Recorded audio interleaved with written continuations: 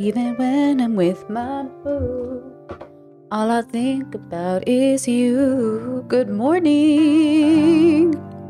Good morning. All right. Thank you so much for hyping up the pod. Girls, it's doing numbers already. To be fair, I knew it was risky going after the red pillars. The comments are crazy. Okay, actually the comments are fairly good on that pod. I'll be real. Okay, good morning. I'm sorry I've been away the last couple of days. You can see I woke up on Monday and I thought I just was burnt out, which would make a lot of sense because this week has been crazy and but I think I also had a sinus attack because my congestion was so bad. I told my Discord, I feel like I murdered a whole forest just by myself blowing my nose all day. So you'll see my skin is peeling. You probably can't see it on camera that much, but my skin is peeling. I've got redness. I'm still congested today, but it's the least bad day. And I have to stream today because I have to do adult stuff tomorrow. And that means I can't stream tomorrow because I have to do stuff. So I'll be back Friday. But this week has just been just, I don't know, a throwaway week. I don't know, but at least I got my pod up yesterday, which I spent all day recording. And the reason I even recorded it the way I recorded it, it was sort of freeing. I felt liberated yesterday because, let me pause Elvin's beautiful music. I felt liberated yesterday because I'm not even, if you watch that podcast, if you're not just listening to it and you watch it, I am literally my morning, I open up the pod with my literal morning look. I'm drinking my morning coffee. I dye my hair during the video because I needed to redo my henna. And I was I never have time off. So I was I'll just do my henna.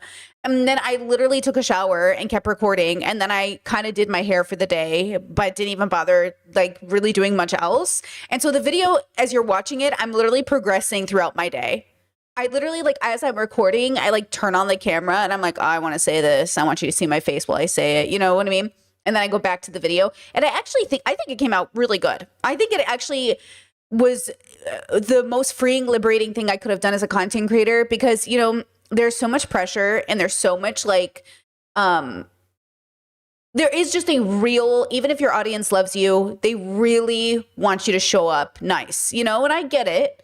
But it was sort of liberating, just I didn't have the spoons. I was too sick. And I was fuck it. This is what you're getting. And I think it came out really good. Sometimes, when you're the most tired, sometimes you produce the greatest art, So, yeah, I really enjoyed putting that together. But I will say, when I forgot to mention in the video, when Andrew Wilson DM'd me all those years ago, I literally just ignored it. I answered that DM because the DM was because I had been talking, this is so long ago now, but I was talking about him with Not So Erudite. Remember, Not So Erudite was this Christian woman on the internet, okay, so he was are you and Kyla talking shit about me in the video? Come debate me. And I was literally, I have a job. I can't debate you. I literally have work. I have to go to work. And the work is the YouTube, obviously. That's a joke. But I did not respond to his DMs. I have a rule, especially after leaving the debate sphere. Girl, I was in the debate sphere for a year. I mean, technically I had been in it years prior, but I got out. I went in and out of the debate sphere, but this last time I was just in it for a year or two. I guess I was in it for a total of maybe 2 years, give or take. It depends on how you count my time there. I guess 2 years. But I realized something this morning. I realized that they're a low trust community. We talk a lot about that, but I really realized today, oh, you're low trust and that's why none of you are good people. Low trust communities do end up creating, not that high trust communities can't have bad people, but low trust communities create a natural anxiety, right? Oh my God, I'm gonna snot myself today. Discord said time there. Brittany makes it sound like jail. It was jail. It legit was prison, bro. It felt like I was so confused while I was there. But I realized I grew up in a community that you could leave your doors unlocked. You could give people money and they wouldn't do anything with it. You could trust people. I grew up in a neighborhood where you didn't hear about people having an affair, right? Like you grew up in like I just grew up my whole life, no matter, my parents moved 12 times when I was a kid, 12. And every neighborhood we ever moved into was like just a wholesome suburb. My parents like did that on purpose, obviously, but I'm really privileged that I grew up even with like extended neighbors, like extended community, being relatively high trust. You know, the kind of neighborhood where like if you rode your bike a few blocks away, like the neighbor would call and be like, hey, your kids are on my block, just so you know where they're at, right? The kind of community that when we would go to the local liquor store to buy hot Cheetos and then go skateboard at the school, the guy knew us. Like he'd be ready to see it. You know what I mean? You know, it wasn't like they knew our names necessarily, but they knew our faces. You know, the kind of neighborhood where like you run into people at the grocery store and you talk for 10, 15 minutes. So I always bring that energy into everything that I do. And I think when I entered the debate space, it was really naive of me. Like, I think I was really naive to enter the debate space thinking this was my suburb that I grew up in. You know, I'm really lucky that way. And in so many ways, you know what I mean? So I think that's really what I learned. Especially, making the decision I covered Andrew Wilson because he was going viral because of the Charlie clip. Like, that's why I covered him this week. And I wanted to, well, that's not really why. Here's really why. I wanted to talk about femicide, but those videos don't do well, right? If I titled the video "Femicide is Up," nobody would have watched it. Okay, if I even told my main audience like this one's gonna be a heavy one, generally they wouldn't have watched it. And I know people, and I know why. By the way, I know why. Because who wants to watch a video about femicide while they're drinking their morning coffee? Not me. But you know what I do want to watch when I'm drinking my morning coffee? A man get fucking, you know what I mean? Like in a debate. And femicide. Yes, I am learning as a content creator how to package heavy conversations in a way that's digestible to everybody. And I understand, like I get it. Like I am more likely to click on a video during my morning coffee that feels more like drama than feels more like femicide. But see how I still educated along the way? And I know someone in my comments was arguing with me about like the statistics of death in South Africa. Girl, argue with the news. Okay, argue with the news. I don't know why you guys are up in my comments trying to pretend like, oh, those are the right statistics. Argue with the news. Everybody is reporting the same number. Women for Change is reporting the same number. You can argue with the news. Okay, you can argue with the BBC and the Guardian. You can argue with the news. Do not argue with me. Okay, you think I made up those statistics? I grabbed them from news sources. Okay? So, people in my comments, kind of be like, oh, where'd you get these numbers? The news. Okay, do I look like an investigative journalist? I am a YouTuber. The news. Okay? So you can argue with those people. Now, with that said, okay. So, here we go. Hold up, I just realized. So this is UN Women, and they covered the protest. So it just happened in South Africa. And guys, it was a success, as anything women do is, you know what I mean? So it's very, very exciting. It happened. So the headline is, let me see. The government of South Africa declares gender-based violence a national disaster. Now, I know for some people, they're like, okay, great, what now? The same thing we do every time. Every day, guys. Again, this goes back to what Britt Hartley's always talking about, nihilism. Guys, the world will always be what it is as long as we remain the same. So what now? The same thing we did yesterday, girl. Bring awareness, work on being less of a bad person, try to be, joyful. The same thing. Bring awareness, move forward, raise our kids better, talk to our children, make sure the relationships we're getting into are with people who have overlapping values, right? Recognizing that it is somebody we know, recognizing that it is the world that we live in, right? So like, this is great news. And this is just a reminder of like what you can do with your power, and a reminder of, you do have some say in your life. I know it feels like the world is out of control, but you have some say in your life. And also just an amazing testament to what happens when people gather together, even in a way that feels superficial or performative to people. I get it. You know, you see a purple icon, you think like, okay, this is like the BLM black square. What is this going to do? The best form of activism can be awareness. You don't have to participate in every protest. Sometimes, you know, these things come at a time in your life when you're just like too suicidal or too like self-loathing, or you're too, you know, you're too negative. And so you can't. I did see some women in their trauma react to this campaign and say like, I want something more to happen. They're not saying that because they don't believe in it. They say it because they're in their nihilistic state of being. Nihilism will make you think that activism is meaningless. I agree that it can feel meaningless, but if you look at the results, activism, generally speaking, does work. It almost always works, right? And, you know, with news coming out recently about how a lot of MAGA content creators are actually established outside of the US, trust me when I say like social media is absolutely the place to be. It just depends on how you're making the content and how you're presenting yourself. And that's really difficult because, you know, when you're a creative, like I follow, or I don't follow, but, you know, I noticed that on TikTok, there's a lot of West Asian, Middle Eastern, whatever content creators who make food videos. And they've done a really, really good job of bringing awareness to Sudan and Gaza without compromising their own bills. Because at the end of the day, like a lot of us just don't make the money people think we make. And so we're also trying our best to pay our rent, right? While still bringing awareness. And they've done a really, really good job of doing it, I think, because a lot of people have asked food content creators not to make content because of the famines. But the truth is like they also have to pay their bills. And so it's really, really difficult because you're sitting there like, well, if I engage in politics when that's not normally my brand, then I lose my rent. And then what does that do? That puts one more person on the street, right? So there's that thing that has to, there's a conversation that I think needs to happen because it's just really difficult to know how does this, you know, how do I stand up for what's right without it coming at the expense of my life? And when is it time to die for what I believe in? That's a really, really difficult conversation to answer, right? That's like a deeply philosophical question to answer.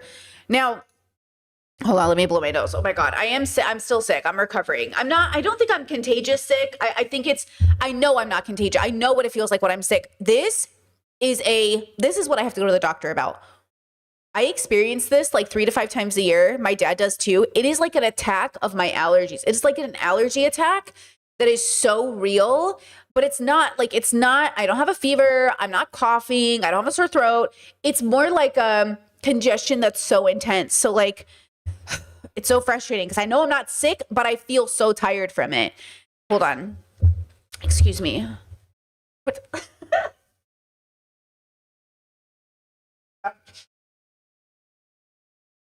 Hey, whatever's happening in the back of my head is none of my business. You know what I mean? I don't know what's happening back there, but it's none of my business. How bad is it? How bad is it? Oh my God. Oh my God. Okay. Oh, my knees. Everything about my fibro is upset, but that's what it is. It's my fibro, okay? I blame fibro on everything now. The part is partying, not bad at all. Okay, girl, let's go. Okay, girl. I feel like I have all this dead skin that's flaking off on my face. Oh my God. Oh, I hate being on camera when I'm sick. I'm not gonna lie. I hate it. I hate it. I feel a little self-conscious because I feel like, what the fuck happened? My monitor went out. Hello? Hello? What am I? Hello? Oh, hold on. Oh, my monitor just went out. Oh my God. No, I need a third monitor. I can't stream without 3 monitors. I'm crippled. Just kidding. We don't say that word, I think. Hello? George? Oh my God. My monitor didn't go out. Guys, I'm too sick. I shouldn't be here. My monitor didn't go out. I just had the video full screened and it's a black screen. So I thought my monitor went out. No. Oh man, today's gonna be rough. Okay. Today is going to be rough. Okay. We got this. Okay. We got this. I have to come to work. Okay. We all have to go to work. Okay. We all have to pay our bills. Okay. Let's pay some bills today, girls. Let's pay some bills today. Okay. Oh man, I'm gonna start fucking okay. Oh man, that was too funny. Okay. Da-da-doo-doo-doo-doo-doo. Oh, chat says, can you remind me of who makes your earrings? Yes, inspired by Mia. I follow her on Instagram. Here, let me go grab her. I'll grab her Instagram. Look at me. Support small businesses, girls. Oh man. All I think about is you, even when I'm with my boo. I feel like I can see the dry skin on my peripheral. I can see it. It's annoying me. Oh, let's see how long I make it through today. Okay, let's do this. Oh, no. Girl, save me from my choices, girl. What? I promise you, I did not just bail on stream because I wanted a vacation. I literally, look at me. Look at me. I can just hear the red pillars now. Are these the feminists that are gonna protect the world? Are these the women you're talking about who can contend with men? If I was a man, I would just huck a loogie. Okay, lock in, girls. Oh my God. Okay, we're fine. Oh. Okay, now. Jim, thank you so much for the super chat. Hello from your friends. Do not worry. Do not worry. Oh, shout out to Anthony. God, he's too nice to me. Honestly, I get overwhelmed sometimes. He's so sweet. Oh my God. But I was as I was editing pod last night, I was watching Anthony, who was going off Queen, and he's so funny. And I just put like, because, you know, Ethan is worth allegedly $25 million. He's going after these small content creators, which is literally the epitome of unethical billionaire behavior. And he was so sweet. And he just like was very supportive. And I was like, oh my God, being perceived. He's so sweet though. And I'm thinking of him and his family. The moment I heard about Beirut being hit, I was just like, Jesus Christ. I thought of Anthony right away. And all, you know, everyone in Lebanon, Israel bombed them. And it's just like, it's horrible. It's just a horrible, frustrating situation. Like, I can't even imagine how stressful that is. The video footage from it was just horrible, you know? Devastating, bro. Just, you know. Anyway, shout out to Anthony, wishing him and his family well. Okay, so the first topic I want to cover is we're going to revisit Dr. Anna, who is no longer practicing. She left her medical practice to, I think, be a mom and be a YouTuber, which is very interesting. And, you know, it begs a question about when we follow our dreams and what that looks like. I was thinking about this with Ali Abdul or even Jordan Peterson. So many of us dedicate our life to like a professional field and then leave it to do social media. And you know, there is something about it that in my mind makes me question their time in the field. So people I respect who have not done this, Dr. Kirkonda and Dr. K are both involved in some aspects, and they're still involved in their original field, which I really, really value. And I'm not saying Dr. Anna or Jordan Peterson, any of these people can't switch careers. Obviously not.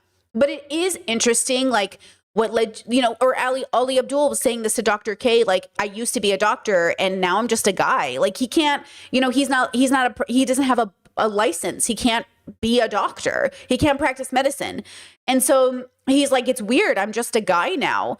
And I think that plays into our relationships and how we show up in our communities. And I just think that's really, really interesting. And you guys know I fell off Dr. Anna when she was giving me centrist vibes, and I still feel like her content when I check in on occasion is like not where I am personally, but hey, we've all been there, so no judgment. But I saw a video of hers talking about friendship propaganda I'm not falling for. And I've been really stuck on this whole friendship conversation because you guys know, like, we talk about interpersonal relationships all the time. We talk about friendships all the time. And I really think people just don't have good conversations about friendships on the internet. And I wonder if it's because they forget that we're on the internet. It's like the same people that are like, hey, turn off your phones in a YouTube video. It's like, what's happening here? You know what I mean? It's like a little bit like weird when they're like, hey, here's friendship advice for people who are going to the internet for friendship advice. And then the friendship advice is very like anti-neurodivergent, which is what Chelsea Fagan keeps running into. Or even a little bit of this video I saw, I'm like, you're posting this on the internet. Who are the people who live on the internet? You know what I'm saying? Okay, let's watch it and we'll discuss, we'll deconstruct together. So there's a trend going around right now called blank propaganda I'm not falling for, like beauty propaganda I'm not falling for, marriage propaganda I'm not falling for, so on and so forth. And today I thought I would share friendship propaganda that I'm not falling for. Basically like mainstream messages that I receive about friendship that I'm kind of resistant to.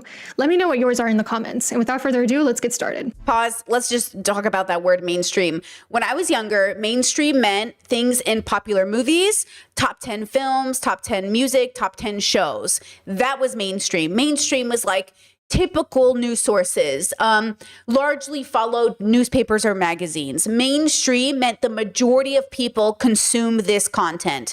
So first and foremost, who is her mainstream source and what does that mean? And by the way, this plays on the bubbled perspective of the internet. They are saying now human beings are so bubbled that there is no technical mainstream the way we think about it. But obviously we could say like Marvel films, mainstream.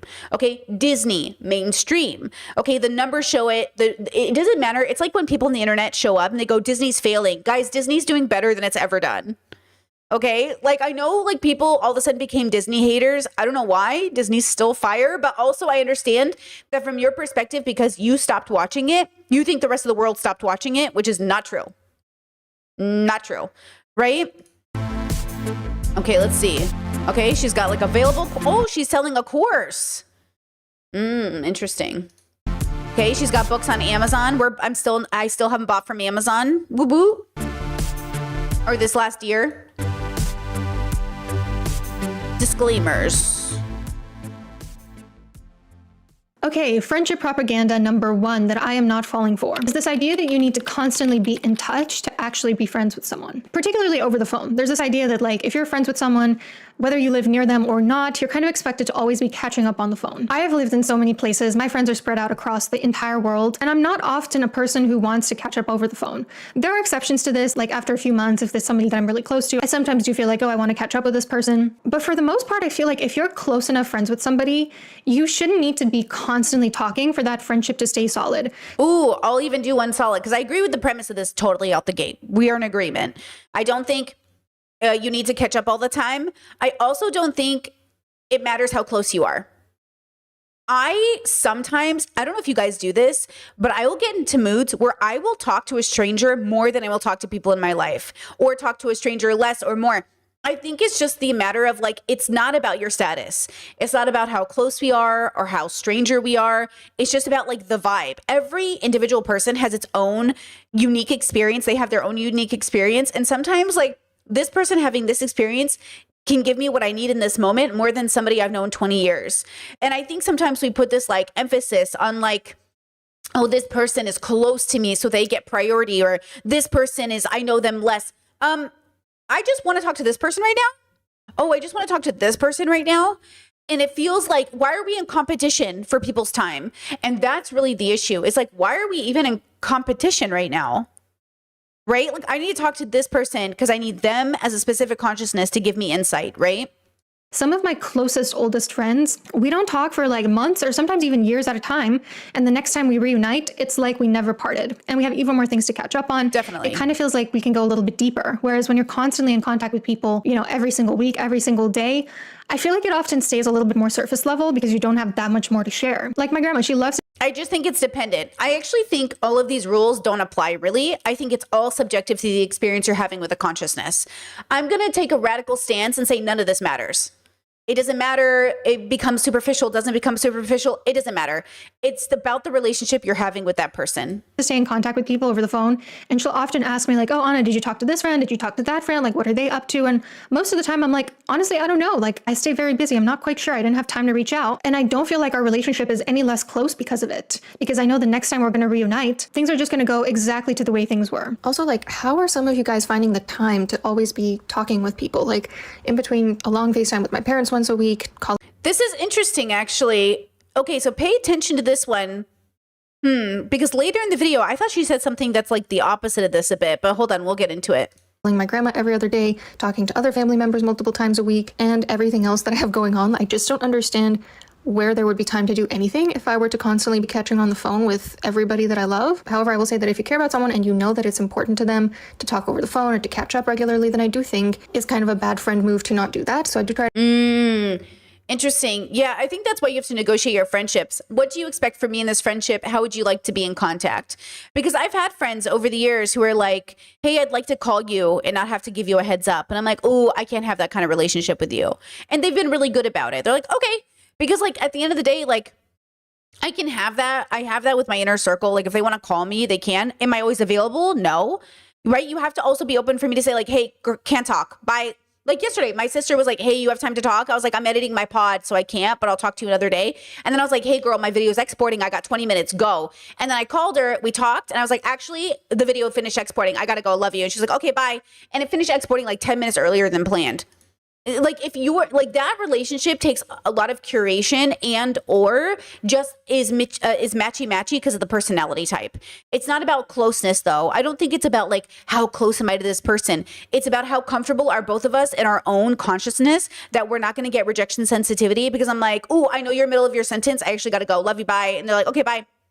Like that is a personality thing as well. To sort of invest in that for people who I know it's a love language for. But on the flip side, another piece of propaganda that I am not falling for is this idea that it's okay to completely ghost your friends for weeks or months at a time. You're like, even if I'm not always keeping in touch with my friends, I will never not respond to them. But there are people out there who claim they cannot respond to a simple text. I'm sorry, but that's simply not okay. And it's probably not the case. If you had time to brush your teeth today, you have time to answer somebody's text message. And if they're important to you, you're not just going to completely ignore them. So like, don't get me wrong. Okay, that was the part I saw. So let's talk about that.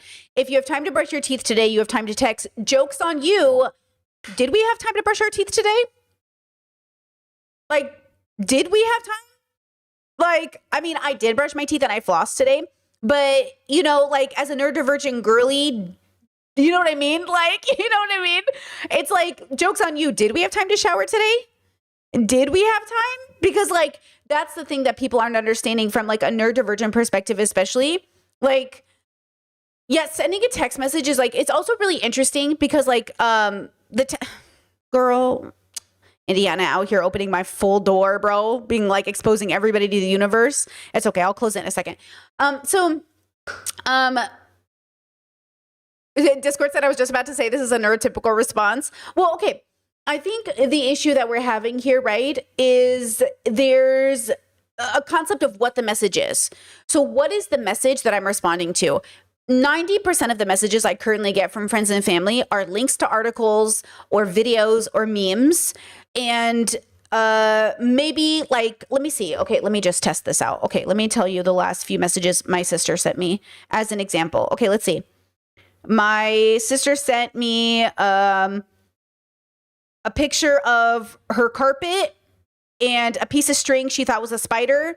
And she said, not my dumbass having a heart attack and carefully grabbing my spider catcher for a piece of thread. And then I put a laugh emoji on as a reply. And that's all I gave her. I didn't text back. I just did the laugh emoji. And the picture is pretty funny. It does look like a spider. And I love that she ethically catches spiders so she doesn't kill them and she puts them outside. I was like, okay, cute. But I didn't like respond to that. What am I like, I gave her a laugh emoji. What else did you want from me, girl? Okay. Then she said off this week, free to chat. And I said, definitely free Thursday. I need to take off, blah, blah, blah, blah, blah, blah, blah, blah, blah. You know what I mean? But I have appointments, but maybe in the evening. And then we sat there and talked about how we have a time difference because like, girl. So, you know what I mean? Like, what is the message that you're not, quote, responding or replying to in the text message, right? So like, what are your friends even messaging you about? Now, look, if I have a friend who's like, oh, I saw this news article with peace and love, I'm probably not going to read it unless I literally have time to sit down and read it. Or maybe I've seen a video on it already, or maybe I've even read the article before. But like most of my friends and family are sharing stuff. We're not talking. And if we are talking, it's like very small talky until it's like, hey, let's, you know, how are you? How are things? It's just checking in. How are you? Right? Like, I think like being in my 30s, it's just a different conversation than being in my 20s. Guys, remember when AIM first came out? I was all over that shit. I was constantly messaging my friends, having full conversations. Tumblr, fully always on the internet, talking to my friends, full paragraphs, me and my friends back and forth. Yeah, I don't do that anymore. You know, and maybe it's partially because a lot of my time is being spent on work or my partner, or I have a lot of conversations in the Discord. I can't even keep up with my Discord. You guys are just like, so again, this conversation has got to be about, to some extent, like, what do you mean I can't reply to a family and friend? What message are they sending us? Now, if they send me a message, I'm trying to think of what message they could send me. Like, oh, I'll give you a better one. Oh my God. I asked my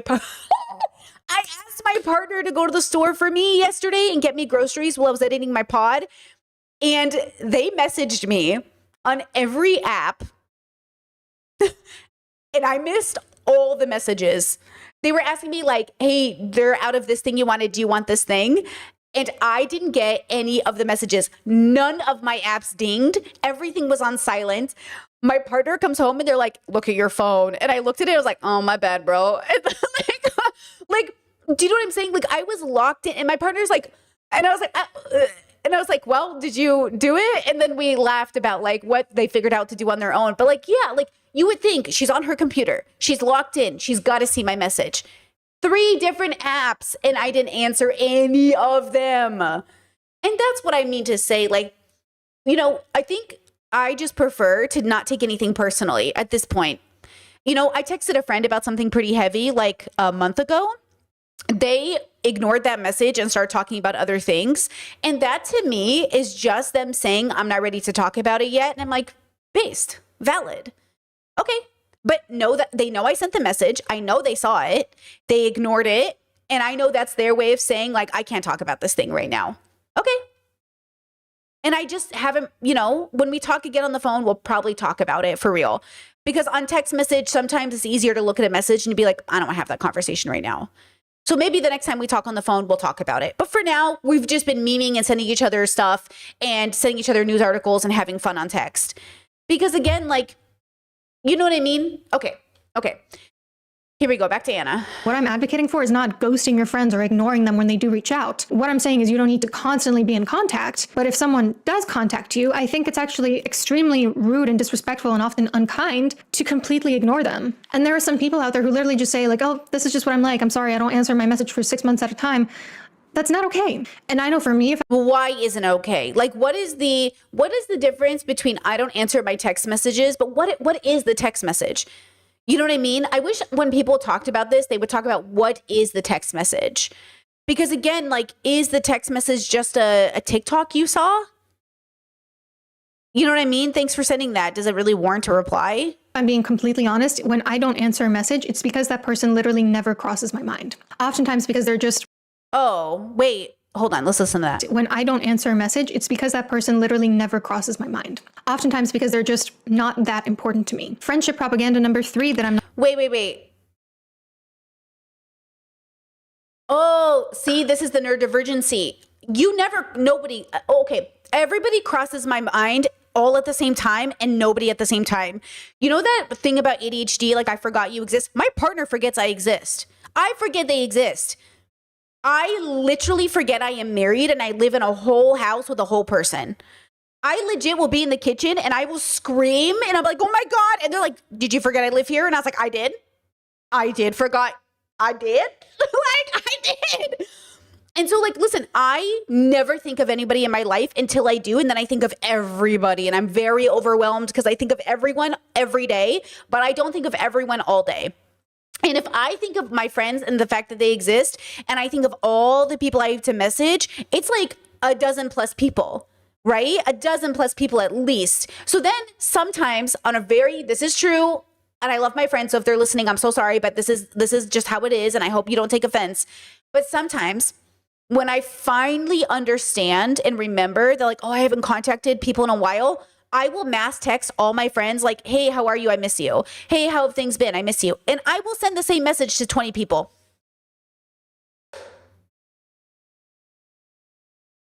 It's the best I can do, okay? Don't make me mad. It's the best I can do. Okay? Thank you, chat. Thank you. Okay, same. I'm sorry that I didn't curate a perfectly unique message for every single one of my friends, but girl, the message is, how are you? And then, yes, people will message me and they'll, you know what I mean? Like, I think some people, okay, girl, we are all on the same page. Thank you. It is the neurodivergency. Like, I cannot be literally uniquely messaging 20 people. You know what I mean? Like, and also sometimes when I get a message, this is how this, you know why I don't take it personally when people don't message me back? Because this is what happens when I see your messages. This is real life. Ready? Ding. Oh, I got a message. I should go brush my teeth. Oh, I should go drink water. Oh, I should make coffee. Ooh, spaghetti. Ooh, I should go make love to my partner. Ooh, anime. Oh my God, my phone. Oh, somebody else messaged me. Oh, look at TikTok. Oh no, I forgot to write that on my food list. Oh wait, calendar. Wait, did I forget to exercise today? Oh shit, I should go pee. I gotta pee. Okay, you know how many times I look at a message and I go, oh yeah, I'll respond to that. And then I respond in my head and I don't respond in real life? A lot. Okay, a lot. Okay? Literally. Or I'll say, like, yeah, that's just it. I don't need to re-explain. That's what it is. So that's why I don't take it offensively when people don't message me back, because I assume you're doing the same thing.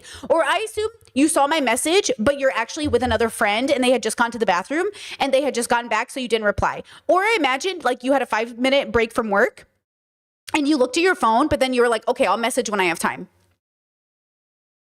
Okay? That's why when my friends don't message me back, I don't think anything of it. Also, nothing I'm messaging you is important. Like, at the end of the day, if it's an emergency, I'll call you.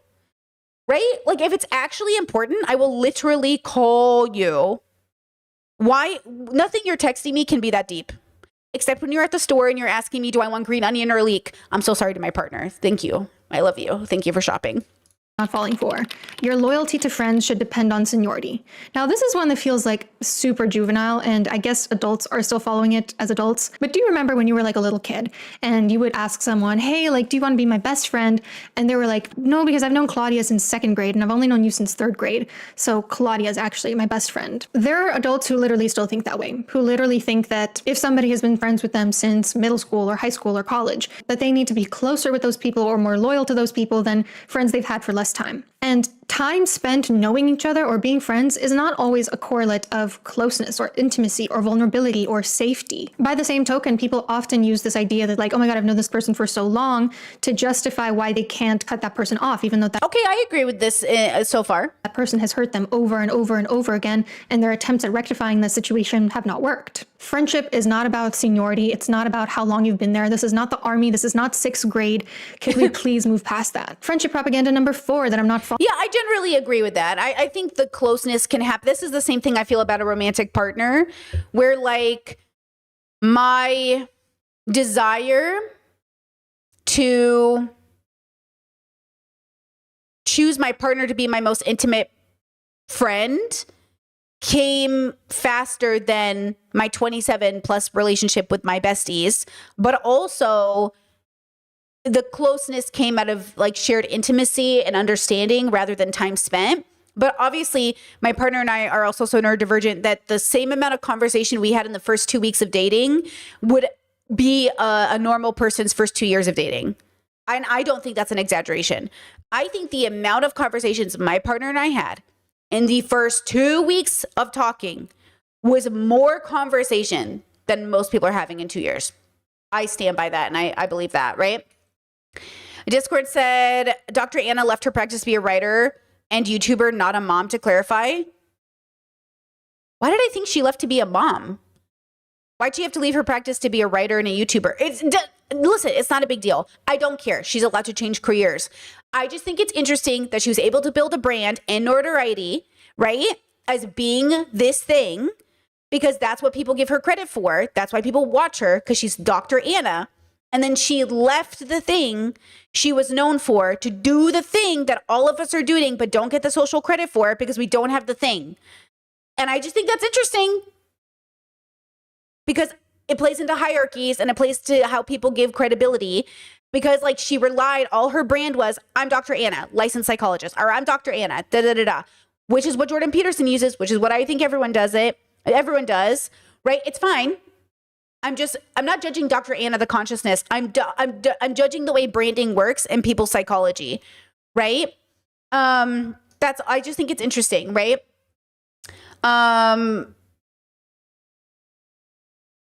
Yeah, Chet says, I think she switched soon after being pregnant. That's what I thought too. I thought she said, I want to be a mom and I'm having a baby and I want to focus on, I thought that's what she said, which is fine, right? Like, that's fine. There's nothing wrong with, having a baby, right? Chet said, I think it's valid criticism. She's commenting on a field she no longer works in. Well, again, street cred works this way. Like, cred works this way, is that you will use your education and a degree to give you credibility, right? And I just think it's interesting when people sort of give up that credibility to be a YouTuber. But also, you know what this feels like? I'm not saying this, but I'm just deconstructing it. I'm pulling it apart with you, okay? It's like the guy who made a whole TikTok foundation on being a 9-to-5 worker, but then left his 9-to-5 job to be a TikToker and everybody stopped watching. It's like, yeah, people came to you for a reason. And now the reason doesn't make any sense, right? So I'm not saying that about Dr. Anna specifically. I just think it's interesting. That's again, Ali Abdul had the same crisis in himself. He told Dr. K, like, I'm not a doctor. So everything I worked for, all the medical school I went to, the fact that I was a doctor is meaningless now. I can't go around telling people I'm a doctor. I'm not a doctor. I'm not a licensed physician anymore. So it's cool to think about, oh yeah, what does it mean if I stop practicing? Who am I now? What's my identity now, right? And that's all I'm saying. Calling for is kind of related to the last one, and that is that you should have like a best friend or like a ranking of your friends. Now, I'm not talking here about like distinguishing between close friends or like acquaintances or people that you don't trust. I think it's okay to have like clusters of people that like you can see, like, this person's in my immediate circle and this person's a little bit up towards the outskirts. I'm talking about how, like, if somebody's your friend, you don't have to assign them a ranking comparing them to all of your other friends, right? So like, assuming these are all but in autistic brains, it's actually pretty common. Autistic brains naturally do this. So again, I'm curious because I always thought Dr. Anna was autistic or something. She feels very neurodivergent to me. The way she dresses, the way she looks, the way she decorates, like the way she talks. Is she not an autistic queen? So I'm kind of like always interested in this idea because as an autistic person, I absolutely do rank. And I think it's important for me to understand how a person plays a role in my life. Not to say you're better or worse, but to say like, this is the role you're playing in my life. People in your immediate circle. You don't need to say, okay, this is my best friend and this is my next friend and then this is the next one after that. My siblings and I openly talk about who's each other's best friend. My siblings and I openly talk about like, who do I like best? I'm like, oh, I like this sibling the best, or this is the sibling I'm closest to, or this is the sibling who gets me the most. Like, we openly talk about these things, but I swear my whole family's neurodivergent, right? Like, I guess I'm just not offended by it because it's obvious. Like, obviously, I feel you. But that doesn't mean, by the way, that just because you're my best friend, that I don't always feel like in conflict with you, or I go talk about you with somebody else who I'm like, hey, I'm in conflict with my bestie or my friend, or what should I do? Like, it's not like I don't seek advice from other friends about my friends who don't, because my friend groups don't know each other, right? They're not, you know what I mean? They're not like friends like that. So I can go to my other friends and be like, hey, I got a friend in my life. Like, what do I do about this, bro? And then you get advice or like, how do I feel about, like, what am I supposed to do about this? Yeah, I don't know. It just feels like not that deep, but maybe it can feel really mean or hierarchical. Ooh, maybe this is what Irene from ThoughtSpot was telling me the other day about like, hierarchies is like outside of autistic bubbles, it feels like you're not my best friend. This is my best friend. And it feels like very, very mean. So I think that's what it is. I think neurotypicals are being mean about it, and neurodivergents are just being like, yeah, this is how I like function every day by keeping this in mind. Like my partnership. Like, you know how people say, like, I hate when people get married and they leave their friends. I agree with you. And I also believe that when you get married, your partner needs to be your bestie. Like your top ranking bestie, because you're doing everything together. This is the person you're doing life with. You know what I mean? So maybe that's the way to think about it too, is like, yeah, this is the bestie though. Like, and this person gets priority, and this person, and then you. But then maybe it's like, I don't know. I can see that hurting some people's feelings. But again, this isn't about abandoning your friendships or becoming all about your person when you're with them, because boo. It's just about realizing that, like, you know, when push comes to shove, this person has to take priority literally because I'm kind of doing life with them, right? You have responsibility, something like that. I feel like that's not a very good way to build relationships. If you see people as falling on a hierarchy, then you're not really appreciating them as human beings. Discord said I thought she was autistic as well, but I'm not sure if I'm just making that up in my head. I don't know. Does anyone watch Dr. Anna enough to know if she's autistic? It's a little bit objectifying. Like, let's say that two of your friends get into a fight, and one of them is somebody that you're closer to than the other. Do you then automatically side with that person, even if they were maybe kind of in the wrong in that situation? Because in that case, you're kind of doing the other person dirty, all because you consider this person to be like your best friend or higher up than them in a hierarchy. I don't know. Oh, maybe I'm just describing hierarchy different. Values over loyalty always. So like if my friend's wrong, they're wrong. If my sibling's wrong, they're wrong. If my partner's wrong, they're wrong. I'm not going to back you up when you're wrong. I do not back people up when they're wrong. Like that's number one. When I was thinking hierarchy, I wasn't thinking about it like this at all.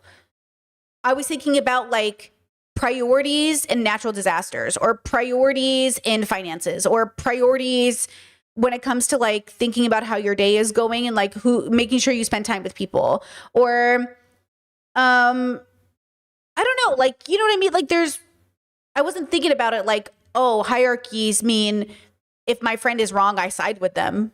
That wasn't where my brain went. It just doesn't feel right to me. And number 5, friendship propaganda that I'm not falling for is that you need a friend group rather than just having individual friendships. I am kind of the opinion that humanity's worst colors come out in group settings. Groupthink, mob mentalities, in-group, out-group dynamics, scapegoating, all of these tend to happen and to worsen in group settings. Very autistic of her.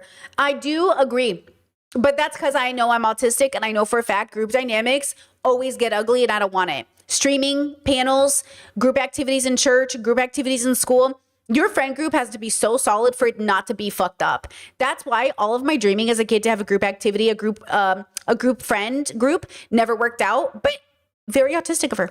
I appreciate people, but I tend to do so more on an individual basis. And I tend to prefer talking to people one-on-one just because I'm like shy and because, you know, in group settings, I just feel like the dynamics get so peculiar where everyone kind of like falls into a role that they've been assigned. Like I've had friends who I really love talking to one-on-one, but the second we're in like a group setting, The only group setting I do have is with my siblings, and I do like that group setting. But to be fair, we can openly talk about everything. We don't keep secrets. Like, and if somebody's keeping a secret, someone's going to tell somebody. You know what I mean? Like the siblings and I, guys, we shared a room with my mother. Like, you know what I mean? We were inside of my mother's body. I don't know what to tell you. You know what I mean? It's like, I don't know how to explain the connection with my siblings, but I feel like with my siblings, we just say everything. Like, you know what I mean? Not even when we want to either. It's just like, I know you're lying. Tell me, what are you lying about? Or, hey, I know you're keeping something a secret. I can tell with your body language, bro. What is it? Tell me. You know what I mean? Like, so that's the only group dynamic I like because there's boundaries, but there's no, like with my friends. Okay. I'll give you an example. With my siblings, I'm just like at a level of comfortability that I would talk to them while they were shitting, but between the door, I'd be like, hey bro, you taking a shit in there? I wouldn't do that with most of my friends because most of my friends would be like, Brittany, and by like, you're my brother, bro. Hey, bro, when you're done taking a shit, let's watch Dragon Ball Z. Okay, bro. You know what I mean? Yeah, boundaries with no filters. That's what it is. Thank you, chat. You said it so good. Boundaries with no filters. But with my friends, I have a filter because, you know, they're adults. They're not my siblings in that, even though they're spiritually my sibling, they're not actually my sibling, which means we did not share a womb or culture or parents, which means it's not the same thing. Like there are just boundaries. Do you know what I mean? Yeah, boundaries, but with filters. Yeah. That's good. That's good, chat. They maybe become a little bit cattier or start to just like show preference for like the higher status people in the group. And it just doesn't feel as fun hanging out with them anymore. And by the way, I believe in group dynamics. I just want to make it clear. Friend groups are so real and functional. I just think the struggle you have with them is dependent on what you do with them. So like, I was even catching up with some friends the other day and we used to have like a friend group and I was like, where's the group at now? And they're like, oh, it's basically the last of it's gone. Like in order for friend groups to stay together, you have to also stay together philosophically and with morals. And most of us lose our friend groups over years because we end up voting differently or people have issues. Like it sucked to hear the other day, I was hearing about somebody I used to know a long time ago. And basically they haven't grown. And because they haven't grown and there's stagnation and they double down on their attitude, they don't get invited out as much Because like, you know what I'm saying? So group activities are great. Group friendships are beautiful, but people have to keep growing for them to really work, right? Chad says, oh, are we supposed to have filters with our close friends? You don't have to do anything. That's what I think is important. We don't have to do anything. I have a filter with my friends because if I don't, it's abuse. I filter with my friends because if I don't, it will feel like I'm abusing them. And the last thing I want my friends to do is feel like I'm ganging up on them or bullying them because I won't filter. So I filter out of consent. With my siblings, though, it's the opposite. If I filter, that feels like abuse. Hey, why are you keeping it from me? Like, why you not telling me? Just tell me. Like, when I filter, it feels like a lie with my siblings. And they know it. They'll tell me, don't fucking, just say it. You ever hear somebody say that? Just say it. That's the relationship I have with my family. Versus with some of my friends, it's like, hey, I don't want to talk about that right now. And it is not my place to be like, no, we're talking about it. So I also think like you have to value people and their consent. And so I want to always respect my adult friends and remind them that like, you're not obligated to tell me anything. Like, you're not obligated to face your demons because I need you to do it. It's not on Brittany's timeline, right? But with my siblings, it's like, hey, get your shit together, loser. Oh, I can't believe mom made you, bro. Loser, get it together, bitch. Oh, not bitch, just kidding. You know what? I can call my sibling bitch. You know what I mean? It's just a different attitude. It's a different attitude. Okay, I'm gonna sneeze. Oh my God. So because of that, for the most part, I prefer to talk to people one-on-one rather than in group settings. And I also think that friend groups are grossly overrated. You see all these like friend pictures, friend vacations, but at the end of the day, if you're actually there with those people, you're able to see that there's a lot of toxic dynamics at play. And there's also stuff of value in having a group, a community to belong to, because then when you're vulnerable and in need of support, they all kind of team up to elevate you together, which obviously like brings you up higher than what one person can accomplish on their own. But I just feel like groups don't usually end up teaming together for the greater good. They usually team up to create negativity in the world. And people are generally a lot cooler when you're talking to them one-on-one. What friendship propaganda are you not falling? Oh my God. Oh my God. Oh my God. I just feel like I like look like Rudolph the Red-Nosed Reindeer over here. Woo woo, third day of feeling congested. Okay. Answering some of your comments that I think are interesting. This video's done. Chet says, haven't had a friend in 3 years and I'm fine. I have very limited energy that I have to carefully allocate. Lost my last friend due to neglect. I'm curious what your thoughts are on being purposely friendless.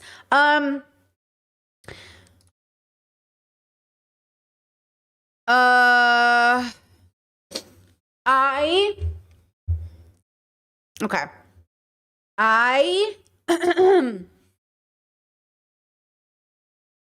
I think being purposely friendless is like saying I'm purposely single.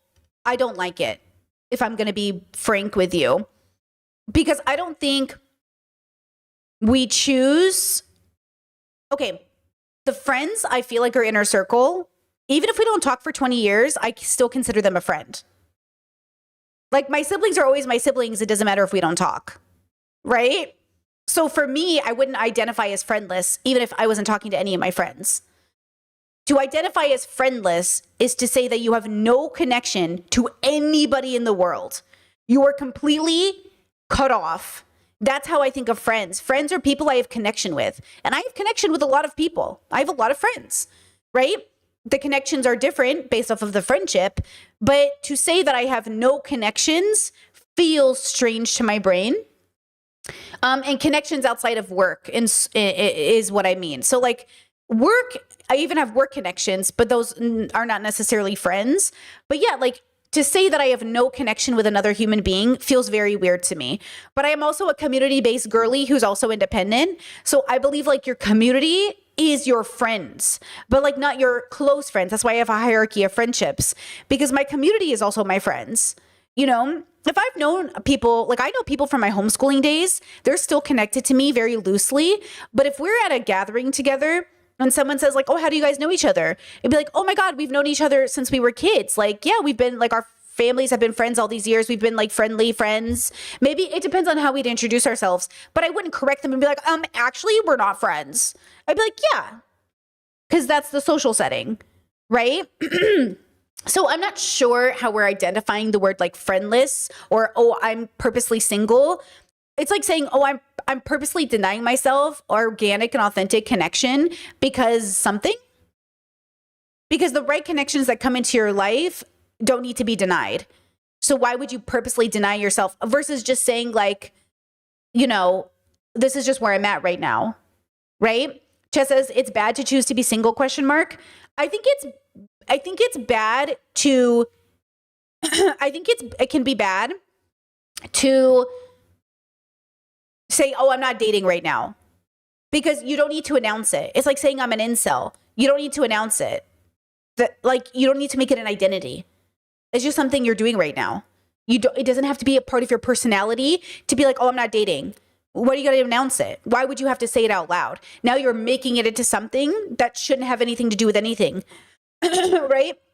Whether you're partnered or single, it's like you don't need to make it a part of your identity of like, oh, I'm dating right now. Oh, I'm not dating right now. Just, you know what I mean? Hey, would you like to go on a date with me? No, thank you. You don't have to be like, I'm not dating right now. What does that even mean? You know? Like, what does that even mean to be like, oh yeah, I'm not dating right now? It's just like a weird way to frame what should be a very present state of being. To have the most present state of being with yourself, because you're then identifying yourself once again by relationship, right? Like now your identity is still based in the relationship status, and your life is much more than your relationship status, right? Okay, let me scroll up because I feel like I missed some comments. Discord with the lore says I'm behind on stream, but she's predominantly left in the field of psychology to become. She predominantly left the field of psychology to become a writer, not to be a mom.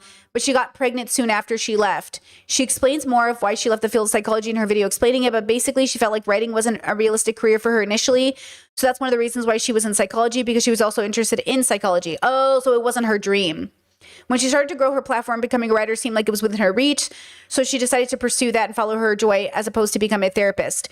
So she built an audience to sell them books. Her psychology background informs her writing. She has a separate channel for books.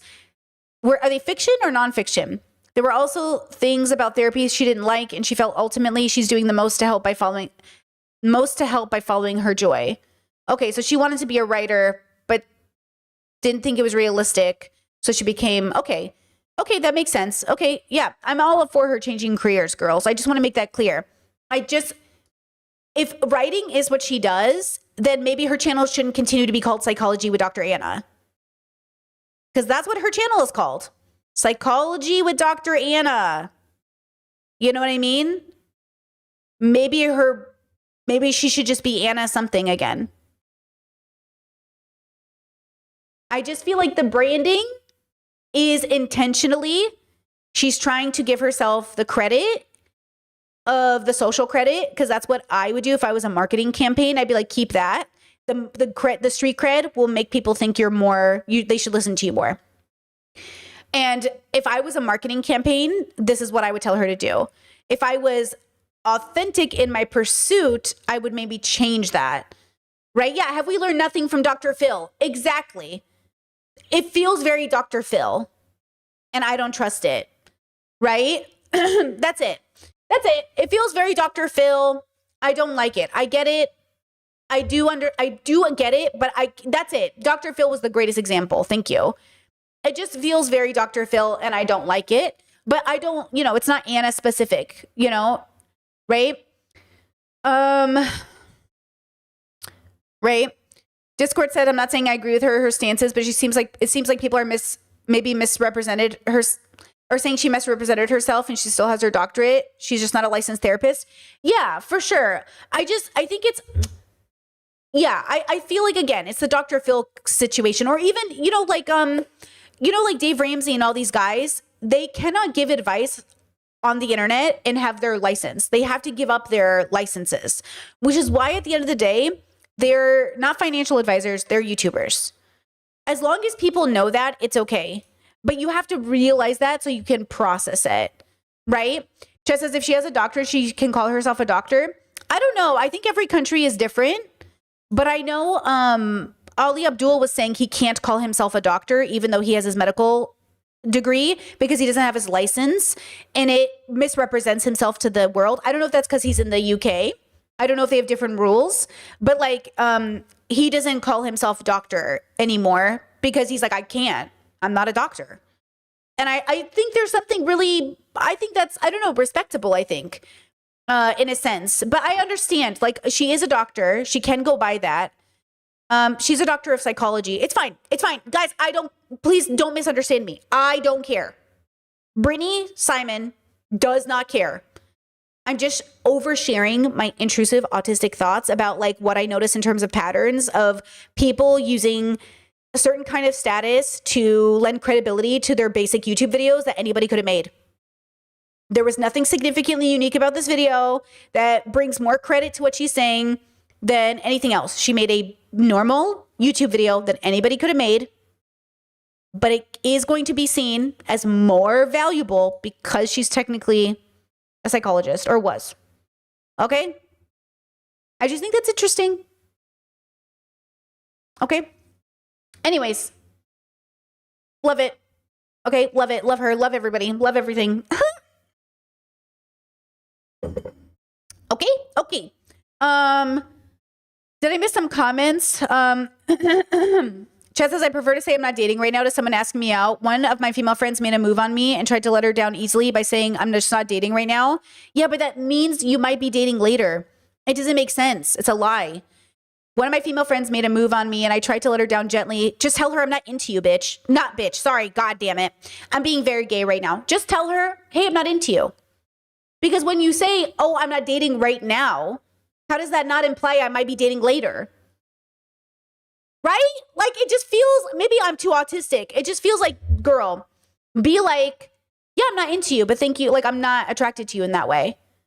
And like, or no, thank you. Your consent matters. Do you know what I mean? It just feels very weird for us to lie to each other. You know what I mean? And just to say like, no. I don't know. But I think normie bubbles were teaching people to do that at first. Like, to say to people, like to let them down easy with like a little bit of a fib. I'm not a fan of the fib. You know? Yeah, I'm not a big fan of the fib. Yeah. I mean, you know what I mean? But I can understand if you need to lie because you feel threatened. Like, there's a difference between lying to get out of a situation because you feel like your life is being threatened. Always lie, girl. But if it's your friend, then you should be able to say, like, no. You know? You know? I don't know. But you do you. Whatever you feel like is within your values, I think. Right? Chet says, I feel like there's a difference between not dating and I'm not trying to date. I have no spoons for that, dealing with my chronic illness right now. But if something happened, I wouldn't be opposed. Yeah, I agree with that. There is a difference because dating is an activity. So there is a difference between saying like, oh my God, I'm so open-minded. I'm not putting a lot of priority into dating right now, but I'm obviously open if something happens, which is different than I'm not dating right now. It's like, okay. Versus saying, I remember there's this episode of Sex and the City where Carrie wants to really date this guy because they're bonding, but he's in AA. And he's like, Carrie, I'm not allowed to date. I'm in AA. And we're not supposed to start a relationship until we're done. And then her and this guy end up tempting each other. And then in a very horrible aftermath, she basically knocks him out of his sobriety because, or whoever you want to put the responsibility on. And he ends up becoming an alcoholic again because he broke his steps. And the idea is like, obviously, I think Carrie is fucked up because she's complicit in temptation, like tempting him out of his sobriety. And then obviously, like, he is responsible as well. But I would say that if I ever met a person who said, I can't date right now, I'm in AA, I would literally block and never respond. Because I'm not about to be the reason or a part of the contributing factor to you breaking your sobriety. Figure it out. Because addiction is serious, okay? But also, I think, like, you know, that is a very unique situation in which, like, you should not be dating. Versus if that's not the situation and you're just kind of working on yourself, the conversation doesn't have to be, I'm not dating. The conversation can be like, oh, because dating can be a part of working on yourself. So it just feels like, you know, there's a whole conversation to be had about about why we do what we do and why we think it's the best thing to do, right? Why did I make this decision? Why is this the decision I made? Anyway, all of this to say, I agreed with most of what Dr. Anna said. I really did. But sometimes when I hear the content that's around socializing and making friends and doing all these things, right? There's a part of me that wants to just encourage you to remember that you're dealing with real people who are really going through it and on a journey. And they aren't just like, nothing is as black and white as we think it is. It's not about like, this is my close friend and this is how I have to answer. This is how you text. There is no etiquette to friendship. It has to be negotiated between the two people who decide this is how we socialize together, right?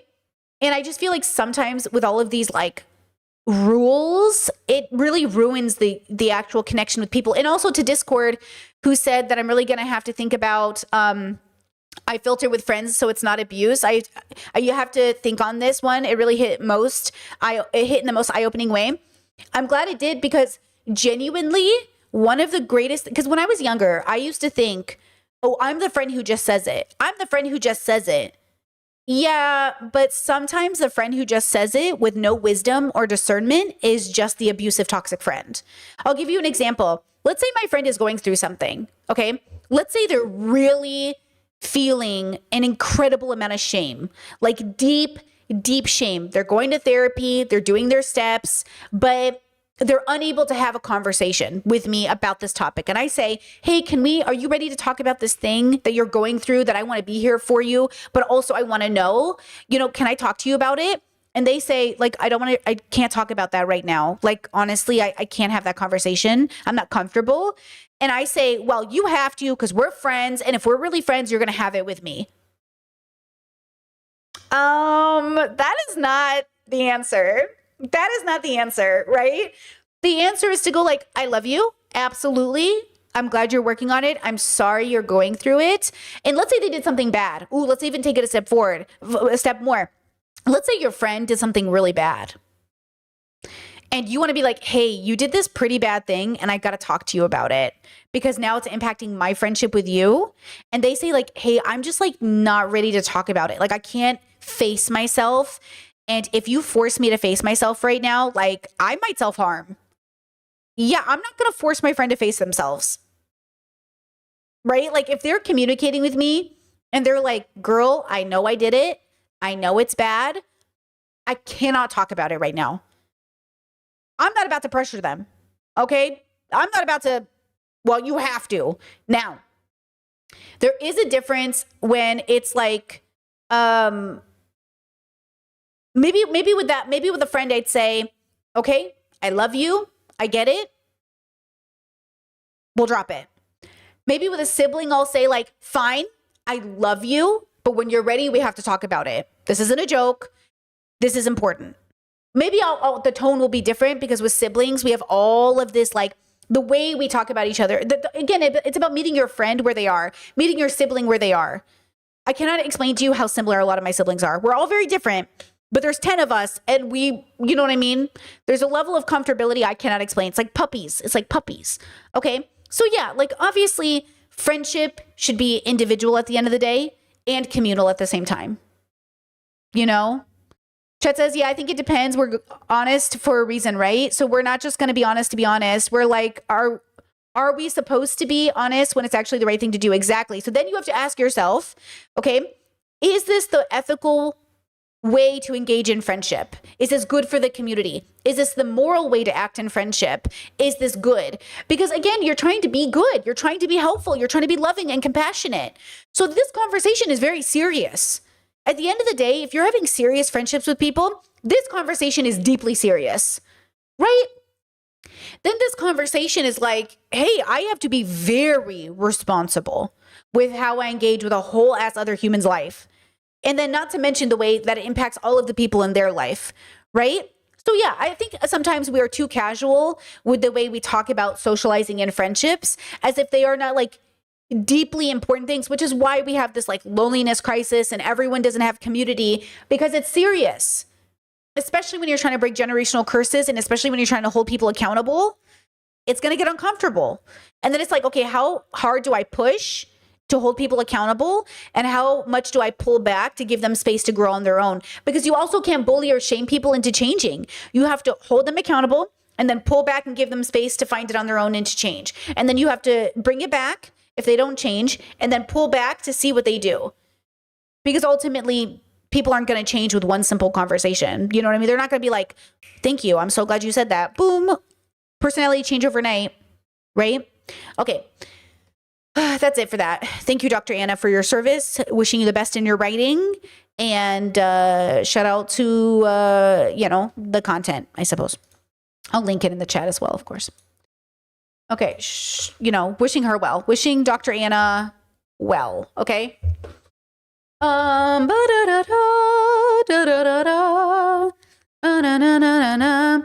Let's see. Discord said, not really defending her takes. By the way, I just feel like it's weird that people are painting her like she's unqualified. I just want to make it clear, Anna is not unqualified. She's playing a capitalistic game. She's publishing her books through Amazon. She's leaving her credibility as a doctor to pursue writing, right? I am not in any way criticizing her credibility. I'm criticizing the capitalism of it all. I'm raising an eyebrow at the finely tuned capitalistic machine that has gotten her channel to 600,000 subscribers and her ability to quit her professional career to write books. That is all I am pointing out. Okay? Right? Like, it's not her credibility that's in question. Jordan Peterson's credibility is not in question. At the end of the day, the man is a psychologist, or was. He's no longer practicing because they took his license away, which you could argue makes him unqualified, right? I'm saying it's not, everyone's qualified. Everyone went through medical school. But if I'm going to question Jordan Peterson's capitalistic decisions, why wouldn't I criticize hers? It's the same thing. It's the same, they must have the same marketing team because it is the same trajectory, right? He is writing books. Like, she is writing books. It just feels like, why, you know what I mean? It's the same fucking thing. Okay? But they're still doctors. They're still medically, they were whatever, Chad says it does make him unqualified to have his license taken away. It was taken away because his peers didn't find him to be qualified to be practiced. That's true, right? That's true. Like, he is technically unqualified, but you couldn't say that. You would say he still went to school though, right? Like, he, you know what I mean? He wasn't willing to keep his license. Well, okay, here's the thing. Dr. Anna has also made comments about the world being too woke. So that makes me wonder if she left the practice because it was too woke. I am prejudiced against her because I stopped watching her when she started to go after the left. Just FYI. That's why I stopped watching her, because she started making content that was anti-left. And I was like, and so my question is, if she had stayed a licensed professional, do you know what I'm saying? Like, okay, that's, again, you can do whatever you want. But that is why I stopped watching her. Yeah, Chad says, that's why I side-eye her. That's why I side-eye her. Sometimes she just gives like full centrist and it's confusing, right? That's it. But I'm sure she's well-intentioned, right? I'm not saying she's not, Chad says, if you felt like she was more on the left, would it feel less like an attack? Wait, if you felt she was more on the left, would it feel less like an attack? To who? Who's attacking who? Wait, what do you mean? Wait, are you talking to me or somebody else?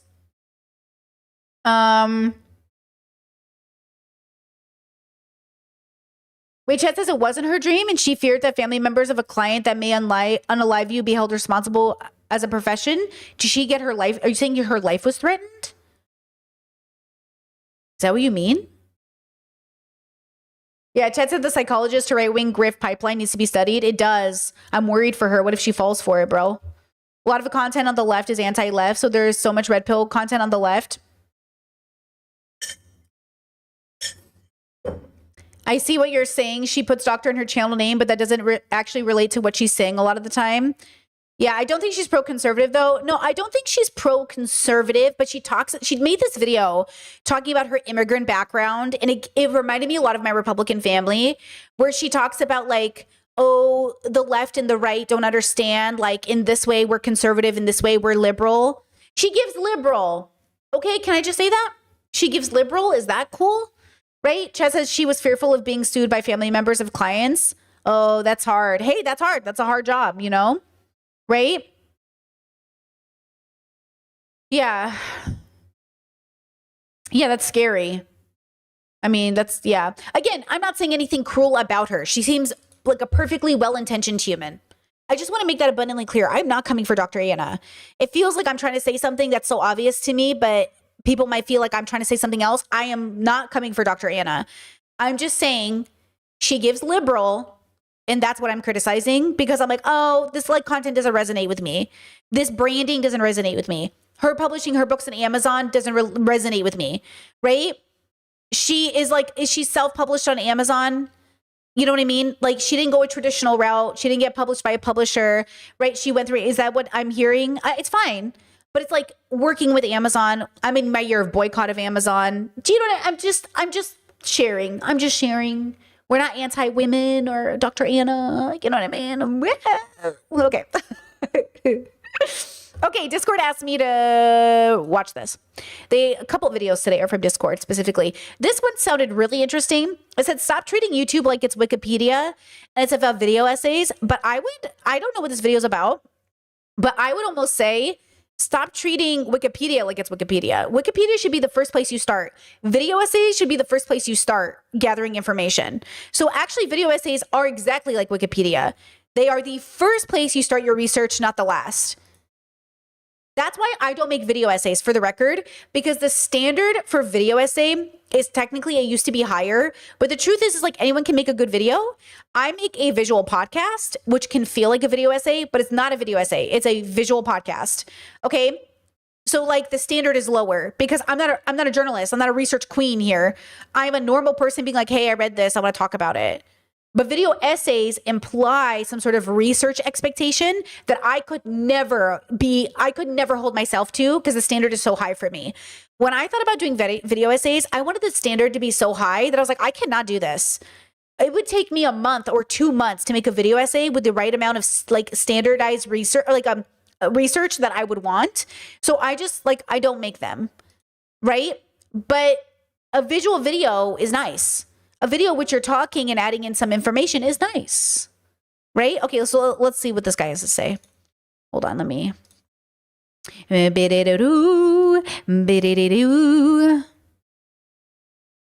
you feel like video essays are getting worse? Now, I ask because it seems like a pretty popular opinion these days. There are, in fact, lots of video essays about how video essays need to be better video essays. And this is the best one of those, by the way. And you could be forgiven for thinking that's what this is too, but you'd actually be wrong. Still, video essays are a funny thing, but it's definitely a style of video that has settled into its own. It's been around long enough to crystallize its own genre conventions. And that's not a problem, by the way. Genre is awesome. But I do feel that what was once an experimental medium has now become a bit of a cottage industry. And when something becomes a cottage industry, there's an identifiable path of least resistance. So, fun fact, I was thinking about this today because I was thinking about thumbnails. The way you do your thumbnails, the way you start off your video tells the audience what to expect out of you. One time I made a video where I put Khadijah and I side by side and it made it look like we were collabing. And somebody was like, why'd you make this look like a collab video? And I was like, oh, like thumbnails tell the audience what to expect. So like the thumbnails I do now, I should be very clear that they're commentary or something like that. But even in my, the last video I put out today, somebody, it was with a public offender. Somebody said like, oh my God, the collab I've been waiting for. It wasn't a collab. And I worried that I was like, did I make the thumbnail wrong? Because like, I don't think so. I think it's fine. But the thumbnail says to the audience what to expect. And it tells them like, oh, is this a collab or not a collab? And like, that is so interesting. That's why I say, again, this is my special interest, is like what things appear to be and how the brain processes that information, which is why the bubbles are so interesting. Because we're always signaling. So that's where that commentary Dr. Anna comes in too, is like nothing's on accident and everything is on accident, right? Like YouTubers, like if you really understand a niche and you know where you live and you know what your thumbnail should look like and you know what like you're aiming for, everything changes about the tonality, you know? And then sometimes some of us, I do this. Sometimes I mix two genres together. because I can't quite fit perfectly in one, I'll mix two genres together. And I'll test things out with thumbnails about like what works and what makes sense for people. So in order to understand just how we got here, we're going to need to go all the way back to 1997. And yes, Chad, the difference between a collab and a crossover, exactly. 1997, baby. But you see what I did there, right? Just Of kidding. course, not all video essays adhere to the same formula. At this point, there are a lot of like That was pretty funny. Look at that. to go all the way back to 1997. Nah, I'm f***ing with you. But you see what I That was good. That was good. I did see what he did there. did there, right? Of course, not all video essays adhere to the same formula. At this point, there are a lot of like very identifiable subtypes. So Zoomers, you're in luck. We're gonna do a quick taxonomy. Zoomers love Oh my God, that's so true. Wait, Chet says, what do you think about public offender? I'm often surprised how, I don't know, on women's side he is. He's a very unusual, it's very unusual, including men who think of themselves as progressive feminists. Look, Offender said something, Public said something on a podcast recently where he said, I'm gonna butcher what he said, but he said, I am good at throwing punches, something like that. Or like, bullying the patriarchy, so I might as well bully the patriarchy, right? And that's what he's doing. He's not even praising women. He's bullying the patriarchy. Like, that's why his content's been so funny to me, is that if you listen to him, he's not even really praising women. But like, everyone's like, oh, she won't sleep with you, bro. You're such a simp, blah, blah, blah, blah. All he's doing is bullying the patriarchy. But to the patriarchy that looks like praising women. And it's so funny. Like it is actually quite funny to watch. Okay, there's the Jacob Geller style, which functions just as much of a tone Like and the best thing about it is he'll title his video the most like fucking triggering to the patriarchy title ever. And then he'll go in. He's so funny. Like I appreciate the way he'll make the most like clickbaity title, just piss off men right away. And then he's like, yeah, I think women can't be hypergamous. And I'm just like, that was the one this morning and I was dying. I was just like laughing. I was like, man, that is a niche. Public has a niche. He's very good at the niche. He knows what he's doing. He knows why he's there. And you know what Public is doing that sometimes I wish people would do? He doesn't argue details when the point is simple. Don't argue with me. Women are dying. Like in my comment section, somebody was arguing with me about Britney spreading misinformation because there's no way women are dying every 3 hours in South Africa. You can argue with the news. The point is gender-based violence is up. Why are we arguing? And that's what Public says. I don't give a fuck. Don't argue with me. Women are dying. And men are like, yeah, but how much are they dying? Too much. And then people are like, yeah, but how much? Too much. And that's what it is. Okay? Every study every news article I read on this said 15 women a day in South Africa. Every 3 hours, a woman dies. Okay, basically. And people are like, oh, where'd you get that? Girl, it doesn't matter. The point is, well, it does matter, the news, but like, it doesn't matter. The point is, women are dying at rates that are obnoxious. You need to pay attention. You know what I mean? That's why I like Public, because he does this thing where he's like, don't argue with me. This is happening. And the men are like, yeah, but he's like, no. And that, sometimes you need that. piece in addition to whatever the subject of the essay is about. You know, when done well, these are the essays that can be described as haunting. It's moody as hell, and honestly, I just love it. Then you got your classic Lindsay Ellis / ContraPoint style essay, where the focus is like much more academic and critique driven.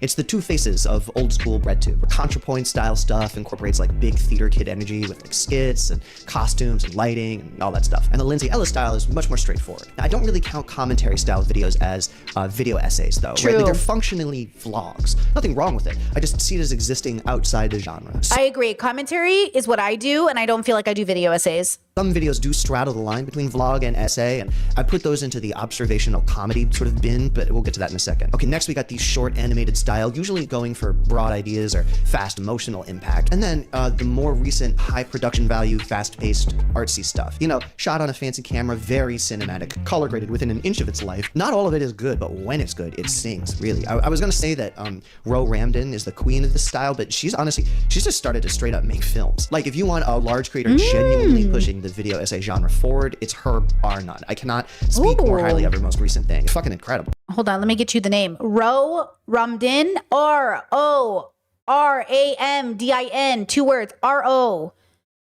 Capital RAMDIN. video essay genre forward. It's her bar none. I cannot speak more highly of her most recent thing. Fucking incredible. There's also the documentary style. Guys like, Dan Olson, smaller creators like Pictures Up, that great channel, check that one out. And finally, you have the fast-paced anarcho-nerd style. That's your Hank Green, CJDX, Art Chad, who, by the way, counts. These are commentary videos.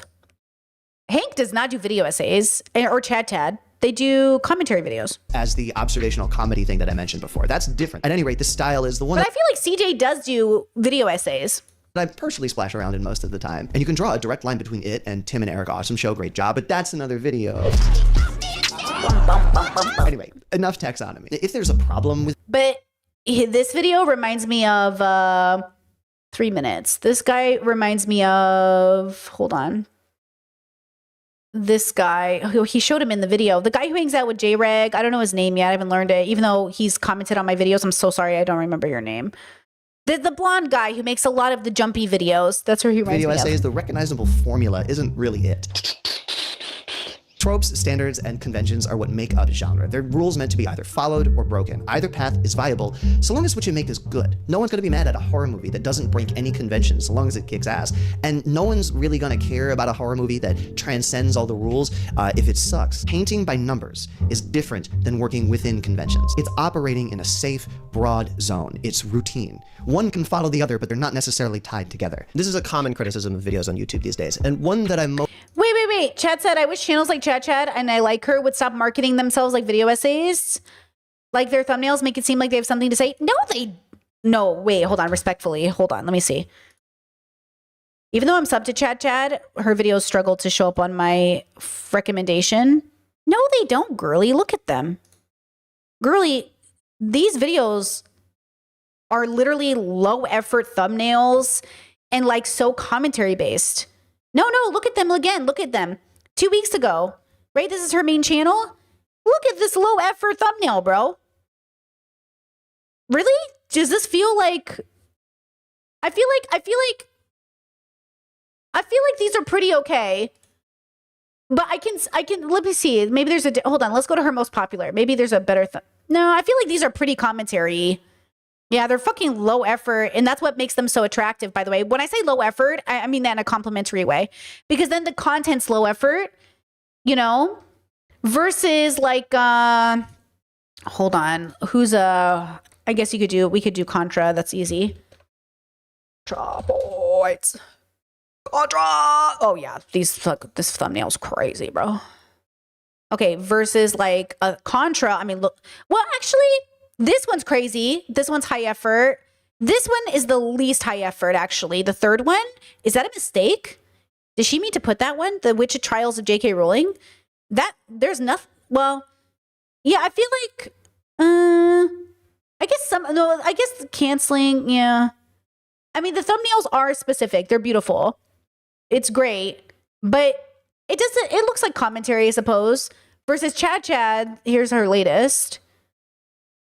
Yeah, this one's bright and colors and text, and Contra has nothing. Contra is just the photo. Chad, Contra, Chad, Contra, Yeah, this is very like video game, and this is very like, Also, ContraPoints puts her name in the title, so it's obviously saying I'm important. Pay attention to me.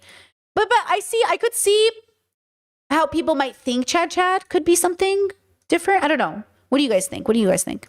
Mostly share. Long videos are a creator's best shot to make any kind of revenue from ads, and posting frequently is a creator's best shot to grow their channel. Those obviously aren't very compatible. So in order to make long stuff quickly, quality typically goes by the wayside. It's the freelancer's dilemma. There's good, there's fast, and hold on, let me just say this to the chat, having the conversation about like clickbaity titles and stuff.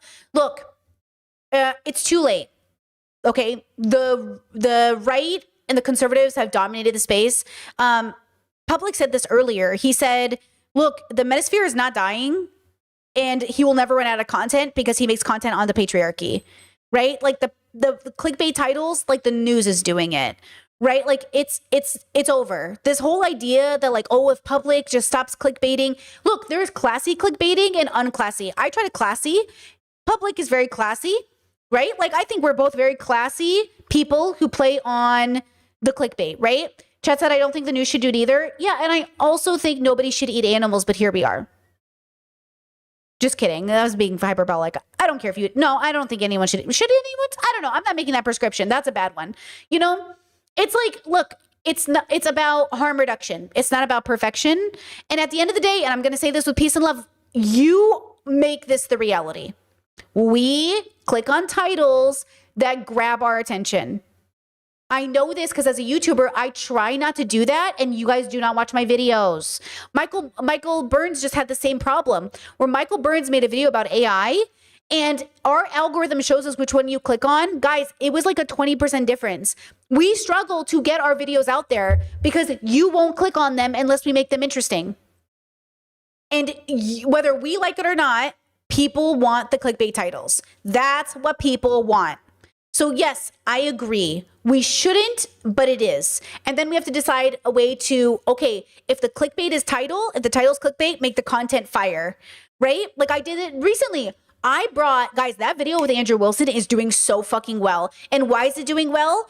How many more men will, for the first time in their lives, see a video on gender-based violence that they have never seen before because I put Andrew fucking Wilson in the thumbnail? You're fucking welcome. Okay? How many of us have brought more attention to Gaza because we put Ethan Klein's face in the thumbnail? You're welcome. Thank you. Okay? Like, yes, it's not great, but it is what it is. It is what it is, okay? Better to bring attention to these issues than, you know, and again, be ethical about it. But like, you know, what are you gonna do, right? Chat says, would you consider Kat Black a commentary video essayist? I think she adds value to her videos with her personal experience, but she isn't always super precise with her language and research. Ooh, good question. I think she's somewhere between. I think Kat is a good example of a hybrid, right? I feel like Kat does, yeah, I think she's actually the perfect example of a hybrid. Video essayist and commentary. I feel like, I feel like that is, she's right there in the middle, you know? There's cheap, and no one can give you all three. You have to pick two. Doesn't matter which two, but it can only be two. If you want something... Okay, good, cheap, and fast. Good, cheap, and fast. Are we talking about your mother? Just kidding. Fast and good. You have to pay people enough to give them a big incentive to drop literally everything and lock in. And even then, there are limits. YouTube does not pay well. So, you know, given the demands of the lords of our digital fiefdoms, we get an increase in slop and, you know, otherwise good videos are stuffed with filler. I think to an extent, this is pretty much true of all creative mediums right now. You know, due to various technological and economic developments and pressures, our industries have become increasingly more risk averse and markets increasingly more flooded. It's easier to be a creator of pretty much any kind, but harder to get paid for it. And algorithmically curated platforms create a dynamic wherein the few very successful people in a given industry or genre like video essays wind up absorbing most of the attention, which means it's even harder to break through as a smaller creator. The algorithmic push of larger creators forms tailwinds that become your headwinds, right? Because the algorithm wants to favor stuff that gets attention, and so the people who already get a lot of attention get pushed more than stuff that has the potential to be attention-grabbing but hasn't gotten a chance yet. All the more incentive to do risk-averse content, right? But I submit to you that what might suck more than all of this slopification is the backlash to it. Like the pushback against shallow videos and essays from audiences might be doing just as much harm. Ooh, you know what I hate to see? Here's my rule of thumb. And I do very well with this. Okay, here's my rule of thumb. And I think I'm exceptional in this regard. Maybe that's too much.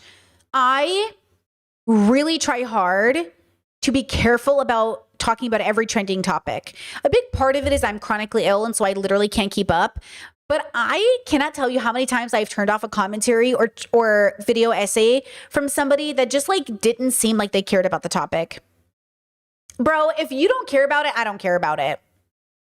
And so it kind of feels like, I know you have to pay your bills, but you're going to have to figure this out. Because like, what? If you make enough of those videos in a row, I'm going to unsubscribe. So please know this, that I only covered Andrew Wilson in relation to because again, what I want to talk about was gender-based violence, but I knew I couldn't talk about it on its own. So I was like, what's trending right now? And what did I see recently? And I had seen the debate with Charlie and Andrew. And I was like, how do I bring this full circle? And then I talked about it with my partner, and I talked about it with myself. And I said, okay, like, how do these things relate? And also like, what point can I make that these things are all connected? Because I think they are all connected. And that's what brought together this video podcast that I just put out today or yesterday is like, I already believe something. I can find the content that like is trending, so I'll get the views, and I can talk about something that's very serious, right? And that's that. I think sometimes you hit so perfect that it's like, yes. Now, sometimes I don't hit perfect and I'm like, okay, I could tell my heart wasn't in it fully, but it is what it is. I already made a decision. I'm going to talk about this. But yesterday, while I was sick, I spent literally morning till 4 a.m. my time putting together this podcast. Yesterday in the podcast, when I'm filming and I say, Bray, it's 2 a.m. You got to get this podcast up. That was legit real. It was 2 a.m. and I needed to get the pod up. I was literally working on it from morning till morning my time. Okay. That's all I did for like, okay, that was real. And I was like, okay, I got to get this up, you know, and it was exciting. And I felt like thrilled by the fact that everything felt so real and in the moment. And it felt like people, you know, were kind of seeing behind the curtain, but I was also making a larger point. And I felt really, really good. That feeling is what we're chasing. That feeling I felt when I posted "When you're gay, not queer," that feeling is what we're chasing, or at least what I'm chasing. It feels so good. That is the high of when you feel like you made something that's like worth it. And that is not going to happen every video, but that is what we're chasing. You know, or at least what I'm chasing. So it feels like you're really getting somewhere. You're really saying something. But that's also going to look different to everybody else. I've met a lot of these people, okay, in my line of work. I've had the opportunity to meet a lot of people.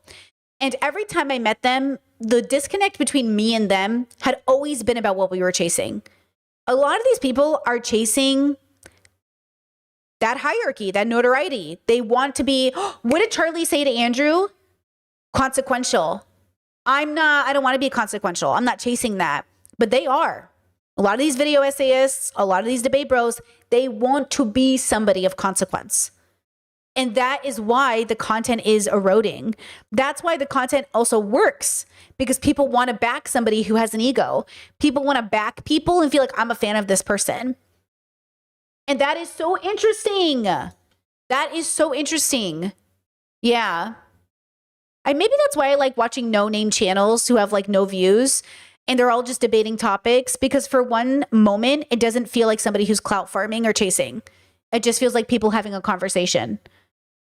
But then, obviously, I also don't mind watching those people. So you know what I mean? It's not a pick or choose. It's about knowing why you're engaging with a topic. Because I also like a lot of those video essayists, or I like a lot of their content. You know what I mean? It's not about one or the other, right? Chat says, no hate to Brittany. I just don't agree with the whole cat's out of the bag reasoning when it comes to clickbait, rage bait. I think it's dangerous. No. Listen to what I said. Ethical clickbait, rage bait. Ethical. Good for the community and more good than bad. What's the problem? The problem with the internet is the unethical clickbaiting, the misinformation, and the trick of the title. You ever read an article and you're like, oh shit, and then you read the article, you're like, what the fuck is this title?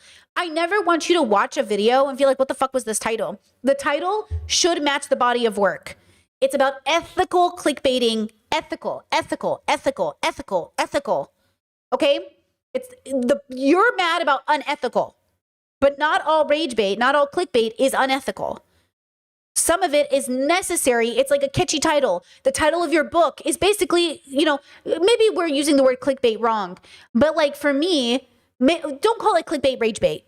Call it, fine, let me call it this. Catchy title. Let's eradicate this from our language.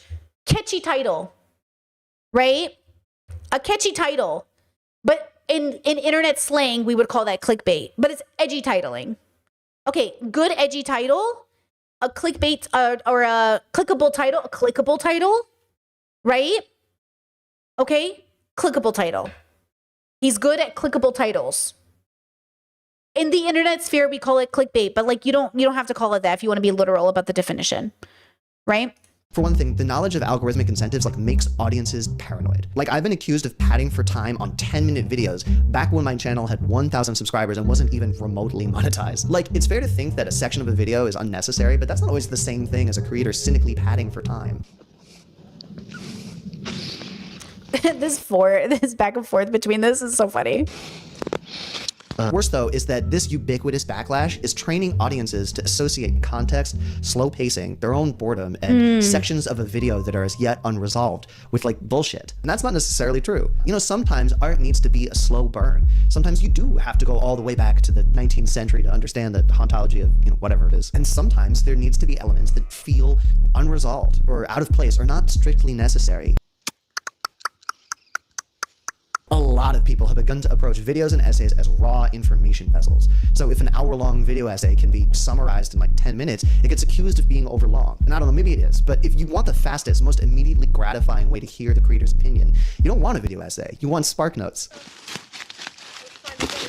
And keyword there is here, right? Because everyone... Well, I want to be entertained, educated, and engaged. That's all I care about when I watch a video. I want to be entertained, educated, and entertained. Everything else, I don't care about. If I'm watching a video and none of those things are happening, I'm clicking off of it. Wants videos to sort of double as podcasts or audiobooks, but they're not those things. They're videos. You're supposed to watch them. I mean, you don't have to. I mean, I get that people sometimes put stuff on in the background. I mean, sometimes so do I. But you can't complain about a video being surface level if you're ignoring literally half of the information it's trying to give you. Oh, chat says, essays are creative writing skills. It feels like this is discussing who realizes this and who doesn't. Okay. Video essays are essays that you turn into videos. So that's why content creators give the essay available to their patrons often. I do not do video essays. I'm not about to write a whole ass essay to turn it into a video. That is what originally a video essay was. It meant, hey, can I read your essay? And that is very much misunderstood by most people, I think, that there is an essay supposedly out there. That's why I never wanted to do video essays. I'm not about to sit down and write a whole ass essay to make you know what I mean? That's not a script either. But now video essay usually just means well edited, thought out video that feels too constructed to necessarily feel like commentary and or makes me feel like this person is in a position of power to tell me about said thing, right? So there's also something like that plays into it as well. Also, if you're scrolling for quick little morsels of... And also what a video essay is or what looks like or what commentary is and what looks like will change because the world is changing. Info that make you feel like you learned something. You can't be surprised when you get served shallow stuff. I mean, anything can be summarized in a few minutes. You have to let creators try to build a mood, set a scene, strike a chord, construct a flow of narrative, and crucially, fail at those things. That's how you eventually get good things. It's how you get an evolving culture. It's how you expand genre. It's how new stuff happens. Also, because very few people come out of the gate being incredible. You got to fail in order to get to that place. And those that do come out of the gate being incredible make the rest of us very, very sad and jealous. I should reiterate the increased level of slop, the overlong runtimes, the... Oh, good point. Chad said, I also feel like people forget that essay is meant to be argumentative, something the writer or YouTuber is making a case for. It's not purely informational, but should have research as a base. Yeah. Yeah, there should be a point, when you wrote an essay, there's a point to it, right? A conclusion, an opener, the body of the pair. Okay. Yeah. So there's something like that. Sometimes, cause I'm so neurodivergent, the way I make content, people can get really lost. Even when I'm editing, I can get really lost. What was I trying to say here? I'll even say oh, what was the point of this? Because I don't script, I don't write an essay. I talk, right? I have an idea, I thought about it, I come to the computer and I talk. That's why that's why my podcast also turned into something more visual, because when I was just talking, it was too neurodivergent monologue. It wasn't what I wanted. It also wasn't what I was watching. I try to make content I watch as well. Because I know as an avid lover of YouTube, what keeps my attention and what doesn't. And the old podcasts I used to make were good, but I don't watch that stuff anymore. It's my least favorite content from certain people. And a big part of it is the lack of visual.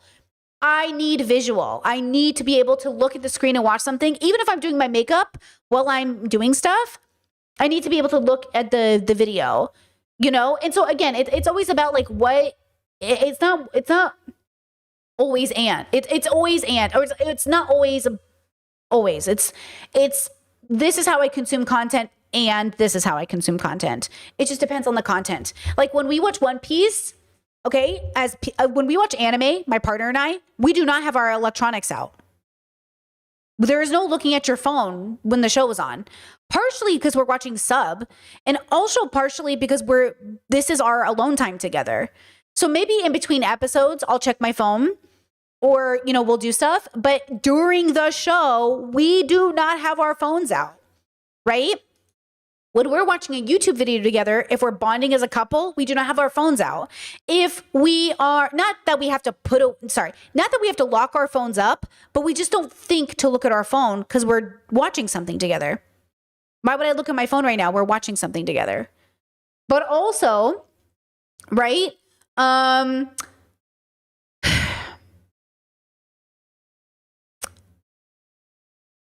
think it's our lack of making a choice. FT said this a while ago. He said, I had to accept that most of the people watching my video essay weren't actually watching it. But I find that if you grew up like I did, even if you were watching the news with your family or watching something, you'd also be eating something or whispering to each other. Or there's a natural part of our being that doesn't just, like, I don't think I've ever watched a movie and just, usually I'm eating or usually I'm sitting or changing my position or getting a glass of water. Like, yeah, unless I'm in a movie theater, usually something is actually happening. So I also think there should be something about that too. Like, yeah, sometimes I put hidden Easter eggs in my videos that you would not see unless you were really watching, but it doesn't matter. It's just because I think they're funny. But like, people don't have to notice them because like they would have to really be paying attention. And I never expect anyone to pay that much attention. Right? That's why people put it, it's just for fun. Procedural observations pass off as analysis. I mean, it's all very bad. It's definitely a big problem. I emphatically agree. We do not like this. This is not a vibe. I do have to say though, despite the fact that I agree that there's been a negative impact on art because of risk-averse systems, I don't think that means that things are more shallow or that there's less good art overall. It just means that it's harder to find the good art, and the good art is probably getting less views. Not always, but often. You kind of have to seek it out. There's more of it out there than ever. It's just, you know, it's not really getting its due. But you could change that, couldn't you? Yes, you could. A lot of people have suggested that simply switching platforms to a subscription-based model instead of an ads-based model would like eliminate most or at least a lot of the. And I do want to say, Chet says, I agree when content creators say they're discouraged when their subscribers do other stuff while watching. I'm always confused. Yeah, me too. I'd like girl, get over it. But also, oh fuck, wait, what did he just say? But you could change that, couldn't you? Yes, you could. A lot of people have suggested that simply switching platforms to, not always, but this means that it's harder to find the good art, and the good art is probably getting less views. Not always. Oh, he said discouraging like topics because of like restrictions of some kind. When I put up my podcast yesterday, it was approved and then got demonetized when I made it live. And I was like, fuck. And then I sat there and I had to decide, like, what if I made $0 on this a video? Should I take it down and re-upload it? That's what FD Signifier would do. That's what other video essayists who rely heavily on this content would take it down and re-upload it.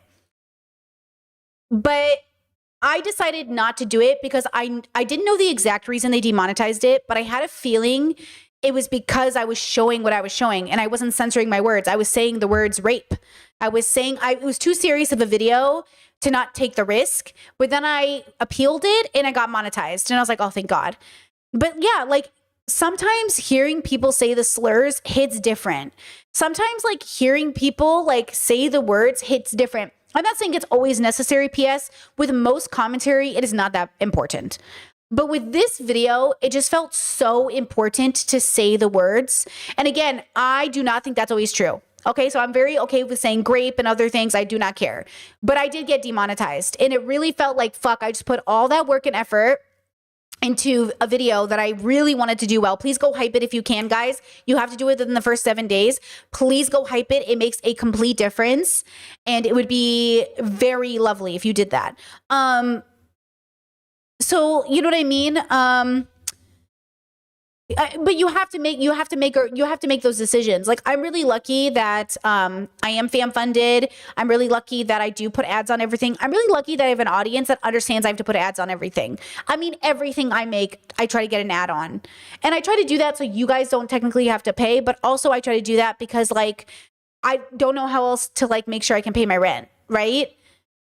So it's like, you know, Chad says, I think you can only hype on mobile, so that's where I watch your podcast. Hey, noted.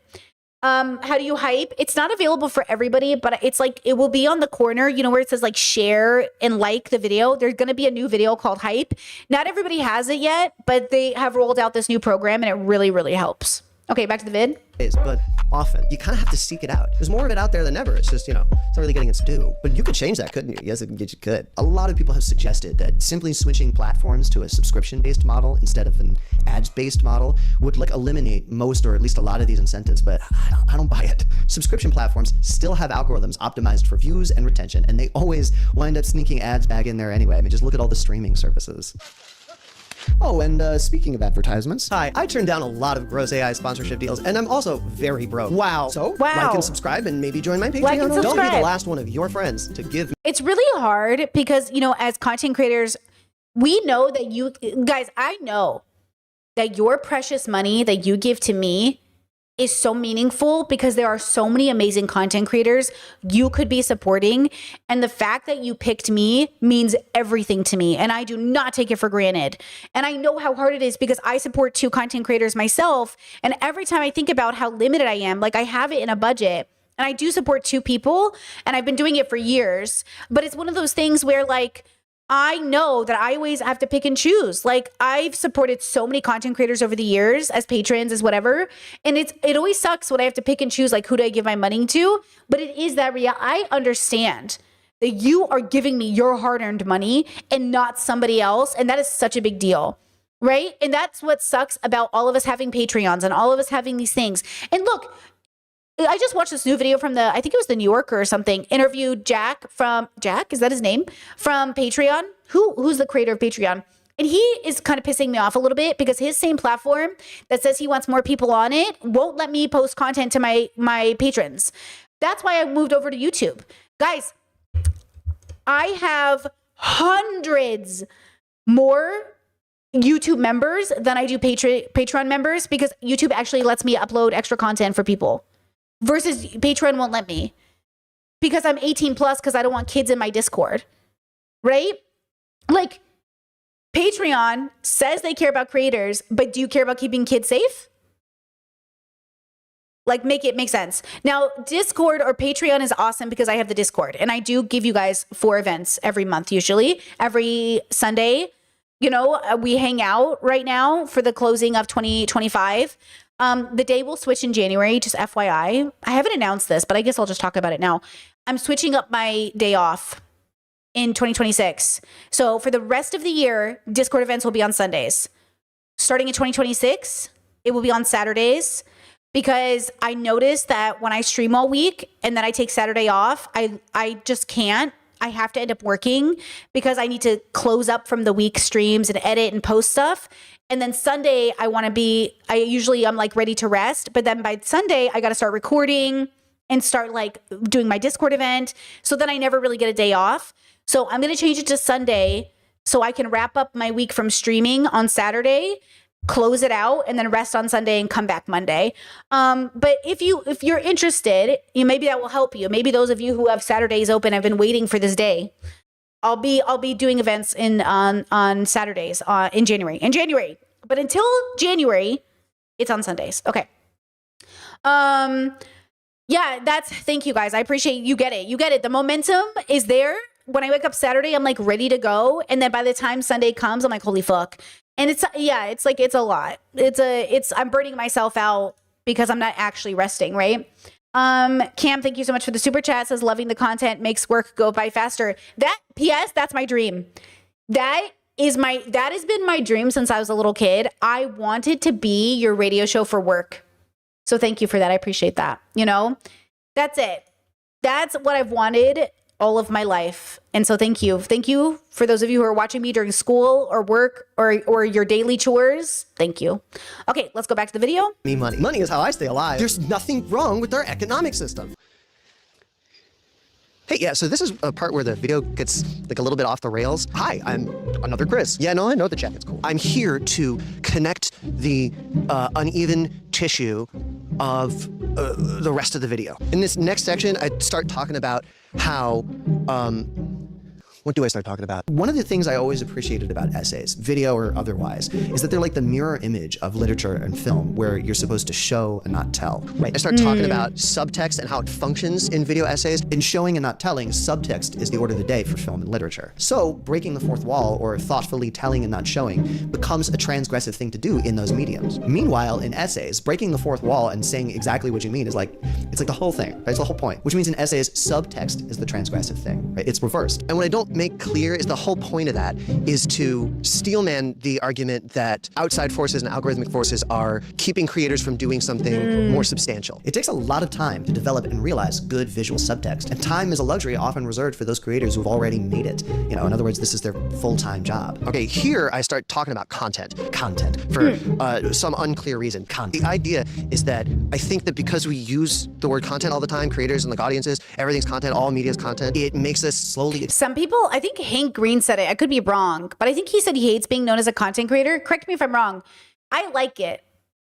I like making content. You know, I thought I was going to be a writer, thought I was going to be a radio host, thought I was going to be this, thought I was going to be that. I just want to make stuff. Yeah. I'm watching this food series, Chef's Table, on Netflix.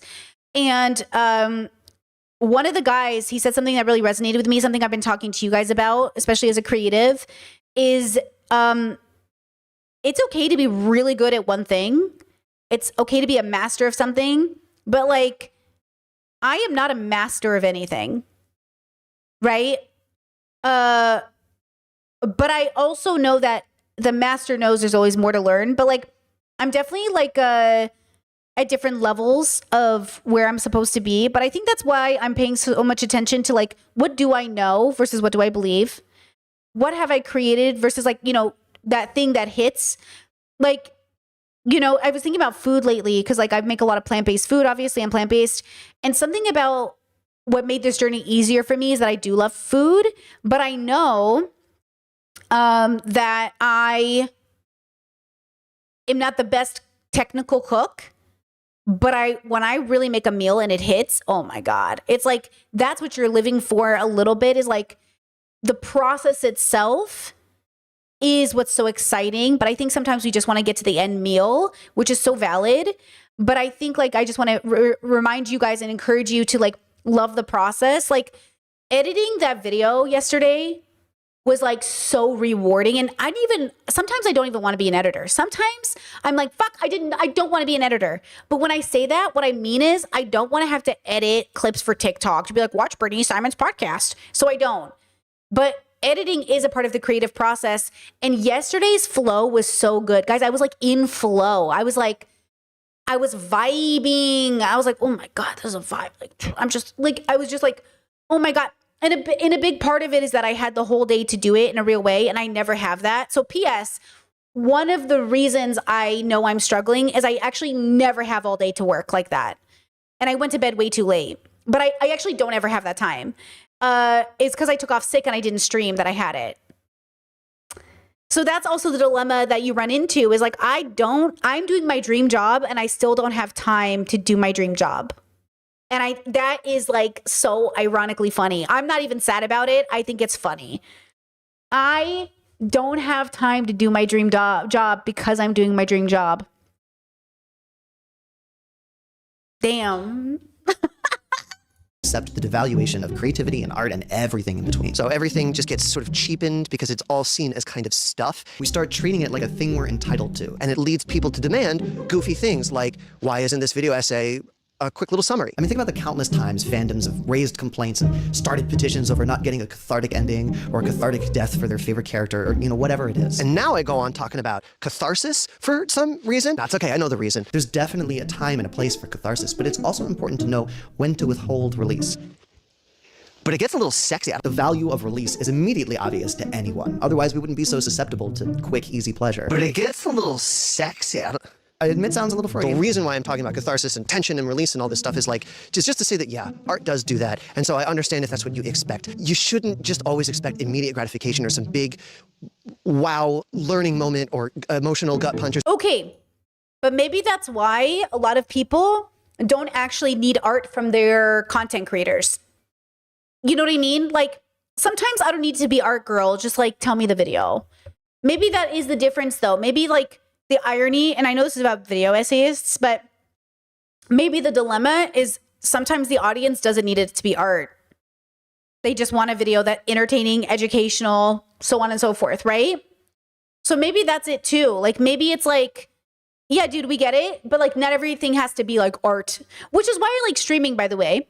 Streaming allows me to not focus on like needing it to be art. This is just my chance to like brainstorm out loud and be here and, you know, but I feel like sometimes there is like this idea that we as an audience, singular people need to understand like, why am I watching this? Why am I enjoying this?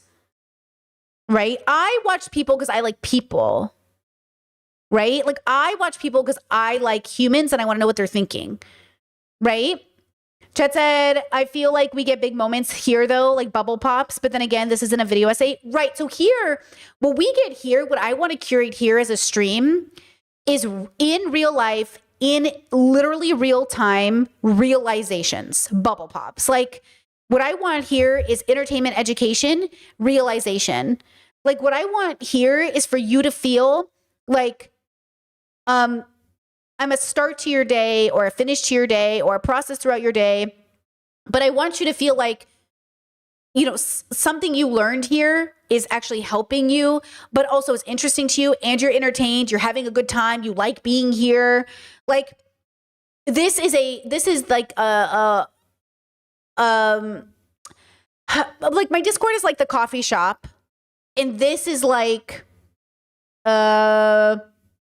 this is like almost like this is like the book you read. So we all are on the same page to talk about it in the Discord. But the Discord is like a different type of like, it's like the coffee shop. But this is, what is this? The class? Is this the class and this is the cafeteria? Is that what it is? Like this is the lecture, but then we all go talk about it after in the Discord. Is that what it is? You know, like, yeah, a lecture. Like something, this is like the spot where it starts. This is like the hub. And then we go to the second location, you know, something like that, you know? I don't know. Ooh, the video, the edited vids are the lecture. Maybe the edited vids are the spark notes. Like I feel like when I clip the stream, I'm clipping the highlights of the lecture, but it's better if you see the full lecture, but ultimately like the highlights are good enough. Ooh, Discord said YouTube is the lecture. Discord is the after school philosophy club. That's what it is. Yeah. Yeah, maybe the stream is like a discussion class like in college. Yeah, maybe that's also a part of it is I want this to be an open space where we have dialogue. You know? Something like that. Chat said I love you guys, but I'm going home after class. You know what? No judgment. Right? Ooh, this is the hangout of the library. I don't know if this is the hangout or the Discord's the hangout, but I will say this. This is just as important. Ultimately, this is very important because it's happening in real time. That's really the magic of it. It's happening right now. There's no watching it and leaving a comment. There's no, this is happening, right? This is what I'm doing. Guys, I'm alive. Like this, I'm really here right now. And sometimes that's the thrill of a live stream is like, you know, I can't be somewhere else because I'm right here. You know, I can't be this. I'm literally right here. And that's crazy. This is what I'm doing with my real life. This is what you're doing. And that's kind of magical to me. You know, like, oh yeah, like I know where this human is right now. Versus this mythical, I wonder what ContraPoints is doing right now. I wonder what Lindsay Ellis is doing right now. I wonder what FD Signifier is doing right now. We won't know. But we know what Brittany Simon's doing. Do do do do do do do do. Do do do do do do. Okay. Something like sometimes something just sort of leaves you in tension, which is more instructive and activating than like tidy little examinations. Because We're so trained to want catharsis. People ask video essays to do weird shit, like fucking educate me and make me feel something in 5 minutes, otherwise it's not worth my time. What the fuck are we doing here? There should be ample space to encourage ambitious, weird, risky, difficult shit. Hold on. Ample space to encourage. Is this a set? Because there's a door here and he's got a table and a plant right here, which feels like he can't actually use this door. But then he's got a please do not disturb on the door, which means this door might actually be inactive. And that also begs the question of how much is this is your living space and how much of it is a set? So before I would focus on, or maybe the door opens, but the table looks like it's blocking it. Because that's the other thing that goes into video essays is like, look, I've been in ContraPoints' house years ago. I know what she films in, or I used to know what she films in. Like, I've seen the setup. Like, you know what I mean? I don't know if she still lives there. She still does the same thing. This was a long time ago. But I've seen the setup. It's not real. I mean, it's real because it's in her house. She really does it all in home. But it's like, or she used to. But I don't know. I don't know what she's doing now. I don't mean to speak like I know her. But you know what I mean? But I know for myself, this is how I keep my space. So right now, before, when I used to do stream, I used to set up the space in a way that would have to make me like move stuff around after the stream every day. I got tired. I was like, I'm not doing this. So I just film in this space. This is how the space looks 24/7. I do not move the lighting. I do not move anything. That lamp that sits on the floor to create that purple hue, it lives there. Okay? I do not move anything. Everything stays the same. But that was because before, when I tried to make it look more like stream aesthetic or some shit, I like didn't have the space. I would have to move. And I'm like, fuck it, bro. This is what I live in. You like it or you don't like it. Right? Chess said, is that rug from, is it Leedy? I think I have the same one. I don't know. This is from my landlord. My landlord had it here when we moved in because they furnished the place. So this is like that, but that like shelf is my landlord's. This rug is my landlord's. This like cabinet is from the land. Obviously it came with the broom as the closet. I don't know. Probably. You know? But that's the question too, is like, you know, do I decorate my house like this because I like it or because it would look good on stream? That's like our personal lives are being impacted by camera. Because again, the internet, regardless of how much it says otherwise, the audience you curate wants a specific aesthetic. They have an expectation. Right? So his aesthetic is super cute. He's got this cute floral arrangement. He's got this faux tree. I like it, but is this how he normally has his house, or did he make it so he could put it on camera? So the problem with a video essay is like, it's not just educational. It's also like, do you go out of the house looking that way? Or is this your theater kid aesthetic? Is this how you look? Or, because let me just tell you this, I leave the house looking like this in Croatia and I stand out. If you ever see a girly with her meatball buns, you know what I mean? Like, Croatians definitely think I look weird. My Sailor Moon shirts and stuff. But, you know, what are you going to do? Encourage ambitious, weird, risky, difficult shit. So that's the point of that. Speaking of selling creative work short, there's just one last thing I want to mention. And I'm going to go talk about that now. You know, there's that whole content isn't activism discourse that happens a lot. I think that mantra also. Yeah. Chad said, curious question. Is there a reason you use bubbles rather than, I don't know, culture, subculture? It's not important. I'm just curious. Yeah, it started, you know, this is very autistic of me, but I started because I noticed it in comments. Like, people would say it in like a documentary, like, oh, she's in this like religious bubble. And I'd be like, oh, bubbles. And then everyone's like, bubble, bubble, bubble. And I'm like, hey, we live in bubbles. And then nobody thought that was significant. And then it just became a part of the commentary. And so it became part of the brand that like, I just use bubbles now because I think it forces you to say like bubble. Oh yeah, we all live in bubbles. But instead of it being like this, like, oh, you're stuck in a bubble. No, we live in bubbles. We're limited by our perception. Like everybody likes to think like, oh, they're in the bubble. We're in the bubble. We're all in the bubbles. There's like this idea that like, oh, this isn't just your subculture. A bubble is about your perception. Like, your subculture is one way to say something, and I think it's valid, but a bubble is meant to make you think about the fact that like, yeah, dude, you're literally in a bubble, but we're all in bubbles, you know?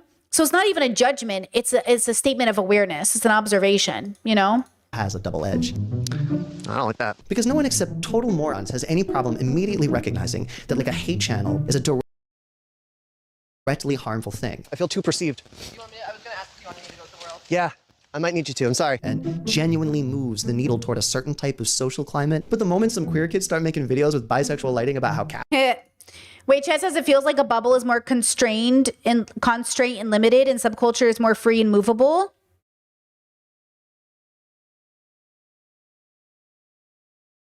Hold on. It feels like a bubble is more constrained and limited, and subculture is more free and movable. Well, the bubble is meant to make you understand that you are limited and you are constrained, right? Because it's a perception commentary. So it's not supposed to imply free or mobility. That's why you pop the bubble. So you can be free and mobile, right? You pop the bubble or you move through the bubble to go to a different bubble, right? But that's the point, is like a bubble is your limited perception, because you are constrained by your brain's processing like ability and what your brain processes. And so if all you're seeing is what's in your bubble, then you are literally by definition limited, which is why I say pop the bubble and make sure you're noticing other people's bubbles. It's also something you can move into, like a subculture can be a bubble, just like an environment can be a bubble, just like a thought process can be a bubble. So it is meant to exactly do that, is to tell you, like, you know, you said, yeah, but subculture feels bigger. Subcultures are like niche communities, right? Like a subculture is a branching off of like, so like it is within itself rigid based off the construct, right? It's only as big as the inner group allows it to be. That's why they have like OGs and like newbies and new generations and old generations, right? So subculture, I'm not sure what you mean big, like the universe is a bubble. So it's like the biggest bubble is the encompassing universe. Subculture is a specific thing. It's not a perception. It's a relationship to a thing that's created out of another thing, which could be like a bubble, right? But subcultures live in bubbles, right? You know? Yeah, subculture is external and bubble is more introspective. Well, well, hold on. Perception. That's all it means. That's a bubble is an understanding of what your brain is perceiving and the information and construct it perceives. So we live in perceptions. We live within what we're processing, right? So a subculture is a perception of a construct that you're engaging with in an embodied way. A bubble can be that, or a bubble can be something you perceive. Yes, a subculture can be the same thing, but you can try to use it interchangeably. But if you say like, hey, what bubble do you belong to? It wouldn't necessarily be defined as a subculture. So you wouldn't identify a bubble and a subculture the same, because it wouldn't be the same, right? Chet said also aren't subcultures, subcultures, aren't they by definition a reaction to main culture? Right. So like, a bubble exists, period. Subcultures exist within bubbles, right? Yeah. An adhesive bandage can be a Band-Aid, but they aren't all Band-Aids. Exactly. Capitalism is bad, it's never going to do anything. Right. Like, which is it? Is the medium impactful or isn't it? Just because it has limits that prevent it from functioning like a pipe bomb doesn't mean the best anyone can do is the Discovery Channel for people Chat said, didn't mean to derail stream. Oh, that's what we do here all day, baby. You're good. who like left-wing politics or whatever. Okay, all right, anyway, and then finally I try to end the video with like some goofy flowery notion that we are taking parts of ourselves, we all gotta be more human and stuff. And that's all great, but I'm kind of done with that version of myself, you know? What I'm really trying to say is just stop thinking about media like it's content. Start curating and being more intentional about the way that you engage with stuff. And try to remember that this is like a human experience. This is why everyone like hates AI. There's no humanity in it. So it sucks to find out that something wasn't made with someone's, you know, soul. So even if it's a goofy video essay, you want some soul in it. Blah, blah, blah, blah, blah, blah, blah. So yeah, I don't know. Final point, stop treating video essays like they're fucking Wikipedia. Oh, I thought this was going to be a very different video. I don't get how it relates to Wikipedia. Am I stupid? I forgot that was even the title. It's such a good title, but it doesn't, I don't think this video explains it. Am I stupid? I thought it was going to be about how video essayists. Yeah, did we get clickbaited? I thought it was going to be about, by the title, I thought it was going to be a video. It was a good video generally, but I thought the video was going to be about how audience members have to remember that video essayists are not researchers you can rely on as the like main source. They are a source taking from sources like Wikipedia. You have to still go to the main source. I thought it was going to be a dig at video essayists getting too much street cred. Because honestly, you guys, we got to stop treating content creators like they're that smart. Like video essayists are not that smart. I mean, they're not like literally professionals in the field. Oh, this goes back to the Anna, Dr. Psychology Anna thing. Girl, you cannot be like a credible source for this thing you bailed on. Do you know what I'm saying? Like, if you, I do want to hear from people who dedicate their life to a field, in a sense, as like an understanding. But if you're going to bail on that field for YouTube, you know what I mean? It feels like, okay, well, you're no longer a source for this thing. Like Judith Butler is still a professor and still writing books. You know what I mean? Like Judith Butler is still credible, like for their work. Cause like, not that I'm saying like you can't change careers, but it's like, okay, it's like those guys you meet who are like, I ran track in high school. Okay. You're no longer a runner. You can't talk to me about running in your 40s. Right. It's like, yeah, if you like, it's like the people who don't like, who did this thing for 30 years, but now they're 70. Okay. You did that when you were young. What have you done the last 40 years? It's like, that's what I want to know. You know what I mean? It's like, anyways, I don't know. Like video essayists are good, but they're just like Wikipedia. Like they're the ones gathering the sources to bring it to you, just like Wikipedia. You still have to make sure they're not wrong. And you have to see like, what do you learn from this? Right? So Chad says, I just never, watch a video essay for facts, statistics, and maybe just summary. What I watch it for, again, is education, entertainment. But like, I have to ultimately just understand that like, oh, it's just a person creating cool. Look, I've loved talk radio my whole life. I mean, obviously I'm not conservative anymore. That was 18 years ago. But like, I used to just love hearing people talk about things they liked and were interested in. And it didn't matter if they were qualified. What mattered is like what you're talking about. But the thing with video essayists is they tend to be overqualified. Like people tend to think they're qualified because it's a video essay. And I'm saying that doesn't make them qualified. And maybe I got a little burnt out on this when I met all the video essayists and I realized like, oh, y'all are not that smart. Like you guys are smart enough. Like I'm smart enough, but you guys are not like that much smarter. So like, why do I think you have more credibility than me? And it's just because of the way that people perceive the video essay.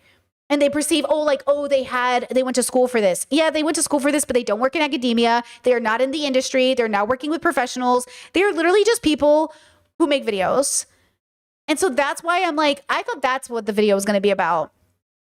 It's not like, you know what I mean? It's different when you make content and you're still actively working in the field. But if you're not working in the field and you're making content, you're just a person who used to do a job. You're not updating. You're not getting the latest information. Like that's why you have to go back and get your license checked, right? That's why you have to do like update stuff. That's why Jordan Peterson can't be a licensed psychologist because he refused to update and adapt to the new information they learned. Yeah, if you're not updating, then you're just parroting stuff you learned 30 years ago when shit was outdated. Right? Anyways, great video in general, really well edited. Let me get you the link. Let me get you the link. This is a small channel, Chris Waves. Okay, good for him. Good, cute video. Great video. Will I subscribe? That's hard, guys. I don't know that, and not to be a hater, I don't know that this video was enough for me to subscribe though. I don't really get it. I don't know what to expect now. I don't know what the content is. I don't know if I should watch more. I don't know who he is. Yeah, I don't think I learned enough from this video. That's only 14 minutes long, by the way. What I should look forward to more. So for now, I will keep an eye out and wish him luck, but I don't think I'll be subscribing today.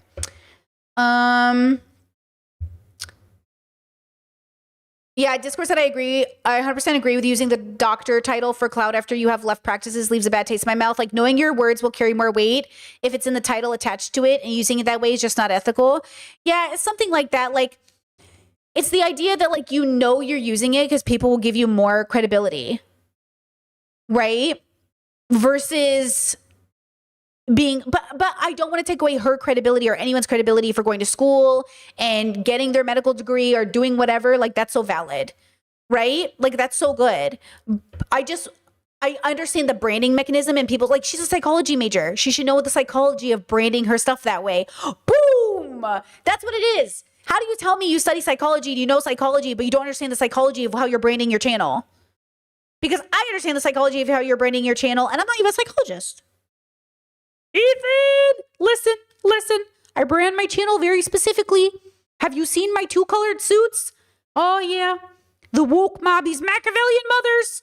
They see my suits coming and they go, oh my God, no, it's the Joker, but the joke's on you. Woke moralists, the joke's on you.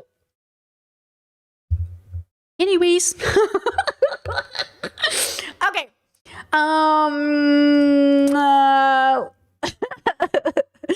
Okay, let's take a break. I'll be right back. Hello. I'll be right back. Elvin's beautiful music is linked in the description. She's very talented, is she? Very talented. I'll be right back.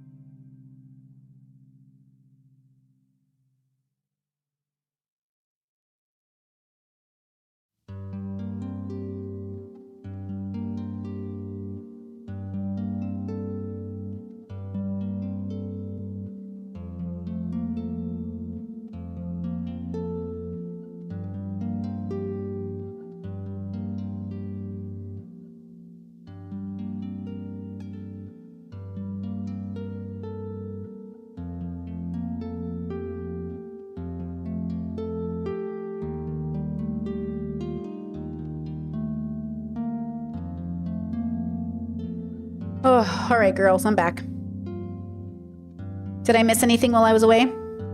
Da da da da. Oh my god, do I have skin on my face? I feel like I can see it out of the peripheral.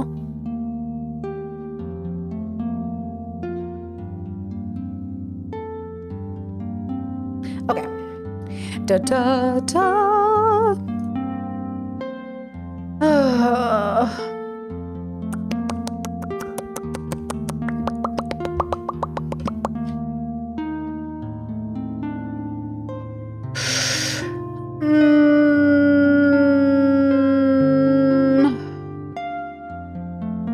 All right, I'm gonna pause music in 1, 2, 3, big pause. Okay. Yes, Chess says, good morning. Just joined the stream. So grateful for you. As a chronically ill girly myself, I appreciate all the work and time you put into us. Shout out to the chronically ill girlies. Girls, my knee. My knee today. My knee right now. The pain is paining. I'm in so much pain. But the Lord's gonna take it away from me. Something. Okay, let's do this. Let's do this.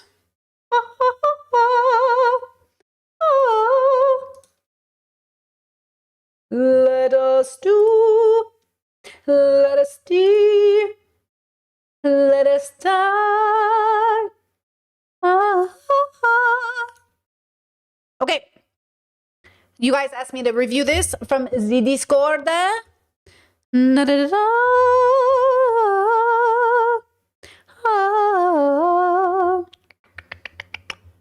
Let's watch the Cavernacles. Why so many Twitch streamers are terrible. Honestly, I could not. That's why I stay away from the stream bubble. Love Cavernacle.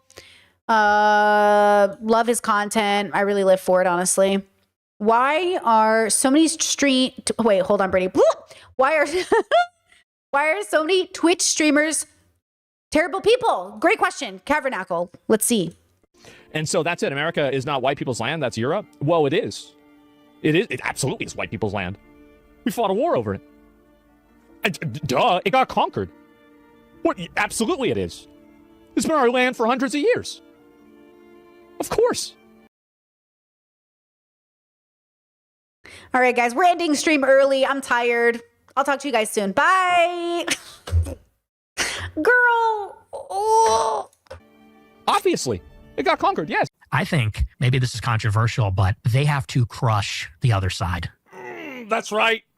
Oh, that's right. 100%.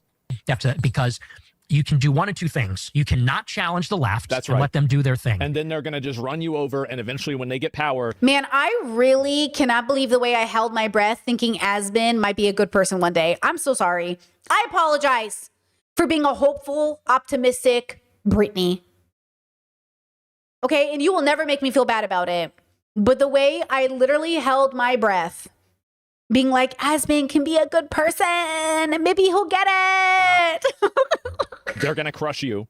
Or you can utterly confront them and defeat them. You And destroy them completely.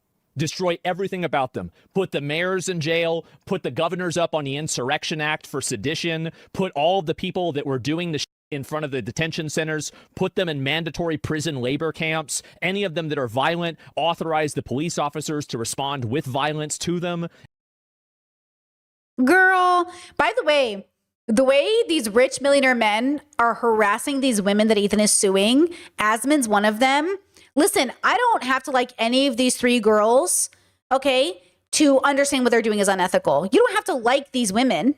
What you're doing is unethical. You're all literally millionaires, spending all of your time and resources making sure these women have to pay Ethan, what, $150,000 because he's suing small creators? What a horrible bubble. What a horrible existence this is. You know what I mean? And I really fundamentally believe all people can change and be better. But like, how are you sitting there in the most privilege ever, going after the people who literally participate in what is a very typical form of activism, and you're like, oh yeah, I'm not fascistic. This is the most fascistic thing I've ever seen in my life. The rich and powerful punching down. immediately, completely shut it down. Bring in the military if you need to. Bring in the National Guard. Do whatever you need to do. Yeah, Chad says, as somebody who used to watch a lot of Asmund pre-Amber Heard trial, he honestly didn't come off this insane of a grifter. I think something changed because I don't know that he ever was, because I did for a time watch a lot of Asmund, and then something happened and I was like, hey, and then I don't think it's that he wasn't that person, to be honest. It's more like, I think, because he always was kind of shitty. He always was like, oh yeah, what's going to make me the most money, or what's going to make me this thing. But I do think in a lot of ways, and I know people have said this and it could be so wrong, but like, I don't know, his mom died, and then his dad recently died, and his dad was like a huge anti-Trumper, and now Asmund's like pro-Trump. And like, to be honest, like Asmund was raised wrong.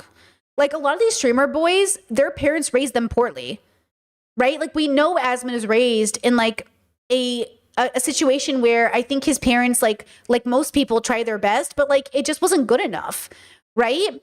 And I think as much as like his dad loved him, and I see that, and his mom loved him, and I probably, right?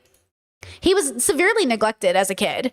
And then that, now his two biggest forces are gone. And now he's a man with a lot of money and too much time and no values, and no values. And so here we are. I think he just wants to see the world burn, right? Look and find out who's funding this. Take those people, charge them with incitement for terrorism, put them in Guantanamo Bay. Like, I'm talking about scorched earth, Old Testament. Now, I made a video, I think it was last year, talking about why so many like content creators are terrible people. And I wanted to expand upon that today by specifically focusing on Twitch streamers. And this comes after like TwitchCon. It comes after like loads of streamer drama. Recently, it comes after like allegations of like harassment and abuse at like top streamers, and people just saying like, what is going wrong with streamers? Like, why do so many seem like terrible people? And in my video about content creators, I said that I think most YouTubers are pretty... Hold on, pause. Oh, where am I? Am I here? Oh my God, I'm not even here. Oh my God, that sneeze was crazy, bro. I'm still a little under the weather for my congestion stuff. I'm not sick. I refuse to be sick. I don't believe in sickness. I'm having a sinus issue. Okay, listen. And I see you, chat, agreeing that, like, yeah, he changed significantly after his parents died, both of them. It's like Ethan and Hassan, where Ethan never actually embodied progressive values, which, by the way, if I'm being extra critical, I'm not sure Hassan does either. But I would say that what these men have done is both become rich millionaires with a huge audience, and I'm not sure any of them are ever thinking about being in their wisdom. Why, like, right? Like Hassan literally said recently that he's never been to therapy. Like, what are we all talking about here? Like, what are we talking about? Can we please be so serious? You know what I mean? Can we please, like, so serious? Is this not the hugest red flag you've ever seen in your whole life? You know what I mean? Like, that should tell you everything you need to know. These men have way too much time and way too much money on their hands, and this is how they're spending it. And it just feels like very interesting to me that we're like not acknowledging that. So like, yeah, I think Twitch streamers have a problem, but I think more than that, like there's no discernment or wisdom at play. The reason I like Cavernacle and the reason I watch his stuff is I see a real attempt from him to be wise. He's not wise. I'm not wise. But I see a real attempt for him to be very consistent with his values. And I see him being deeply thoughtful about what he puts out. He's not as popular. He's not going to be rich. I think he makes like $40,000 or something. Like, this guy is the real deal right now. Maybe he'll change, maybe he won't be eventually. But right now, Curtin Cavernacle seems really genuine. He doesn't seem like he's clout chasing. It doesn't seem like he's trying to be rich or famous. It seems like hey, I care about these things. If you guys care about these things, here's that help. Here's how to raise money for Gaza. Here, my girlfriend just ran a marathon for Palestine. Like, here, we're doing this. You know what I mean? It seems like he's serious. A lot of these Twitch streamers, a lot of these people, and I know because I had to ask myself, like, who do I want to be in the story? They're just trying to be argumentative. They're just trying to be famous. They're just trying to be rich. They're just trying to be, and the problem is, like, I think ultimately that's why they're horrible. They're horrible because they have no values, and they're horrible because the thrill of their life is fighting with someone. They get excited over it. They're like, oh my God, this is so exciting. I'm fighting with so-and-so. This is why Ethan won't drop the lawsuits. He is more concerned with feeling powerful than doing the right thing. Okay, Asmin is going after these girls because he's mad he had beef with one of the girls. Okay? Are you serious, bro? Are you serious? Like, I get it. I'm not saying these girls, you have to like the girls. You don't have to like these women. I'm saying, like, you should do the right thing even if these women aren't. And they don't even know what that looks like, right? Normal. And I feel like YouTube at least allows you a semblance of balance. And I'm very happy I'm a YouTuber and not a streamer. And sometimes I think to myself, like, I could be a streamer as well. Like, I could make the channel even bigger. I could keep growing just my audience, and I could have like a better connection with my audience. But then I often think to myself, why the fuck would I want to do that? Because the negatives, which we're going to talk about in this video, are so bad. It would just be so bad for me, like, mentally. Like, sure, it would Well, I made the decision not to be a Twitch streamer because I don't understand the ecosystem and I don't want to be a part of it. People told me, they said, Brittany, you could get so popular and famous on Twitch. Yeah, guys, I don't know if you know this. I'm not interested in that. Like, I feel like people don't believe me. Like, yeah, I want to pay my bills and I'd love to make some more money, but I don't want to be rich and famous. I know, I believe you. I believe that if I was on Twitch, people would find me faster and I would blow up and I would be a part of that ecosystem. I don't want to be in that bubble. YouTube allows me to change bubbles as much as I want. One day I'm associated with these people and one day I'm associated with these people. But Twitch is Twitch and I'm not interested. But that's why I think people do go on Twitch. You make more money. Do you know this? If you're a streamer, you will make more money on Twitch. I could have made so much more money over the years, but be good for my like brand, my channel, even my income, maybe sponsorships and stuff like that, which I don't really do. But the cost to my mental health and just all the insane stuff that happens to streamers and what streaming often turns you into as well, I just wouldn't want to do. So I don't really want to focus on anything specific today in terms of like, oh, this drama or this drama. I just want to talk about generally. Luxie, welcome to memberships. Why streamers often turn out to be unhinged. And I think it's one of two things. I think streaming can make you unhinged, and I think being a successful streamer draws in the worst people. And there are going to be some parallels with YouTubers, but I still think there's that barrier on YouTube of not always being online, not always constantly engaging with people in the chat, not like sitting for hours and hours every day where people are watching your every single move. It takes a certain type of someone driven by often bad things to actually want to do that. And it takes a certain someone who is often isolated and disconnected from society, like someone like Asmongold, where you can actually put in the time to be that successful, but at what cost to your sanity? So I want to talk about all of that today, but if you... Oh, so PS, because the other day we talked about this being chronically online thing. Look, I'm online all the time. I love the internet. And somebody the other day was like, but don't you think you should take a break? No, we are not the same. Okay, so according to my phone, where I spend a lot of the time consuming content, just FYI, my average screen time is 4 hours. So like Saturday, no, that's Sunday. Sunday, 4 hours. Monday, 4 hours. No, 5.5 hours. 3 hours, 4 hours, 5 hours, 4 hours, 4.5 hours. Okay. Like 31 hours a week. No, a month total screen time. I think this says 31 hours. No, I think this is for a week. This would make sense for a week. Okay. I don't know how accurate that is, but I feel like that's way lower than I thought it was going to be.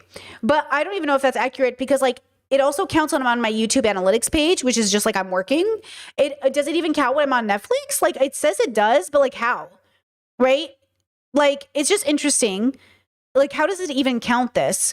But it feels like I'm watching way more than that. But I think it's because I also times 1.5 everything and times 2 everything that I wonder if it's like counting those minutes. You know what I mean? I don't know. Yeah, those are rookie numbers. I feel like it's me too. This must be wrong, right? I feel like this has got to be wrong.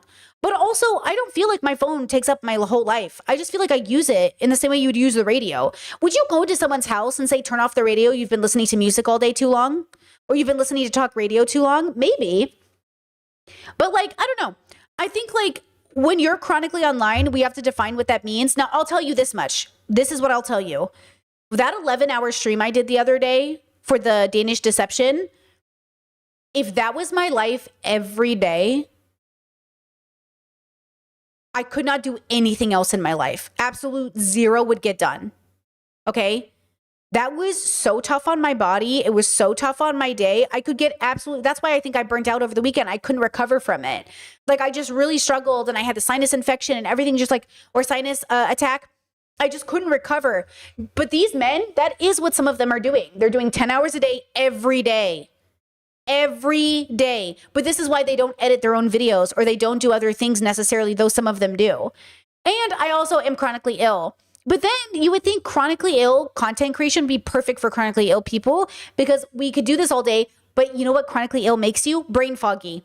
You know what chronically ill does to you? It makes you unable to actually sit here for too long. My body is in so much pain. The right side of my body has been angry at me since I woke up. The way my leg is in so much pain right now is ridiculous, right? Okay. So, you know, when we have these conversations and we sort of, you know, are honest with ourselves, a lot of these men are getting through the day because they are neglecting other things in their life. Hello, Hassan's never been to therapy. Asmin, well, we know what his life looks like, right? Come on now, right? Like these men are neglecting things in their life and they're also like on nicotine or on energy drinks, or they're like, you know what I'm saying? I'm not eating any of those things, right? I'm not drinking energy drinks to get through my stream. Have you ever seen a streamer? They pound energy drinks, nicotine. They do things to keep them going. I don't do any of those things. So again, when we're having these conversations, it's not just that they have bad views, they have bad hygiene, habits. They're not taking care of their bodies. Sure, they're rich, but everything else is being neglected. So yes, you know what I mean? Like, of course, you know, of course this like attracts the people who are like the most neglectful, right? So it's interesting when we talk about these topics, like why are streamers so bad? Why are they also getting to the high, like why are they the most popular? And also what's it coming at the expense of?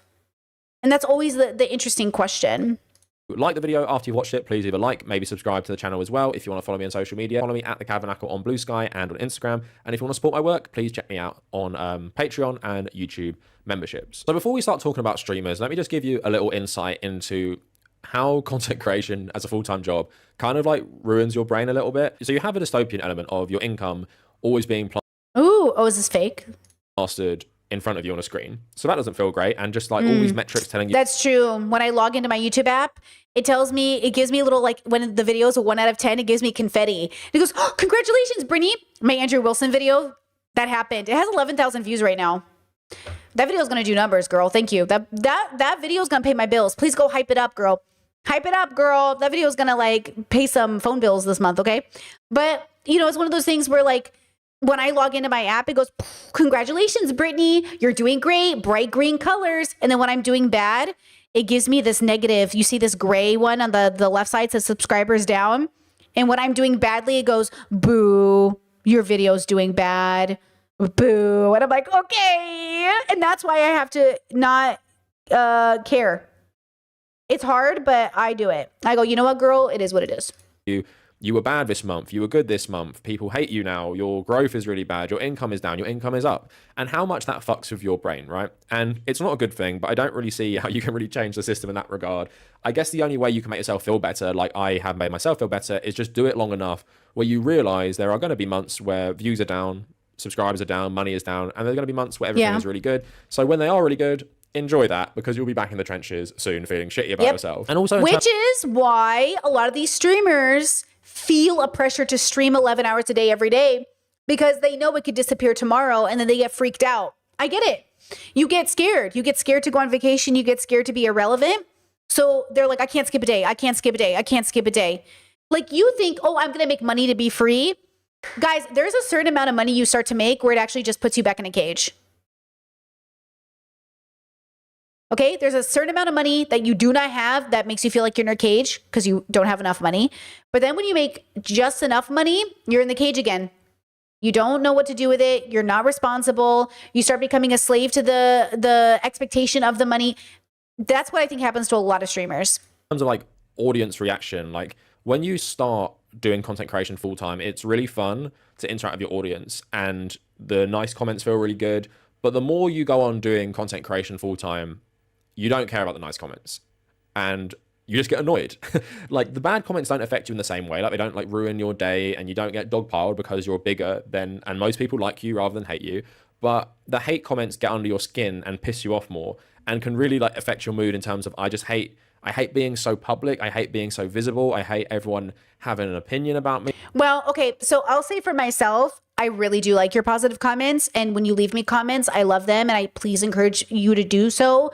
I read all my comments because I'm a small content creator on this channel. This channel, I specifically censor, which means I will always, this stream channel will never blow up. And I know that.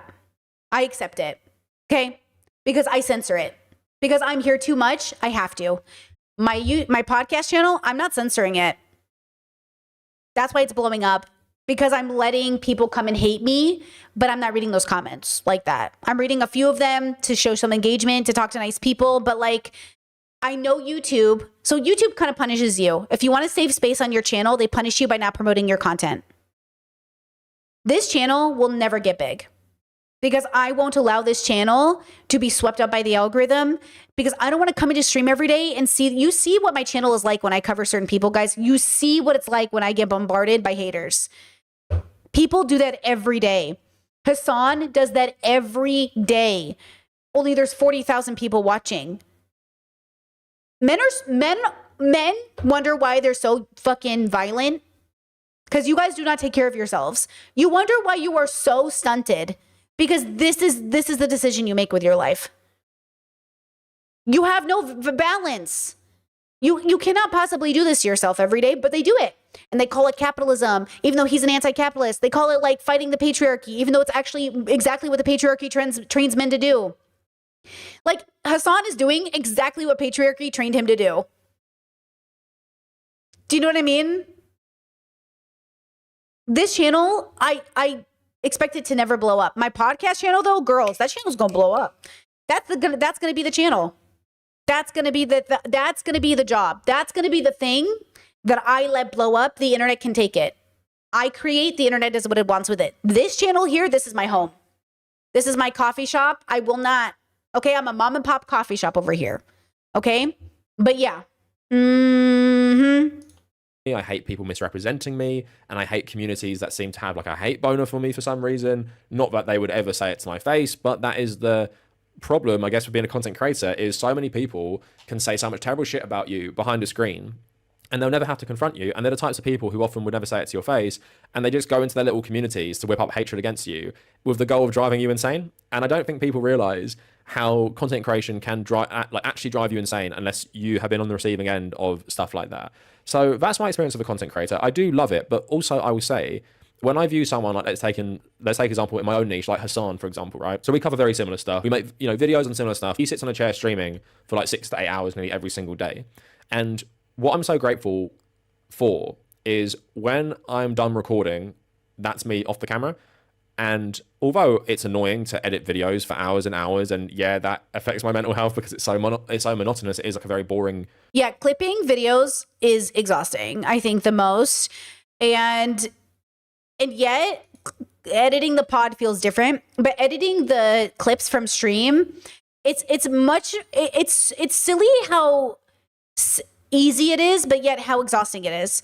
Because it can take anywhere from like 2 to 3 hours to clip, post, upload, and then you make anywhere from like $20 to $50. And you're like, okay, cool. But then also you need to do it because it makes people watch the stream, because most people don't watch the stream. Depending on who you are, it's like a very interesting game. You know what I mean? You're like, okay, and then you streamed all day, but then you have to go sit at the computer for another 3 hours. You know what I mean? It's interesting. It's an interesting gig. Not to say I'm not grateful, but it is like the least fun part of my job is clipping things from stream. The best part of my job is bars. When I do the bars moment, I'm like, bars. I'm like, that's the best part. Or the great podcast that hits, like, that feels so good. Task to do. I'm often very grateful that I don't have people watching me all the time. And as someone who has done live streaming, not that I do it anymore, it's so exhausting in a really weird way, because you guys would think, oh, Kavanackle, if you sat on stream for like 8 hours a day or 4 hours a day, you'd probably be less tired than if you worked a full-time job. And in some ways that's true. I have worked a full-time office job and stuff as well, and it's very tiring. But there's something about streaming that melts your brain. Like every time I do a long stream, whether that be for like an election or something, I have to lay in my bed for like an hour and a half afterwards, and my mind just feels so jumbled. I think it's the combination of dealing with people in real time while knowing everyone is watching your every move, while knowing you have to perform live for the camera at all times for hours, like actual hours, non-stop. And if that was my job, I think I would have to quit YouTube or something. I can't imagine doing that. And that's why I say, with streaming specifically, you either go mad from it or it only draws in the worst types of people, because I don't understand what mindset you can have to go into like a social media career thinking, I want to be a streamer. There's like multiple different ones you can think. I think my brain is the opposite. So what I learned about my neurodivergency is I learned that if I don't have, first, it takes an insane amount of discipline to do this job because no one is forcing you to do it. You don't have anyone to report to. There's not a boss.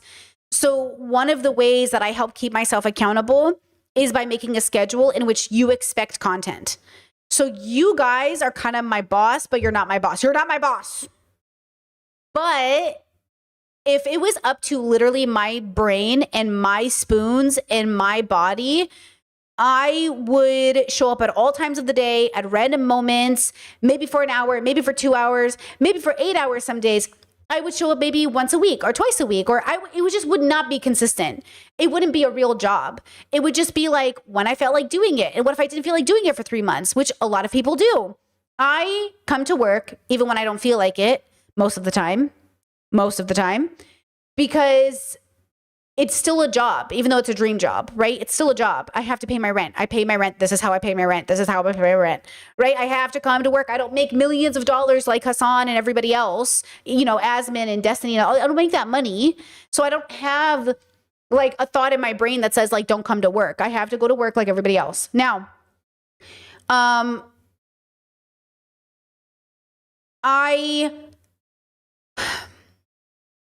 think streaming, I value the real life moments because I feel so misunderstood when I make content that it feels good to in real time be able to talk about my ideas. That's why I love the streaming, because I feel like what's better than having a real life moment where people are talking to me and I can explain in real time versus if I make a video and then I post it and then people have follow-up questions. It just feels like I would rather just in real time talk to you. So that's why I like being a streamer. And I know Cavernacle isn't talking about me. He's talking about the big streamers who try to be famous, who try to pick fights with people who he's not really talking about Brittany Simon, I don't think, right? But, if I was a famous person, like if I was a big streamer, I would probably hate it, I think. Probably, right? Like, I would probably have to block everybody until they acted. I'd have to, you know how I go into mom mode sometimes or big sister mode? It would have to be so strict if I was a popular content creator. Like if I had 30,000 people in here, I'd be like, hey, you ask the questions the right way or you don't get responded to and I'm going to block you. Like I would have to be so strict. But then if I was so strict, I wouldn't get that famous. You only get that popular because people are in your chat chatting. Or you make it so nobody gets responded to except super chats, which sucks. Right? So then I wouldn't even read chat. And then why the fuck am I streaming? Because the whole point of me streaming is to talk to you guys. I want to talk to my audience. That's my favorite part of my job. If I was just streaming and nobody was watching, like, rest in peace. Right? So, you know what I mean? It depends on the kind of streamer you are. If I was the kind of streamer that just played video games, like, yeah, I wouldn't talk to my stream probably as much because I'm doing something. But the reason I come to work every day is to talk to people. You know what I mean? So like, And again, I fear what that does to someone's mental health and what that does to someone's brain. So even if we take like Hassan, for example, or any political streamer on the left, you're covering horrible shit all the time. You're reading all these really insane comments and annoying comments. And also if you're a big channel, like maybe Hassan is, you're dealing with constant harassment and people watching your every single word and move for like the 8 hours you've recorded a day. And how is your brain normal after that? Like, how do you even... like? It's not. The fact that this man hasn't gone to therapy is such a huge red flag. Hello? Discord said, so you're like a community streamer? You know on Twitch how they have the just chatting? I'm the just chatting streamer. But the reason I focus on philosophy and pop culture is because then it gives me and you an understanding of what we're doing here. Because I used to just show up on stream. I used to do streams so first of all, I was never really a streamer, but I always streamed once a week for patrons. That used to be what I used to offer for my patrons. And then that would just be like, I was a peer educator at the time. So they would ask me questions about sex education and BDSM. Then I moved on to philosophy. Like I've obviously always been in the position to respond to questions in a serious manner because I also wanted to go into politics when I was a kid. Like, look, there was never going to be a reality where I was a streamer who didn't actually talk about serious issues because I love that topic for my brain. It's stimulating to me, right? Like, obviously, like that was always going to be my niche. The question is what was going to be my thing. So right now it's like philosophy stuff and that shit is so good for me. I love that, right? But, you know, yeah, there's something to be said about like what we're doing here. Like I'm not a Ludwig. You know how Ludwig comes on stream and then goes, streaming until I find my channel after I logged into a brand new account. You know, I'm never going to do that. You know, streaming until I beat this game of N64 Nintendo Smash. You know, like that's fine. But like, I would get so bored. I'd be like, I don't care. Like I care about the topics I'm talking about enough that I could talk about it all the time. Cavernacle, his brain works really well with curating content that isn't streaming content. And I think that's really good that he plays it to his strength. That's what we're doing here. We're all playing to our strengths, as you should too, guys. And by the way, streaming is not that different from your own jobs. I hope you're hearing us talk about streaming and making your life better because of it. Because like streaming is not that different. Like you might be in your dream job, but it's still a job. You might be working at a job where it's not exactly what you want to do, but it does pay the bills. And that's kind of a blessing, right? But like, at the end of the day, it's just a job. Function properly. I don't understand. Like, it seems to me he does at least have a normal life, but I just can't imagine what your like how your brain chemistry would be rewired. Okay, but I will say this, because chat says it doesn't feel good when you're watching a streamer yell. I don't want to feel yelled at. Okay, can I just say this though? That's my favorite part. When Hassan yells at his stream, I do think it's pretty funny as long as he doesn't say something racist or something. But like, I don't mind when people yell at their stream. I think some of the best moments are like, I love putting people in their place. I think that shit feels good. But I think it feels good because audience members do forget you are just usernames on a screen to us. I cannot see you, but you see me. Like they don't understand how vulnerable it is to be a streamer because you guys see me and you think I can see you. I can't see you, girls. You are just letters on a screen to me. I don't know necessarily what you look like. I don't know you know what I mean? You are seeing me in every vulnerability. So when a chatter is yelling at us, we're just seeing words on a screen. But the person who's getting yelled at might feel like this feels really bad to me, but I can't see you. You're not in front of me for real. Right? Like I don't know your intentions. I don't know if you're, you know, a bad person. Right? So like I do think it's important to recognize that the streamer has to do that sometimes because they literally don't know your intentions. They don't know you. They can't see you. You're not actually physically in front of me. I can't read your facial expressions. I can't hear your tone. And so like, you know what I mean? Chess says, do you think a lot of streamers have the same pathology that many celebrities have, i.e. attention-seeking, childhood, emotional neglect? I think streaming is the same as being an artist. I think streaming is just another creative endeavor. I think streaming in general brings in the worst of the worst and the best of the best. I think all kinds of people create content. I think that's why you have to understand what bubble you're in and like why you're doing it and what is your motivation. And then, you know, same with anything else you do. Like, yeah, I think like, well, first, I think generally people are unhealthy, right? Like we know like some of the worst, most unhinged men join the military and become police officers, right? We know that there is like a very unhealthy attraction to celebrity and art. We know writers can be incredibly unhealthy, but I think it's not the industry, guys. I hate to say this, it might just be humanity. I think we are all very unwell, and I think some jobs make you look like you're not unwell, but you're unwell, right? I just think that's what it is. Like, I think like doctors are infamously bad with money. Like we're all just like unwell people in every genre. I don't think streamers are unique. I don't think celebrities are unique. I think what's unique is why any of us do whatever we do. I think being a teacher is such a unique experience. I have never in my life thought I should be a teacher. Never really in my life did I ever want to go to college to get an educational degree to be a fucking teacher. I've never even once in my life thought like, yeah, that's what I want to do. I do not want to do that. Okay? Even though people, when I was younger, like, you should be a teacher. I do not want to be a teacher. But there are people who go to years of school to be a teacher and work with kids every day. And I know the drama is crazy in those little, like, you know, where the teacher's lounge, you know, I just know they're crazy. Right? Right? Chet says, I don't know why I thought I heard you say you want to be a teacher. Like a for children? Like a teacher? Like an academic teacher? No. Like a philosophical teacher? Sure. But like not a teacher. No. No. You know what I mean? So I think everyone's unwell. I just think celebrities get most of it because it's on camera and people can see us. Yeah, Chat says, I think having public facing jobs make mental health issues more likely, and they're also easier to perceive.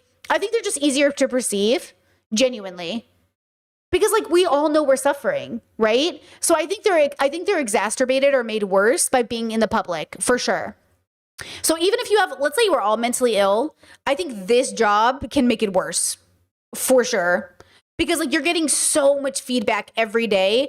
And like, that's why I block people, because you're getting so much feedback. People are making whole videos. You remember that video? Oh my God, girls.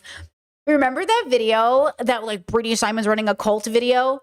Somebody the other day said, Britt, this came up on my feed and I never click on it because like I just know it's bullshit, but they watched my reaction of that video and they were like, holy shit, it was so much worse than I thought it was going to be.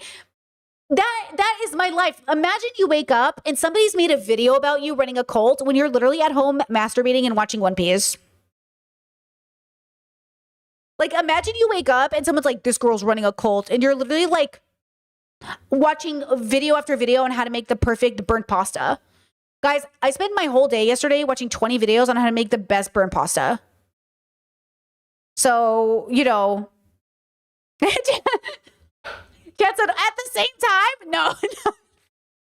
Not at the same time. Yeah, I'm watching burnt pasta recipes, Luffy, and masturbating at the same time. That's what's happening. You know? Not at the same time, okay? The point is, I get it, but like, you know, also make your video. I get it. 'Cause, you know, people say this all the time. They'll say, well, you talk about people for a living. Yeah, bro. But like, I'm very careful about what I accuse people of doing. I've never made a video about how ex-YouTubers running a cult when I literally have no reason to think that. Do you know what I'm saying? You act like you figured out something about me that you had no evidence for. Why'd you even say this? What made you even think this was real? You know what I mean? Like that's what it is. It's like, yeah, some people are in cults, bro. There is not one happening here. But like, I feel you. You know what I mean? It's just, it feels silly, like the way these people think. But anyways, you know, I think that's the hardest part about being a content creator. But then I just do this. I don't pay attention. Haters, guys, there's a mechanism on my YouTube where it goes, you've been mentioned in this thing. I never click on it. Girls, to all the haters, I never click on it because I found a pattern where they were always tagging me. So I'd be notified, Brittany, somebody mentioned you. And I'm like, oh. And I think like it was Britt Hartley or someone positive. And I click on it. And I'm like, huh? Who this? New number. And then I'd realize like, oh, it's the haters. They want my attention. So they literally tag me in the videos so I see it and make a reaction. I stopped checking that tab. I stopped checking the tab. I just don't check it. You know what I mean? So yeah, I think, yeah.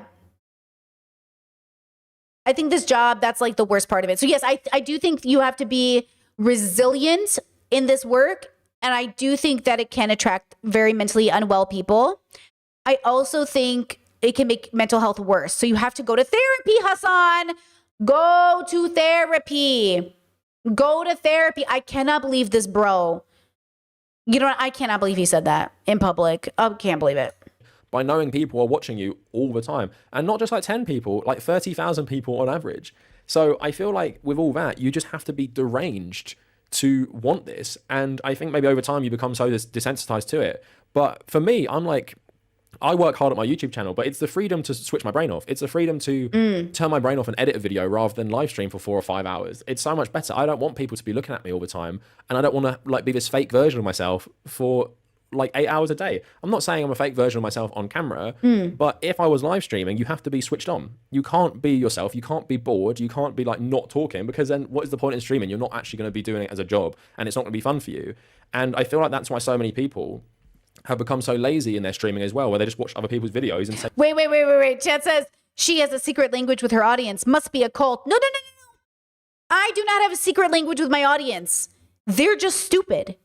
There is not, guys, none of the words we use here are made up words. They're all found in the dictionary.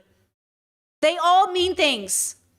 Nothing I am saying is made up.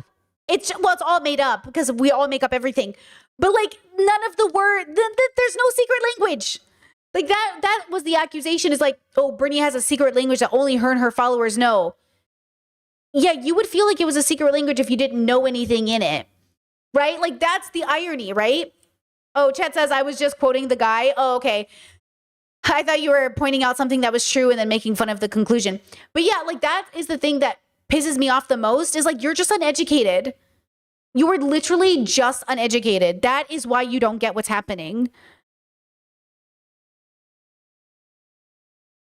I feel like if I was a man in the way that they perceive men, they would have heard me talk and say like, oh, he must know something I don't know. Let me look into it. But because I'm a girl and they don't understand what I'm saying, they're like, she must be stupid. That's what it feels like. fucking nothing, because that's why they hate astrology, because they don't know what it means, and so they hate on anyone who does astrology. You could just learn what it means. But no, because astrology is like a girl thing, they decided it was stupid. As if, okay, anyway. Fundamentally very tiring to be online all the time. So I spoke about like maybe like the mental side, but now I'm going to talk about the really terrible people. Your Asmongols, the people who seem to like self-radicalize themselves. So what is the type of person who just makes their whole life like being on camera in front of someone else? Like, who are these people? I think it draws in the worst people. And I feel like there is more streamers who are terrible people than YouTubers. And I think it's because if you become a successful streamer, you have to want it so bad. You have to want it so bad. And it's not a fluke that you become successful. Now, he's obviously meaning big successful.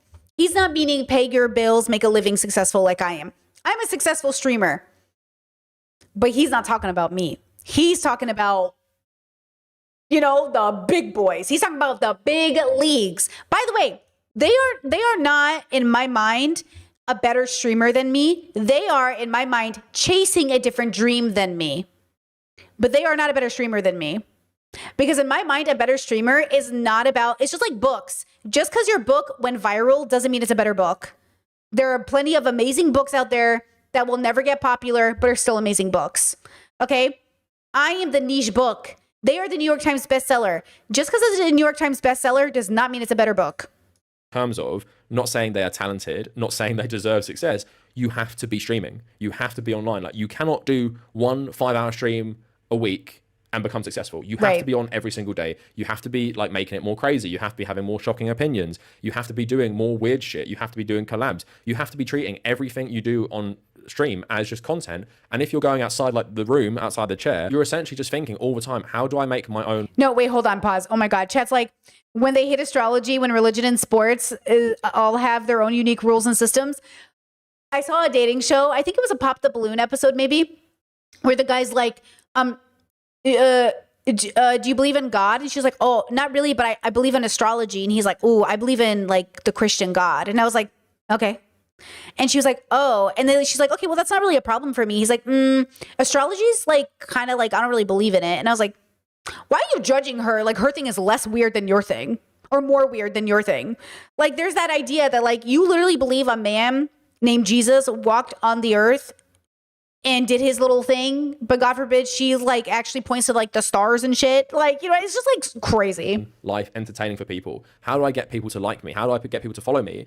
And that's why you get these people who just get more and more insane. Like Asmon. By the way, though, she really dodged a bullet, because these patriarchal religions, not a vibe. Gold, for example, is a great example of two things, like self-radicalizing yourself through your chat, and also just having more and more insane opinions to fit in, more and more insane opinions to be shocking, more and more insane opinions because you know everyone is listening to you and you want to stay relevant. Obviously, he's absolutely Oh my God, guys, somebody said on my video the other day, the one about public offender, the one about abusive relationships. Somebody said, oh my God, girl, wait, look at this comment. Like, what?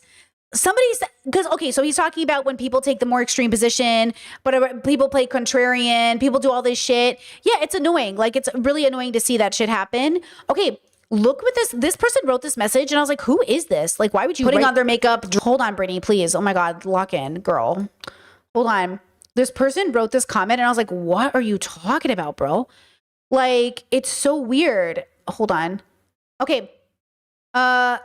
Honestly, girl, I used to enjoy your content, but I feel like you're more so side now on the snark brained and unpopular opinions more than actually trying to see things from every perspective. Thanks, but no thanks. What? Listen, guys, just because I can see your perspective does not mean I approve. Everyone keeps thinking like if you can see other people's perspectives, you'll then approve of them. No. What are they talking? Is this a troll? Who is this? I feel like you're more what guys, what did I even say? I did reply back for mostly other people watching, but I was like, what do you mean I'm taking like the unpopular opinion? I said, you should be in a healthy relationship. I said, you deserve to be loved and not hit by your partner. Is that the unpopular opinion? Right? This is the offender, oh my God. Driving, their microphones are awful, there's echoes. This is the can women actually see red flags in toxic men? Like, what? What are you talking about? Like, I feel like it's a bot. Like, it might be a troll, like it might be a fake, like a computer, right? Like, this can't be a real person because the bots are so good now. They sound like real people almost, right? Like, all I said in that video is like, you deserve to be loved and your partner shouldn't abuse you. And they're like, what a contrarian. What? Chat says, quote, honestly, girl, used to mirror my own opinions, but now you don't. No thanks. What? But wait, pause. What did I say in that video that they disagreed with? What did I say in that particular video about abusive relationships that they're like, man, I used to really agree with you, but now I don't. This is my line. People shouldn't be in abusive relationships too far. You know what I mean?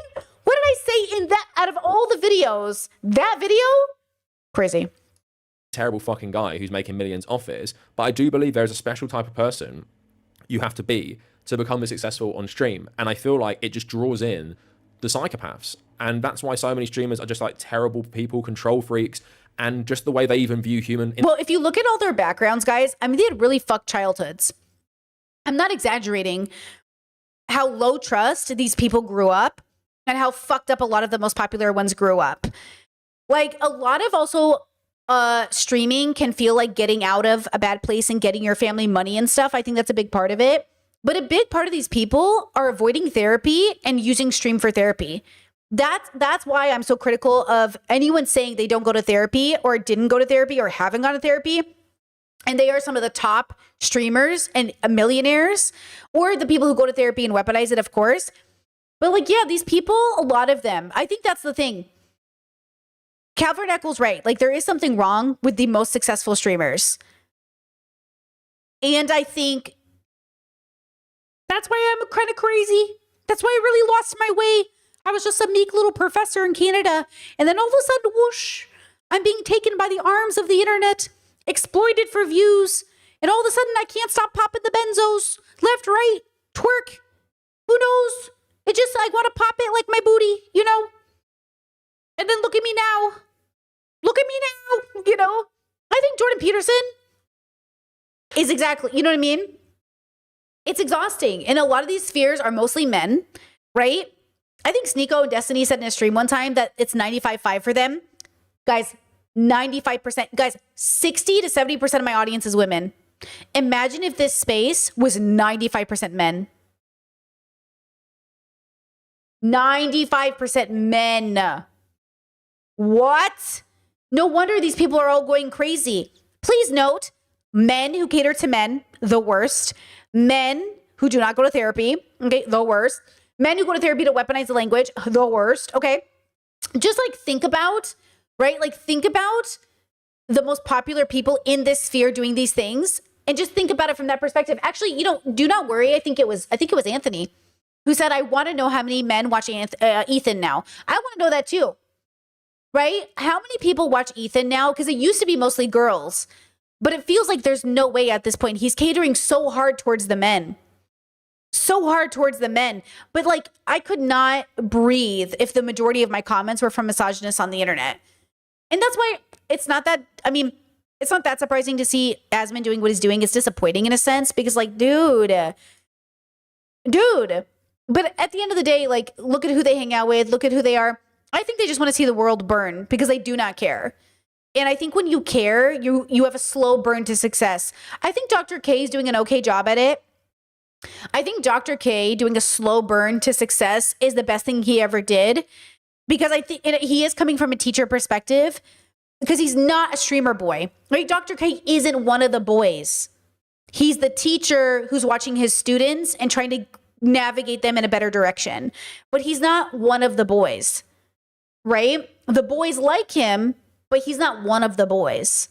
You know, he's not going to be at Kaisen at school for streamers and hanging out with the boys, right? He's the teacher. So, you know, he's doing his best to guide them in a good direction. But if you're one of the boys, if you're one of the players, yeah, you're probably pretty unhealthy, right? There's probably, if you're this big, something is going wrong in your life, you know? Yeah. So interaction, I think, gets completely warped because what they think often is human interaction, interacting with a faceless chat, isn't actually human interaction. And also, when that is your human interaction primarily, right? So think about a lot of these people, they don't really leave their homes much in the week. So a lot of their lives are probably go on stream for 8 hours, order takeout, maybe go out on the weekend or something. So their primary human contact is them having all this control and being like the only person speaking in the conversation. So their human contact is chat says something to them, they say something back. And it does not resemble a normal dynamic between any type of humans because humans don't primarily interact with thousands of people at once. Like one person interacting with like 30,000 people. oh my God, sorry, I keep pausing. I just want to say one more thing. Chet says at some point they need to grow up and stop being boys and start being men like Dr. K. Dr. K is not that much older than us. He's in his 40s, right? He's in his 40s. Ethan is in his 40s. Just put that together, that Ethan and Dr. K are not the same kind of adult man. And that's what I want you to pay attention to. I do not want to be 40 years old and be one of the boys. I've got to be one of the adults with the adults. You notice how people can be the same age? You could get any other content creator in the same age as Dr. K, the same age as Dr. K, and they would be, quote, less mature. Jordan Peterson, how many men in their 50s and 60s are just the absolute adolescents? They're just like the biggest babies in the world, right? Yeah, Peter Pan syndrome. You might be 60, but you're acting like a child. And that's kind of the point. Chat. That doesn't happen. But if you keep interacting with humanity that way, you know how that will warp your perception of relationships, of people. And also fundamentally, I just think that makes you a bad person and makes you selfish because you're so used to having these dynamics of people where they love you, they're your fans, and they want to hear what you have to say. And you know that when you speak back to them, and you don't even have to think about how you treat them, how you make them feel. You only have to really think about, how do I monetize all my interactions? How do I monetize my life? How do I make my life entertaining? And again, I don't think streaming is for people who are well-adjusted and relatively normal. Trump is a good example. If Trump or Dr. Kirk Honda or Dr. K were in the same room together, who's the adult in that room? You know, like imagine Dr. Kirk Honda and Trump in the same room. Like obviously Dr. Kirk Honda is the adult in the room. And that's the point. You know, talk about being the adult in the room. So I'll work on a podcast about this. Being the adult in the room is exactly like that feeling. Like, hello? And stuff, because how can you put up with that, and how can you put up with what that does to your brain and be okay with it? It's just so dystopian. And then you have to think about like the harassment. You have to think about these people just being online all the time, people just watching them all the time, and how that makes them like absolutely fucking crazy. And I fear for streamers' mental health generally, like even the ones who are perfectly normal and they aren't exhibiting the negative qualities I'm talking about, because especially the just chatting genre, not like playing video games or something like that, I just think that sort of interaction is just so harmful for your brain, on top of all the other shit I said about content creation, because content creation is hard mentally. It's hard to deal with all the things to do with it. It's hard to deal with having your worth attached to like views, which you don't even know how it works. Like, you don't know how your content gets viewed or why this video is popular, why this video isn't popular. You have all that other shit, and then you could also have like thousands and thousands of people watching your every move, and it does start to resemble something like Black Mirror. And I think about that when I see Hasan. And there's a subreddit called Livestream Fails, which seems to be run by like mainly Destiny fans, and they basically comb through every single thing he says, and they clip the clips and they put it on Livestream Fails. And all the comments, they're not even really about the clip. They're just like, I hate Hasan, blah, blah, blah, blah, blah, blah. And they do this for lots of other streamers associated with Hasan. There's one called Valkyrie. There's one called Pokemon and stuff. And you always see them just have such a hate boner for these people. And I just think that's really insane. Firstly, Well, you know what's insane is imagining the person who made it, right? Like somebody, well, the truth is like a lot of it could be bots too, or like companies doing it, or like people feeling, but just imagine the individual who's deciding to do that with their life. I've never been on that subreddit. I don't think so, at least. Chet says the subreddit is awful. I don't think I've ever been there. I don't really like Reddit very much. So I'm very rarely there. Maybe once a month or so I'll click on and see what's going on Reddit. But I don't really like it as a format. Never have, honestly. I always was a Tumblr girly. But yeah, like I think that's what's interesting is like, who's that person who's doing that? And again, look, I'll be real with you. There's always these people in society, guys. Like, that's just the reality. And that's why I say, like, it doesn't matter. It just doesn't matter. Look, okay, society is like this whole bubble, and within that bubble, there's all these bubbles. And somebody, you know, generally speaking, we're all kind of functioning, but in every single one of our bubbles, there's always tinier bubbles, and these little bubbles are always the outliers of our culture that aren't actually outliers because, like, yes, well, they're outliers, not because, not in the same way you're an outlier because you're autistic, but in the way that they're such a red flag that like, we don't know what to do with them and they won't do the work to get better. So they're not people, yes, they are people who were probably neglected and honestly didn't have the resources, but even more than that, they're kind of like, they just won't introspect enough to like get to the next stage, which is difficult because like we really need a community, we really need people. So I have to be careful when I have these conversations because sometimes like people who are chronically ill or autistic will internalize what I'm saying and be like, is that me? No, girl, that's not you. We're talking about the people that are like, you know, sometimes I see these YouTube channels that have like 1,000 subscribers, but you can tell by watching them that like, I'm going to describe it very autistically, so you'll just have to understand. When I go into their space, I feel like a looming feeling that a Dementor is there, or I feel like a looming feeling of like, oh, something is like severely wrong, but I don't know what it is. And then I'll go into another channel where I'm like, oh, they don't have many views, but they're cute, or I feel good about it, or like it feels fine. But like sometimes I go into certain places and I'm like, oh, this needs to be cleansed. We need to cleanse this space.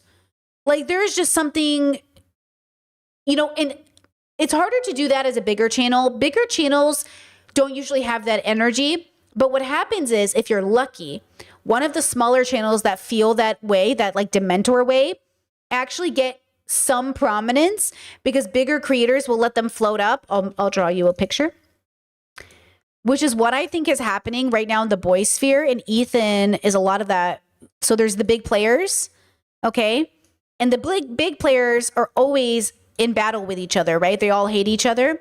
And then sometimes these little cesspool of bubbles down here, they're like these little bubbles, okay? There's like the medium-sized bubbles, okay? There's like the medium players, okay? And then, well, I guess they'd be like this. Okay, there's like, okay, so I'd like to think of myself as like somewhere here, which means like I'm not the big guys and I'm not the little guys, because the little guys, they're not just like little in terms of subscribers. They're like the basement dwellers. They're like the sewers. Like they in no way really serious about understanding how to live in society. They want to be us, but they can't be us. They hate us because they ain't us. Okay. I am not a big player, but I'm like solid. I pay my bills. I'm looking at retirement. I support my family, blah, blah, blah, blah, blah, blah, blah. Okay. But I'm not going to be the big players. The big players use these guys in the bottom okay, to attack their enemies. Okay, so what they do is they go to the basement dwellers, they go to the sewer guys, and they go, hey, bro, I'm going to give you this slice of pizza. You're going to go up to the surface and you're going to attack this guy for me. Okay? Now, they can try, and often they do, to use these guys, the medium-sized guys, but we are too opinionated. It's like the same way Hassan fans tried to use Anthony against people or whatever, and Anthony's like, hey, I'm my own person. And I'm like, hey, I'm my own person. Because Anthony and I, I do watch Anthony, so, I'm not trying to vouch for a man here, but I do enjoy his content. And one thing I enjoy about him, he's like, hey, you can't use me. You can't use me to hate Hassan, and you can't use me to love Hassan.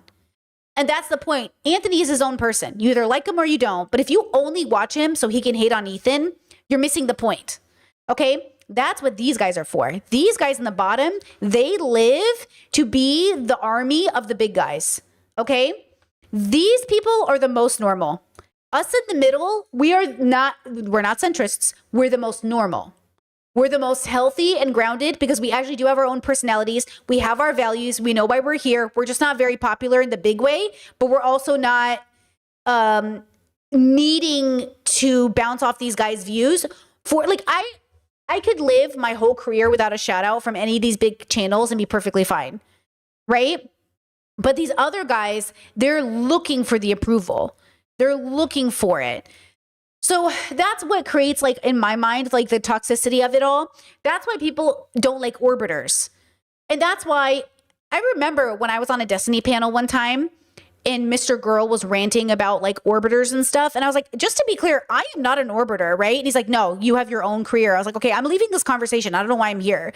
And I was like, I'm not an orbiter. Like, I do not require to orbit the bigger guy to make a career. That's why I had a job. I was a full-time content creator before I met Destiny. I'm a full-time content creator now. These little guys need the big guys. The middle people, we don't need you. We're good.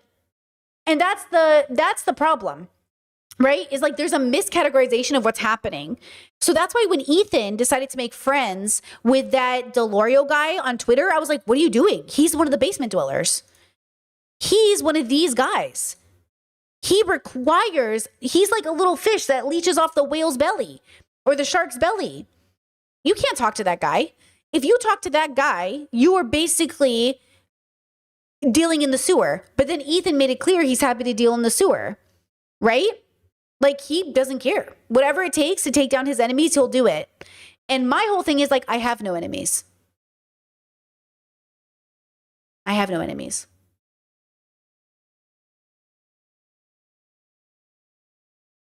And I do think that's why I'm poor.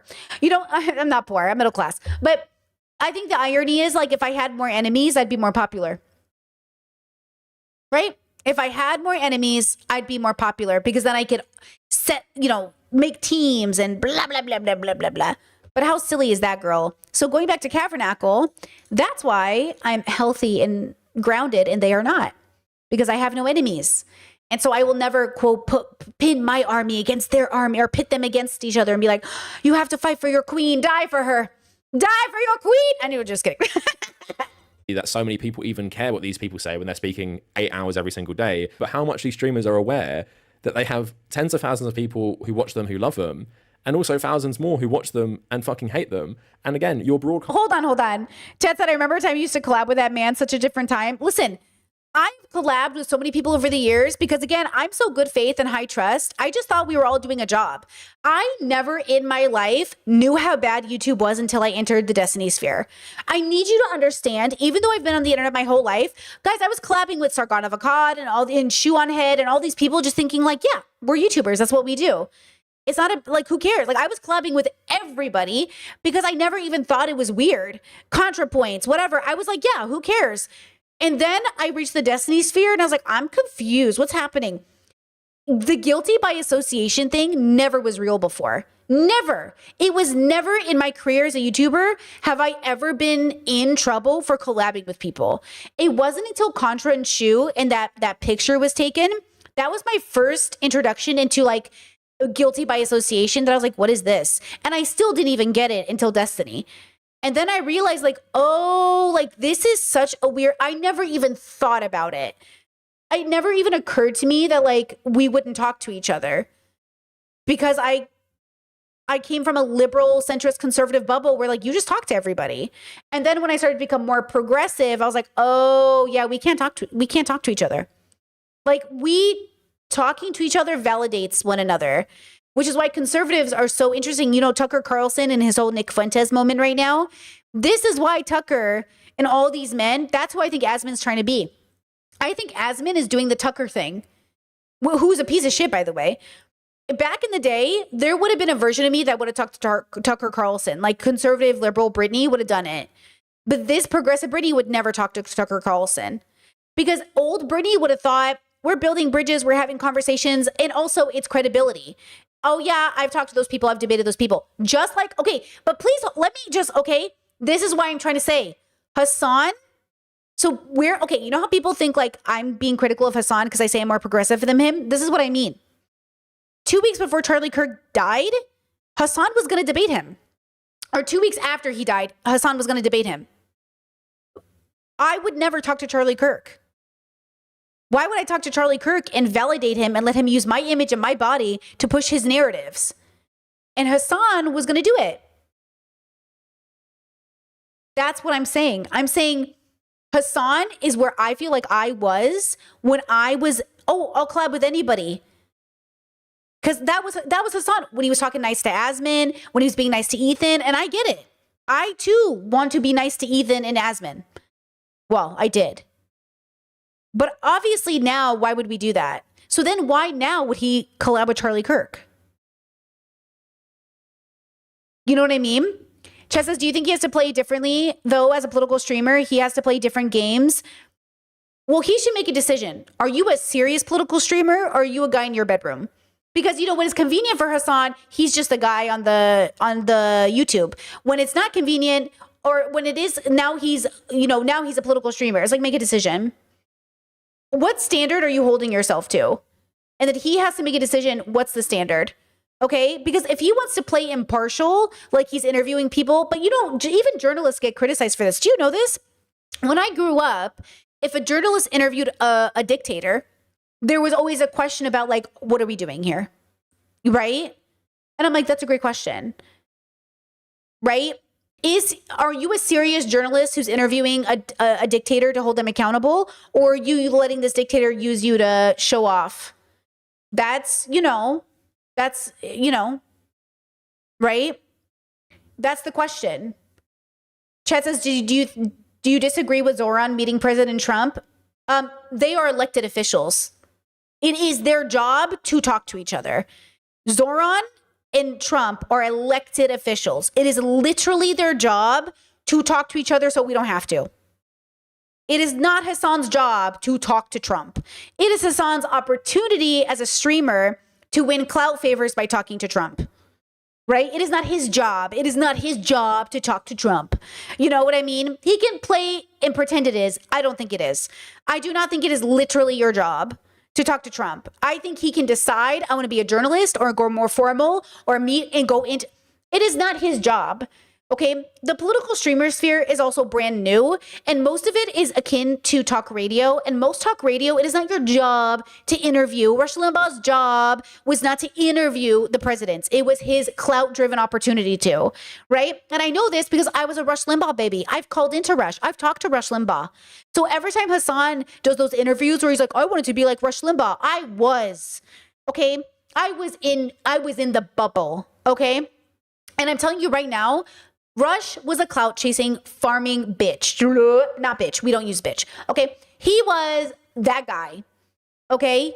And that is ultimately what streaming is, unless you specifically distinguish yourself otherwise, right? You have to specifically distinguish yourself otherwise. Okay. So again, Hasan can pivot and make a different decision about his career, but is he a streamer or is he streaming but is a journalist? Is he a news guy and is streaming? Is streaming the mechanism that he promotes his ideas, or is he a streamer? Is his identity streamer, or is his identity uses streaming to talk? Anderson Cooper isn't a streamer because he uses YouTube to post his videos. Do you know what I mean? or he's not a content creator because he's still Anderson Cooper, right? So is he a streamer or is he a person who uses YouTube or Twitch, right? I'm going to call you Toe. Welcome to members. Okay? That's the question, right? Hasan says he isn't trying to change minds. He just wants to change the mind of the viewers. Yeah. So again, what is he? What is he doing? You know? Chet says Hasan, something interesting about Hasan is that he's one of the rare cases that he actually went to school for political science and communication. Yeah, everyone I knew growing up had those 2 degrees. It didn't matter. You know what I mean? Yeah, half my friends have poli-sci degrees. They're not political. Again, I don't mean to put people up to this standard, but like, so you went to college for poli-sci and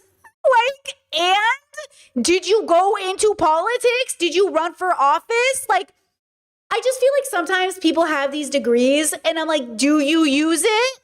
Like, you know what I mean? Again, I don't know. Okay? Like, Hasan rose to prominence watching MasterChef on stream. Yes? Do we all remember this? That Hasan mostly rose to prominence literally watching food shows? I just feel like with peace and love, you guys are not critical enough. You know what I mean? But like, whatever. Casting so much of your life and you're sharing so much of yourself with the internet. Just think that if you're someone who does this, there has to be something fundamentally wrong with you. And I'm not saying that like in a really serious way. I'm not saying all these streamers are like really terrible people. But from my own perspective, like what I would say is, don't you want and by the way, I don't even hate Hasan. This is just criticism I have of most people who use very specific marketing tactics to like rise to prominence and then pretend they're not doing it. Right? Chet says, I think you're overly critical of him, to be honest. If you think I'm critical of Hasan, you should hear about how I talk about my own father. I'm going softer on Hasan than I go on my own family members. Because the standard I have for them is higher than some man I don't know. With peace and love. Live your life. And at the very least, don't you want to shut your brain off? And why do you want to be on stream every single day for like 8 or 9 hours a day? And I think fundamentally, on the human connection thing to kind of end it, a lot of these streamers just don't have anything else in their life, right? And they've replaced their whole social network, not in terms of online social networks, but just like social network in the real world, they've replaced it with streaming, because when you're putting that many hours into something that is such a solitary hobby and maybe then job, you're going to have to forsake lots of your real world connections. So while the streamer often becomes a comfort, like fake friend for so many people who watch them. Chet says, I just noticed you're never saying anything good about him. Well, I would be if I was talking to conservatives. Guys, this is a progressive space, so we're going to be critical about Hasan.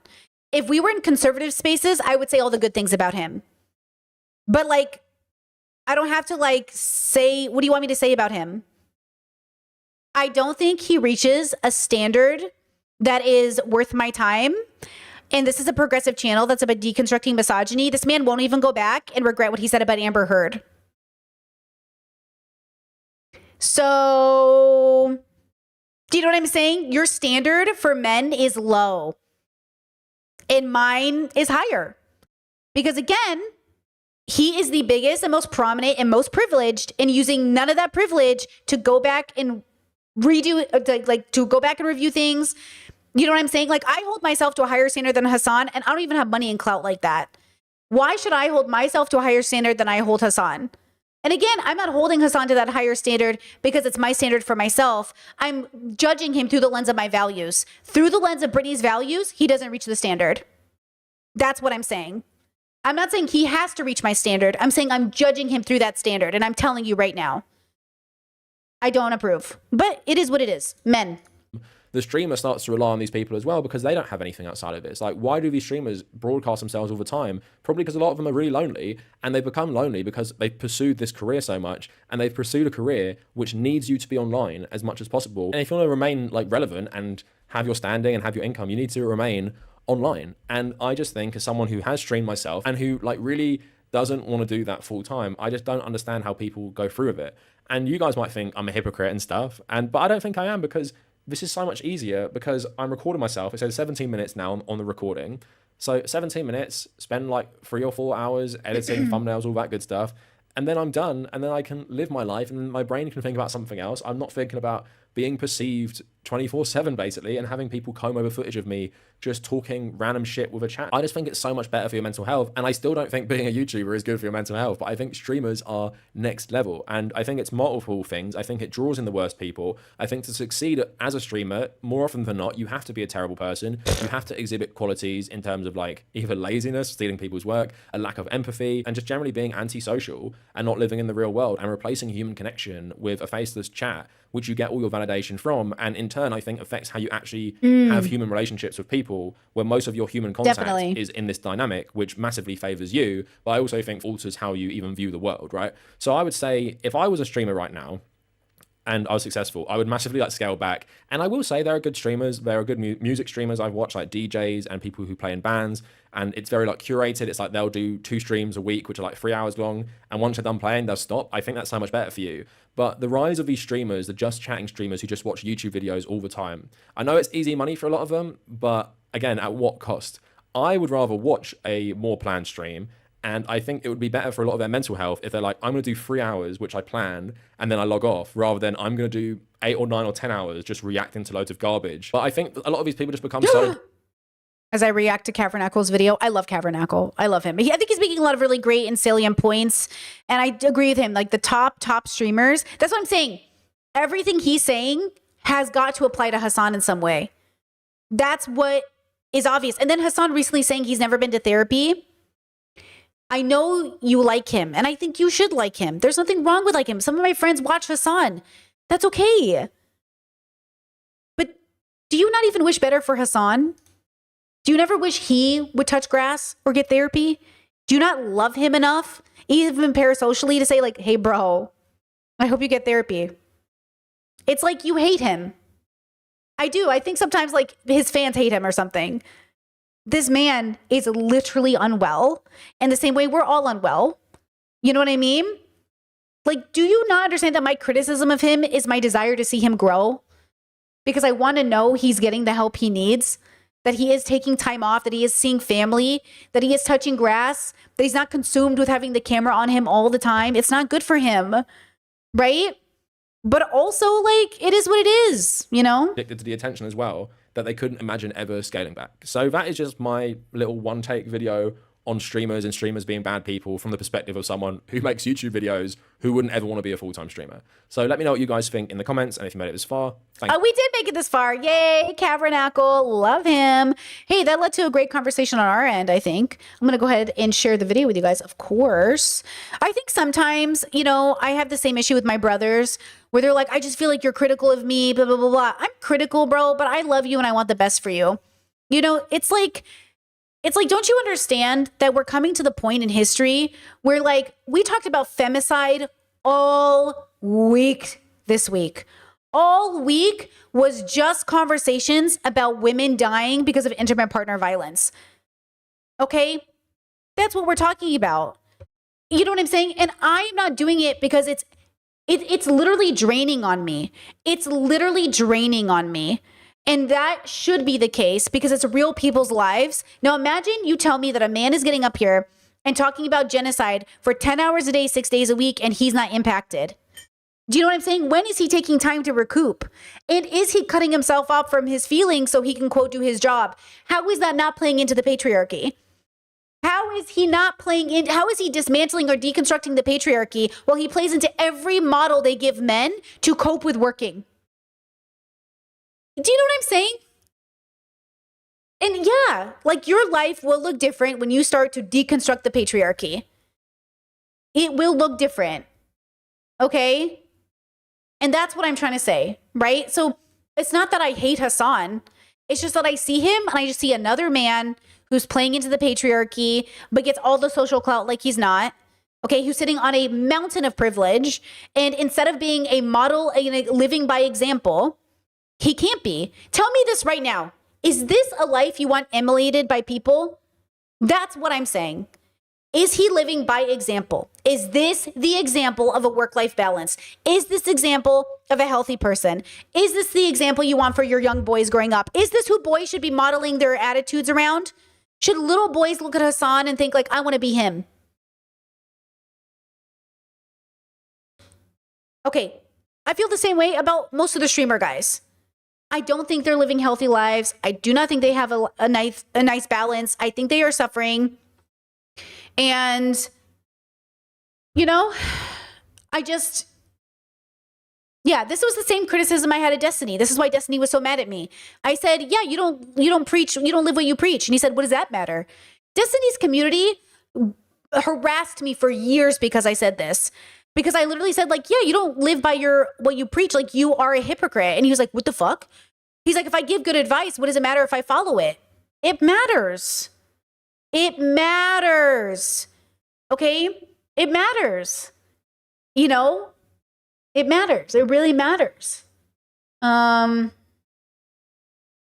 this whole idea that it doesn't matter is so funny to me. It matters. And then we wonder why the world is the way it is. What do you mean, dude? You're literally doing it. You are the world. You are a reflection of how much capitalism sucks and patriarchy sucks. And then you're like, I just don't get it. Right? Chess says, how do you discern between judgment and critiquing with positive intention behind it? I don't judge to condemn. You know what I mean? If my criticism isn't constructive, ignore it. Right? Like, I know my intentions, but if what I'm saying isn't helpful, then ignore it and throw it away, right? But I don't judge to condemn. I'm not even condemning Hassan or Asmin or Destiny or anybody. I'm not God. I'm not interested in condemning your soul. I'm just interested in critiquing how, like, you're wrong. You're just wrong. You're wrong and you're unethical. And because you're wrong, loud and with a microphone, you're going to hurt people.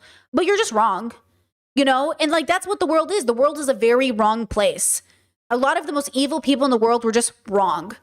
But they were, they doubled down, right? I want you to be less bad every day. I want you to be less bad every day. I want you to know you start off being infected, influenced by white supremacy and patriarchy. I'm not asking you to be better every day. I'm asking you to be less bad. Okay? That's all I'm asking. Pick one thing today to be less bad at and do it every day. That's it. Okay, let's take a break. We'll come back. We'll watch Ethan Klein looks racist unironically. Very exciting stuff. Very exciting stuff from our queen page, Christy. I'll be right back. Elvin's music can be found in the description.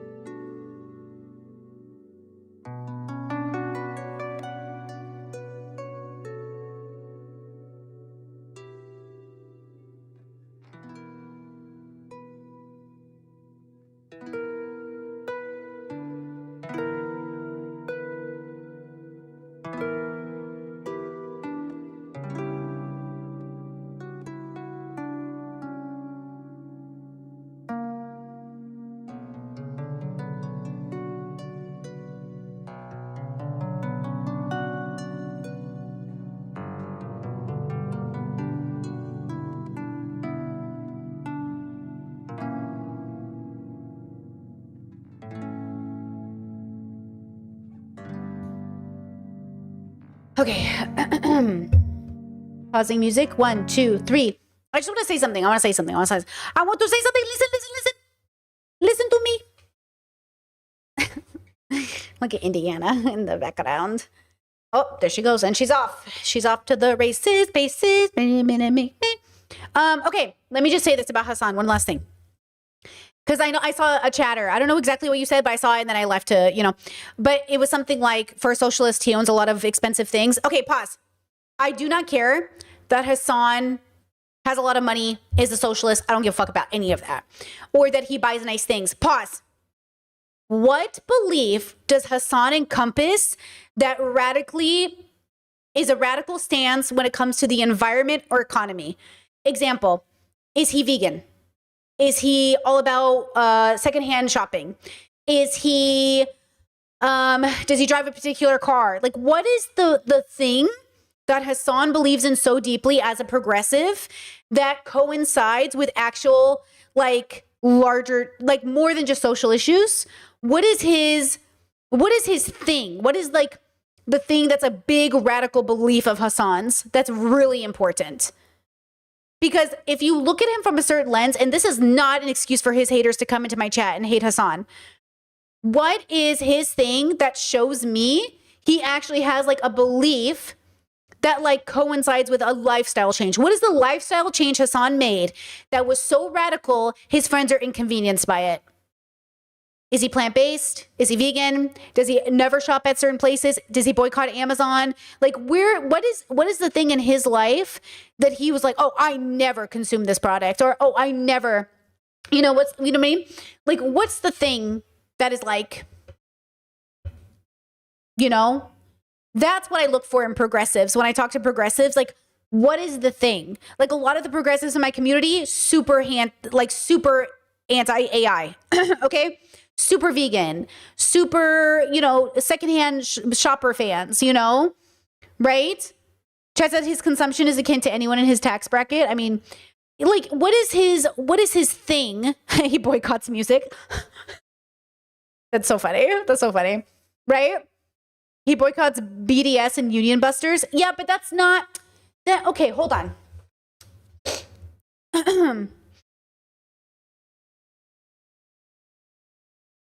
That's not Hasan's idea. What is the thing? Okay, where does that stem from? What embodied change did he have? What radical change did he have where he's like, this is the most important thing ever? Not like, okay, do you know what I'm saying? Like, me protesting or not eating at certain places because they're on the BDS list has nothing to do with me. Somebody else told me there's a list and this is this. I'm like, okay, cool. But that has nothing to do with Britney. That is not my thing, right? That is just like, hey, what are we doing as a boycott? Hey, guys, what are we doing? Cool. That is not Britney's thing. Me going plant-based, this is a personal journey for Britney. This is like a deeply personal realization I had where I was like, oh, should we be eating animals? Holy fuck. Wait, should we not be eating animals? Like, this is like a significantly crazy thing, right? Chet said, I think he's been on the forefront of pro-Palestine in online spaces. Being anti-genocide is not the thing I'm talking about, girls. Whoa, wow, whoa. Being anti-genocide, brave take, bro. No, I mean, come on. Like, where did he, yeah, I get what you're saying. I don't know from this lens if he is so radical. Where is his belief coming from? That's what I mean. Like, I know why conservatives think they're pro-genocide because they think people should win wars and they don't give a fuck about you or your kids. Where does he stem his, beginning foundational beliefs from? That's all I'm saying is like, he feels very surface level. Okay, I'll give you an example, which is fine, by the way. I've been here too. I've also been, okay, I'm not criticizing him for something I haven't also done in my life. But Hasan, I feel like lives here, okay, where he's like, this is beliefs, okay? There's like these beliefs. There's like these levels to why we believe what we believe, right? And usually we start at a foundation. Oh, let me give red. Usually we start at a foundation and we build up. It feels like Hasan just plopped here and he's like, that's where I live. Cool. How'd you get there, bro? He's like, I don't know. I just appeared here. How? I like what you're saying, but like, how'd you get there? And then you realize like there might not be a foundation to Hassan's why he's there. Why are you there? You know what I mean? Like, how'd you get there? You know, like when you went on this journey of realizing and deconstructing the patriarchy and realizing what's your story? How did you deeply embody these beliefs? You know, Chet says, I've watched a fair amount of his content. He doesn't speak about consumerism or environmentalism. Yeah. Chet says, I feel like boycotting the BDS could be a personal journey. It just depends on where it's coming from. Yeah, I think so. I think like he could be motivated to participate in the BDS stuff if it came from a personal place, 100, right? I'm just trying to figure out like, you know, what is the thing, right? Chet says, I like to think he has a good heart underneath it all. I'll do you one. I think most people do. I think Asmongold has probably a really good heart at the bottom of all that sledge. Just like the Grinch. Because at the bottom of it, the Grinch had a pretty good heart. He's still the fucking Grinch. Okay? That's what I'm saying. You know? Because you remember how Destiny would go on this whole like tirade about like, when did you decide to become a progressive? Oh man, I was a dad and I had a kid before I was ready, and my ex had cancer, and then I realized like healthcare is really important. But you see how that's a good story to tell in interviews? It's not embodied. Destiny doesn't embody the beliefs. He is not embodying the beliefs. He doesn't believe it. He doesn't own it. He doesn't know it. It's just a good story he tells on stream that sounds really good. That's how Hassan feels to me a lot of the time. Not to compare the two, because one's a crazy like a felon, like facing a felony for sex abuse, right? But okay, why do you do this, right? Chet says, doesn't the outcome matter more than the internal motivation for something? No. In my mind, we do philosophy through pop culture here. We are trying to get people to radically understand themselves. Know why you do what you do. If you do the right thing for the wrong reason, it's the wrong thing, right? If you do, I don't want you to do the right thing just because. I want you to know why you're doing it. Okay? I want it to be real and embodied, because if you don't know why you're doing it, you will do a bad thing later. If you do not actually, like Ethan was never truly progressive. So that's why he's able to do this now. The reason Ethan is doing everything he's doing now is because he was doing the right thing for the wrong reason. If you want to avoid Ethans in the future, you have to do the right thing because it's the right thing, right? Chat, I'm going to block you. You said Hassan is even worse than Destiny. I don't even care. Okay, I gotta block you because that's crazy. You can't be here. I'm sorry. You can't be on this channel, girl. I'm sorry. I don't know who you are, but absolutely not. Okay, thank you. Chet says, is it bad that you asked this? And my mind went, he's white passing, so I kind of understand why he never felt the need to dig deeper. No, I think that's really reasonable. Yeah. I think that's really reasonable, right? Chet said he saw the effect of fascism and American imperialism affected his country growing up. Yeah, but my parents say that too about Saddam and growing up in Iraq, and that's why they're conservative, because they don't want the world to be a dictatorship anymore. No, I need something deeper. It's not deep enough. It's not deep enough. You need to go deeper, deeper. Away from the bubbles. What does it matter to you? Away from the world. Stop talking about other people. I know this is hard, by the way. This is what my work is. It is making you actually question why, because to such an extent you're going to want to die because it's so stressful, right? I'm telling you right now, this is why I believe in limited free will, because you think you have free will because you're reacting to someone else reacting. Why are you doing it separate from the world? What is your internal motivation? Right? Chat said peace and love. I don't know what you're looking for. That's okay. This is a philosophy channel. We are looking for the deep of the why, the foundational belief of a consciousness on the planet, right? It's really difficult. We're not going to find the answers because we're not Hassan, obviously. This is for you to go home and think about how to implement it in your own life, right? Okay. Chat says, I think behavior matters more than thought and motivation. We change just as much through action versus through introspection. Embodied introspection is action, right? So I agree. Thinking is not enough, but introspection that's utilized in an embodied sense is an action. You go through the process. I agree we can't think our way. We have to make action. But if you're doing an action and you don't know why, it's like we're reviewing The Good Place right now on the Discord, and there's a scene where Eleanor faces death and gets a chance to not die. And so what she does is she is like, I'm going to be a good person. And for like 6 months, she tries really hard to be a good person. She like wakes up every day and volunteers and gets signatures and fights for the environment. And then one day, her like she gives up basically. She's like, fuck it. I don't even know why I'm doing this. Exactly. You don't even know why you're doing it. So when temptation comes knocking, you're going to be tempted. If you do not know why you're doing the good thing, then when you get an opportunity to be bad, you will. Because like, how could you not be bad? You don't even know why you're doing it. It's like exactly my criticism of Kyle Kalinske. He obviously is an anti-misogyny. He loves to call women the B word. He loves to call women the B word. Like, you're not interested in facing your own misogyny, right? You're not interested.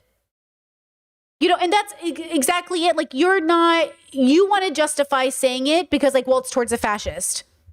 Okay, can you rape a fascist if they're fascistic? Are you allowed to rape Nazis now because like they're Nazis? Is that what you're saying? Because apparently we're allowed to kill Nazis and we're allowed to call them slurs, but what aren't we allowed to do to a Nazi? What if I just cut off their hands? What if I just started their toes? What if I just like take off one toe at a time? Is that okay? You guys are not consistently ethical in a way that you even understand. Not you guys, my audience, but the world is not. The world thinks people deserve violence. No one deserves to be raped. No one deserves genocide. No one deserves to be tortured. Nobody deserves to have violence inflicted upon them. No one deserves this. So to say, oh, well, they deserve it, they're XYZ, they do not deserve it. You, with reluctance, should have to even defend yourself. It's not to say that you shouldn't self-defend. It's not that you say you shouldn't fight a Nazi. It's to say the Nazi doesn't deserve it. The Nazi shouldn't even be in this position. I shouldn't even be in this position to have to do this to you. Please don't put me in this position. But if you do, I'll stand up for myself. But I'm not eager and excited to torture you. Okay? Asman is ranting about putting people in Guantanamo Bay. That's the same thing. He thinks the people he wants to put in Guantanamo Bay, who are leftists, are Nazis. And I'm saying a Nazi is a Nazi and Nazis should be stopped. But you should not be excited, okay? Which is why we always read Tao Te Ching, that passage about like, you should be, you know, in wisdom, mourning for the dead of your quote enemy. Nobody should have enemies, right? So again, I'm not saying that Hassan is the most evil person. I'm just saying like, you're basic, okay? That's from The Good Place. You're basic, you know what I mean? And then people act like he's not the most basic fucking person in the world. And they're like, oh my God. And I'm like, I don't know, I guess. I mean, I don't know, whatever. Okay, peace and love, peace and love. Wishing him well, honestly. Peace and love. Okay, let's go ahead and watch this. Ethan Klein looks racist, unironically. Now, okay, hold on. So we've talked a lot about Ethan Klein in his racist past. I want to do it a little differently today, though I haven't pre-watched Paige's video. This is Paige Christie. We haven't pre-watched. I haven't pre-watched, okay? What we're going to do today, though, I think already, is try to ask ourselves and try to deconstruct Ethan's journey as a human, but not Ethan Klein specifically, because Ethan is just like not unique in this way. Lots of men come up on the internet and throw around racist slurs, or in Ethan's, example, become like a troll on Reddit and make weird like pedo jokes and the whole thing. How does this happen? How is this preventable? Because again, these men are lost. But what about the little boys who are coming up right now? Right? Like, these men are lost cause. But what about the boys who are watching these men? You know, what can we learn from today's video? So let's go ahead and watch it together. It's going to be so fun. I just know it. Discord recommended we watched it. So thank you to the Discord. I appreciate you. You are the best. I'm putting it at 1.25 because that's how we watch things here. And let's go ahead and watch it. Uh-oh, wait, Discord with the comment. Do your actions have ethical value if you don't have an embodied understanding of why you choose them? For instance, children raised to be homophobic or racist don't know why they have those beliefs. Is it fair to call them philosophically evil? Well, I grew up in a bubble where, like, first of all, kids are absolutely, you need to hold kids accountable. It's very important you hold children accountable. At a certain age, they do know what they're doing. because what they're doing doesn't take much knowledge, but they're not meant to be held accountable the way you would hold accountable an adult. You hold them appropriately accountable, right? That's why in churches, a lot of children are considered like 7 years old is like your age of knowing, right? So you have to be held accountable. It's just in an appropriate way, right? But I think like children can have embodied values. I think I had very strongly embodied values until I didn't, until I grew out of them or adapted into new ones. I think I also didn't always have embodied values, right? I think that I don't want to underestimate children, but when I see children, especially teenagers, I've been noticing children are just acting out. Like teenagers are harassing people and doing horrible things. And I don't want to speak about it right now because honestly, it was genuinely traumatizing, but I had something happen to me where a group of teenage boys came in and it got like scary. And I realized in that moment, like children are making everybody, like all the adults in this room, like terrified. And I'm like, how did we get here where children are the scariest thing in the room? Because they literally were. I don't want to talk about it, but like, this is what I'm trying to prevent. This situation where like, this shouldn't be happening. Young people should not be the scariest threat in a room full of adults. How did we get here? And that's what I kind of want us to remember and talk about. So those children, I think, to be fair, weren't having like a really deeply ethical embodied experience. They were having more of an ethical consequence on the world. So ethics, the world, morals, the people, individuals. So their moral compass was so shattered, but they still were unethical in action. They impacted society. So internal, external, right? So I do think I do think they had a reason why they did it. And that's interesting to me, but their why was selfishly motivated and not one based off of like direct morals, but something else, right? Chet said evil is always a difficult word to apply. That's why we say philosophical evil, because we don't really believe in like evil in the traditional sense. Like evil can be like very magical and religious. I mean philosophically evil, like you're philosophically out of sync with your joy. You're, you know what I mean? You're like at odds with yourself. You're battling your internal compass. You're reaching out. You're throwing a tantrum. You're asking for help. I think like, you know, children do know more than we give them credit for, and they still don't have enough of the tools to know better, which is why we have to give it to them.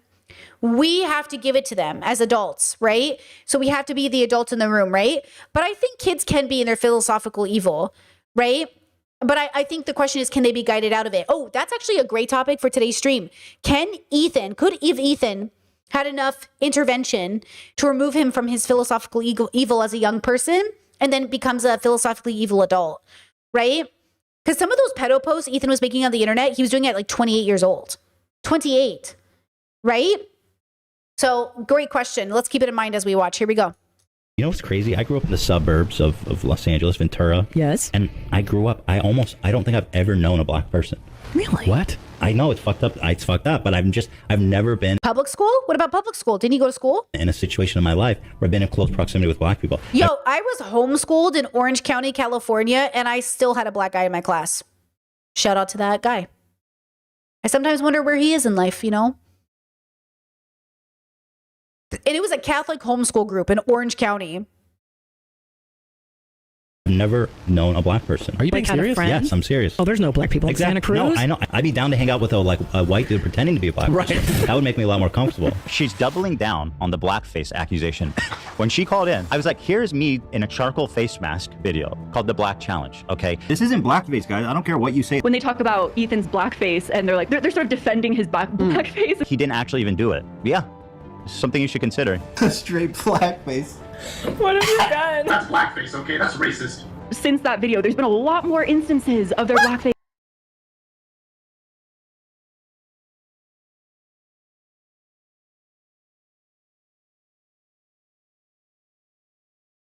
This looks like an old racist cartoon. Great Looney Tuning it, 1950s Looney Tunes. But so this is just a material lie. I have never done blackface in my life. Blackface, perfectly politically correct and acceptable. It's not racist, it's face care. Why does everyone think it's only that it's racist? And the only time people point to is that video. And it's court. Now she's telling people He can't stop doing blackface. Material, fucking outright, full fabrication. I've done the tanning like for videos and stuff, and I found that when you try to match your skin, it's too subtle to be funny. The color I got is quite dark. It's that one.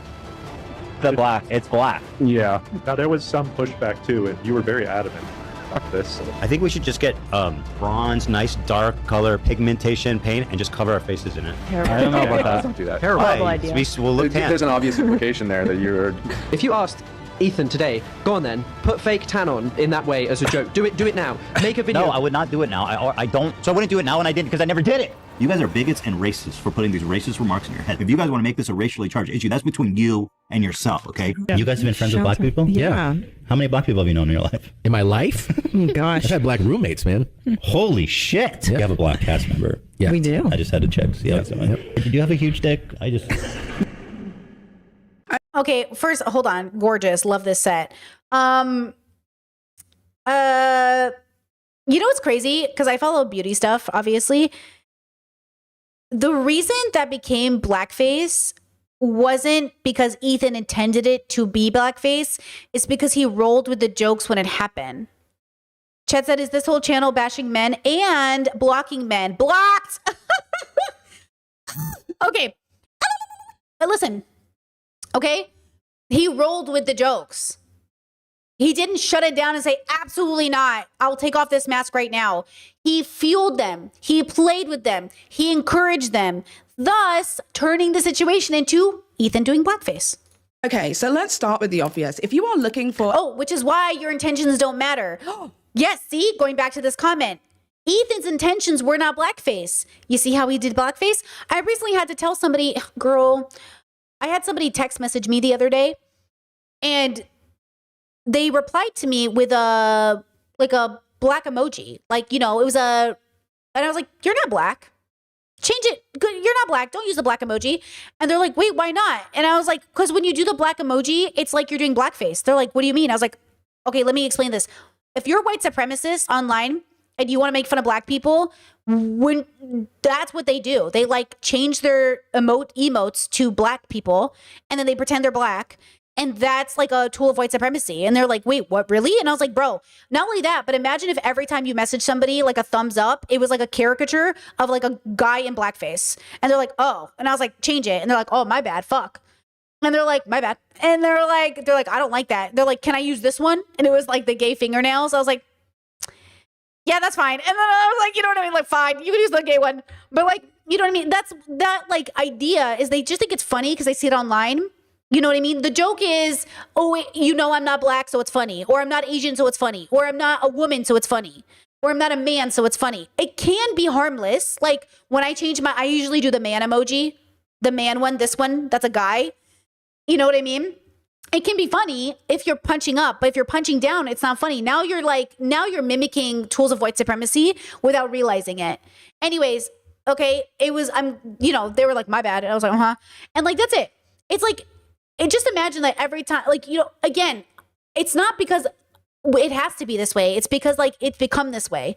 Do you know what I'm saying? Like, as much as we don't want to live in the world that is this world, it just is. I'm not saying it's good. I'm not saying we're all happy about it. I'm saying you got to learn what a dog whistle is and what isn't a dog whistle. Or you have to learn like what you can and cannot do. Ethan cannot put black on his face and not make it abundantly clear to his viewers not to make blackface remarks. Because if he was just genuinely trying on a face mask instead of utilizing blackface jokes to like boost, you know, interaction, it'd be different. But he didn't. So that's the world we live in. We live in a world where we have to pay attention to the fact that like things we do, even if we have good intentions, no. And I get it. You want to live in a world where you're like, but my intentions matter. You know, it's a mixture of both, girls. We're responsible for our intentions and our output and how people react to it. We're responsible for everything, you know? Okay, let's go back. Love this set already. Beautiful set. A middle of the road, very neutral take on Ethan Klein. You have come to the wrong place. I am not Switzerland. I have opinions and strong ones. Hey, Switzerland made deals with the Nazis and made a lot of money. with everyone. They made money off everybody. I hate that they get to live down their see how reputation matters. Switzerland gets to play this whole reputation like I didn't even do nothing. You did everything, girl. You made a lot of money off a lot of dead people. Today we are going to be talking about the entire situation going on with Cruel World Happy Mind and Ethan Klein of the H3 podcast, and why that whole situation blew up in the way that it did. And no, it's not just about what she said, but because Ethan Klein has a extremely messy, crowded history of racially questionable behavior that he seems to think that the whole world has forgotten. I mean, let's be real, this guy has done blackface on multiple occasions, smeared on makeup on Tehillah to look darker for jokes. Yeah, what is the joke? What is the point of this? Turned himself into a whole new ethnicity on camera and tossed around slurs as if they were. You know what's crazy? Hold on. Turned himself. This guy, Joji, in the back, Filthy Frank. My favorite Ethan Klein burning bridge moment was when he called Joji Filthy Frank on stream, and he's like, dude, I just got a message from him, and he said, don't fucking call me that again. And that's because he is one of the best rebrands to ever come out of the internet, and he did it. Ethan didn't get it at the time because I think Ethan's like so neurodivergent, he doesn't get it. But like Filthy Frank and Ethan and iDubbbz, you guys were literally the worst part of the internet for a time. You were literally crazy. You made people, you stress people out with your edginess, okay? So obviously Joji did a really good job at like rebranding, but he was like, don't talk to me. Don't ever talk to me. Don't ever call me Filthy Frank, right? And so like Ethan doesn't get it. Like iDubbbz figured it out. Filthy Frank or Joji figured it out. Ethan, he doesn't get it. He doesn't get it. Chad said Ethan is not neurodivergent. He is literally neurodivergent. He's literally neurodivergent. He literally is, right? He has ADHD and he has Tourette's, and his brother's autistic. He is neurodivergent, girls. Okay? Anyways, you know what I'm saying? Ethan is the last one to figure it out. Into a whole new ethnicity on camera and tossed around slurs as if they were punctuation, and then acted all confused when everybody raised their eyebrow. And anytime that Ethan gets criticized, all of a sudden it's context, satire, or my personal favorite, oh, it was just a different era. Yeah, right, sure, very convenient. And Ethan and Hila Klein's past is all the more important now because now Ethan and his family are claiming to be victims of racial attacks purely based on the fact that they themselves are Jewish. Now, I'm not here to question or interrogate that claim. That is not my demographic to speak for, but it does highlight the hypocrisy of Ethan and co calling out what they believe to be casual racism. Like in Ethan's previous statement where he stated that being called a Zionist is akin to being called the K-slur for Jewish people. When you need to explain your reason for calling me a racist, calling me genocidal, a Zionist, which by the way, Zionist is just another slur for Jew, being a Jew. And how he views racism when he's the perceived perpetrator. Now, okay, this is important. When he's the perceived for Jew, being a Jew. And how he views racism when he's the perceived perpetrator. Okay, yeah. So the thing with Ethan, okay, I'm trying to wrap this around to like, how do we view this as like preventing it in little boys? Because, you know, they're being heavily targeted by these conservative talking points and these red pillars. The problem is like Ethan doesn't know he's the red pill pipeline now, or he's the conservative pipeline. That's why I'm shocked that he was communicating with people that think leftists are trash. Like if you're communicating, that was my whole argument with Andrew Wilson. Andrew Wilson isn't Trump or Epstein, but he's the best of the worst. So Ethan would be like better than Andrew Wilson, but still on the same spectrum of the pipeline. Like my pipeline, the only way my content could pipeline you to conservatism is if you watch my content and you feel like I'm always attacking men or some shit. Or if you're like, oh my God, she hates the patriarchy, I'm going to go but you were already there, girl. You know, you were already there. But like Ethan is a big capitalist. He's pro-capitalism. Okay. He is making friends and associating with the worst people on the internet. And basically the enemy of my enemy is his friend, right? So Ethan would have to first acknowledge, like, I wonder, and look, I'm not trying to bring his kids into it by making it personal. I mean it just factually in the same way that I wonder about Elon Musk's kids. I'm curious on how their kids will view them. I wonder how Andrew Wilson's kids will view him one day. Because, like, this is someone's dad. Like, girl, I have a dad. And yeah, if my dad came to the internet and made content, I would be, oh my God. You know what I mean? Like, you know what I mean? Like, oh my God. And I'd have to make videos about my dad and how bad his opinion is, blah, blah, blah. You know what I mean? But it's like, yeah, it's, you know, It's kind of like Hassan and his uncle. You know, he has to come to work and like, oh, watch his uncle make these crazy takes, right? So, oh my God, what? Andrew Wilson's stepdaughter openly disavows him? No way. Really? I'm not surprised. Right? But that's what I wonder, right? Chad, are you just noticing I have a tattoo? It's a Disney tattoo. My sister and I have matching Disney tattoos. I know. Talk about fucking capitalism over here. And then I have my whole back tattooed. I know. I want to expand it. My partner and I were just talking about new piercings and tattoos next year. Next year, when it's as a gift to ourselves as adults. I'm going to get new piercings. Woo woo! Okay, maybe. I don't know. If my fibro will let me. Okay, fingers crossed. I mean, have you ever met somebody who hates racism, but only when they're the target? I mean, Ethan Klein is basically allergic to prejudice unless... Sorry, next year, meaning 2027.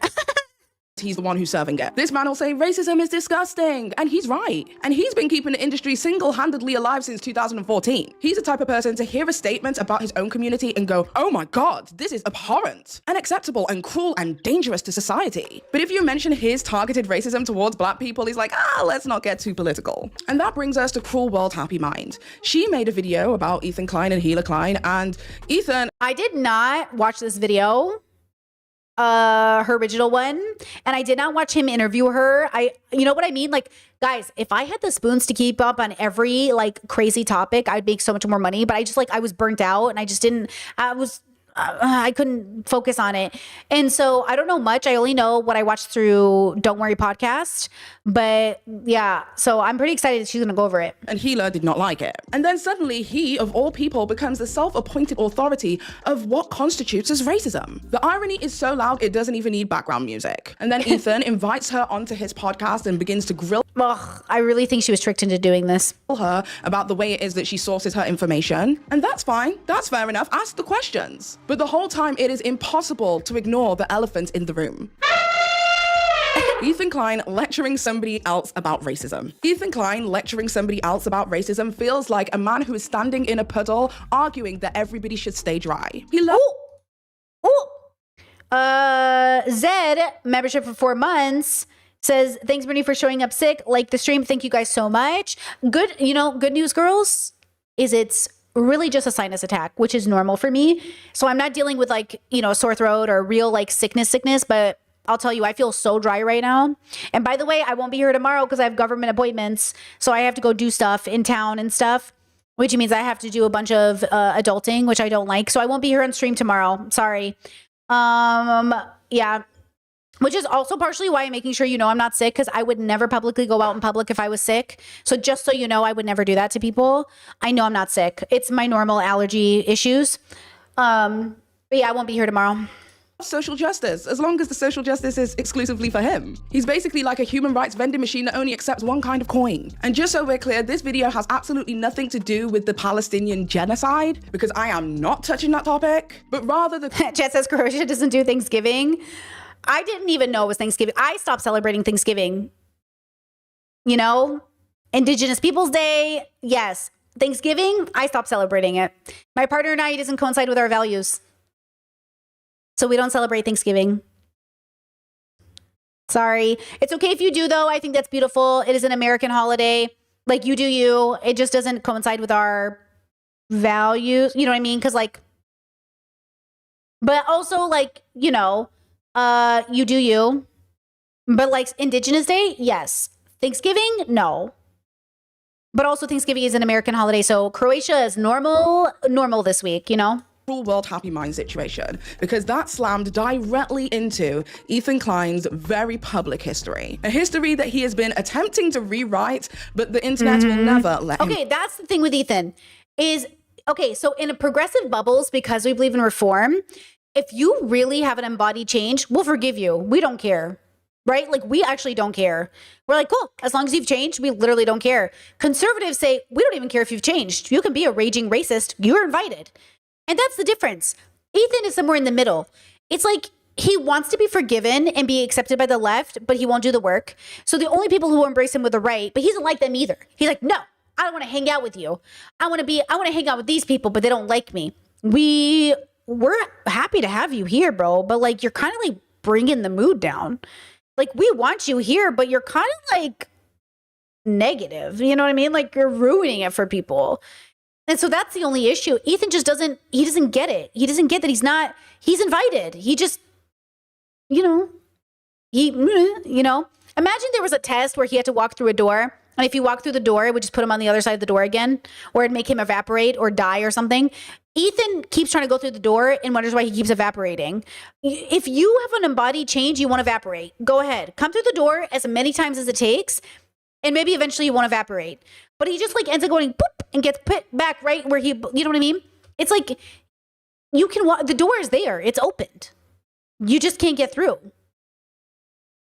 Forget. So in this video, we're going to be going through the history, the blackface, the tanning, the slurs, the jokes, the excuses, the contradictions, all of it. Because once you see the pattern, Ethan calling somebody else out for being racist kind of just hits a little different. So let's get into it. But first, a word from today's sponsor. Today's video is proudly sponsored by Midas Merge. Now, as you guys know, I've been playing Midas Merge for quite some time now. I think I'm well past level 100 there. But a couple of weeks ago, my mum came over to babysit the kids and decided to start playing Midas Merge on my iPad. So I decided to start playing the game again from the very beginning, from scratch. But I was honestly worried that I would find it boring having to go through the beginning stages again, but I was sadly mistaken. And that's because there is always something new and cute to unlock. And it feels honestly like a never-ending game, and that's really what I love about Midas Merge. Midas Merge is a merge game. It is not your typical merge game, and it's perfect for when you've got nothing to do whilst traveling, or even if you just want a couple of minutes to yourself. But beyond all of that, Midas Merge is ad-free, meaning that you can play it offline. I love to be able to squeeze it in just after I've finished making dinner for everyone while the kids are cleaning up, because it's just so easy to get stuck into. So it's kind of become a part of my daily routine. And now my little garden of gold is even cuter than the last one.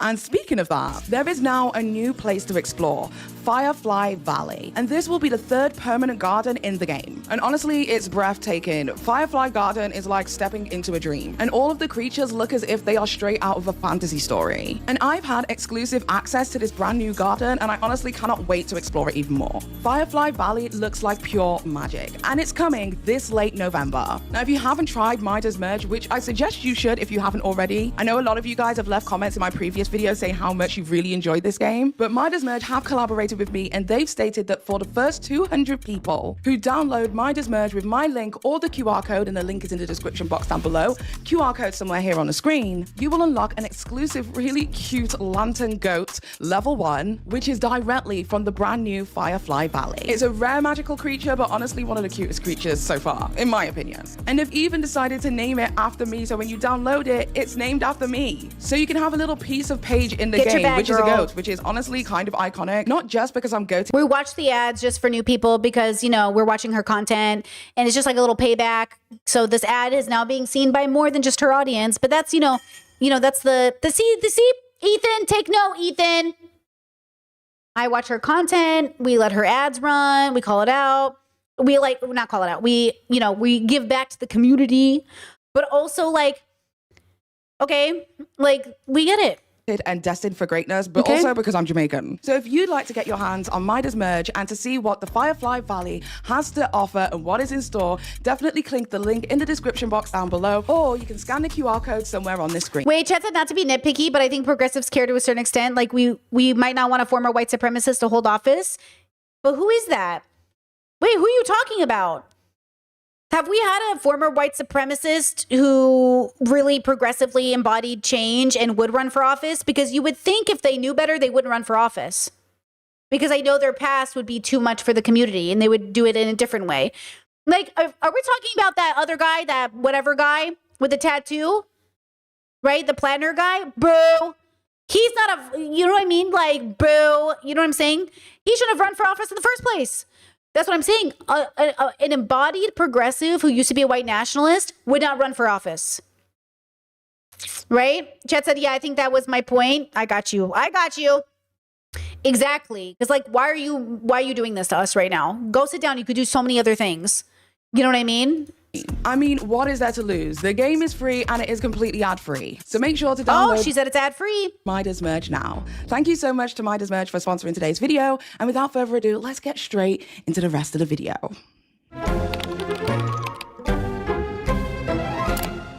So as many of you guys know, I have been going out of my way not to make any Ethan Klein adjacent content more recently due to a lot of Ethan Klein's political views that have caused quite a lot of tension online. Ethan Klein's views on the ongoing war in Palestine right now has been the topic of conversation. Oh, she said war. Online. Ethan Klein's views on the ongoing war in Palestine. Oh, she used the W word.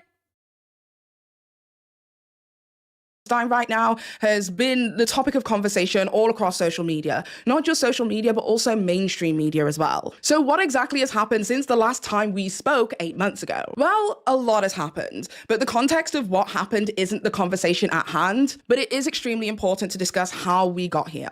So in April 2025, there was the public feud between Hassan Piker, Ethan Klein, as well as iDubbbz. iDubbbz released a content cop styled video targeting Ethan's channel, as well as Ethan's relationship with Hassan Piker. It cited various different... How do we feel about this now after the fact? Let's sit down with ourselves. It was fun, but it was all pretty silly, huh? But it was kind of fun. I mean, I did enjoy it, but I think this whole space is silly. That's what I mean. Like, none of them are serious, right? Like, Denims and Hassan and stuff, they're not like serious. Even iDubbbz, you know what I mean?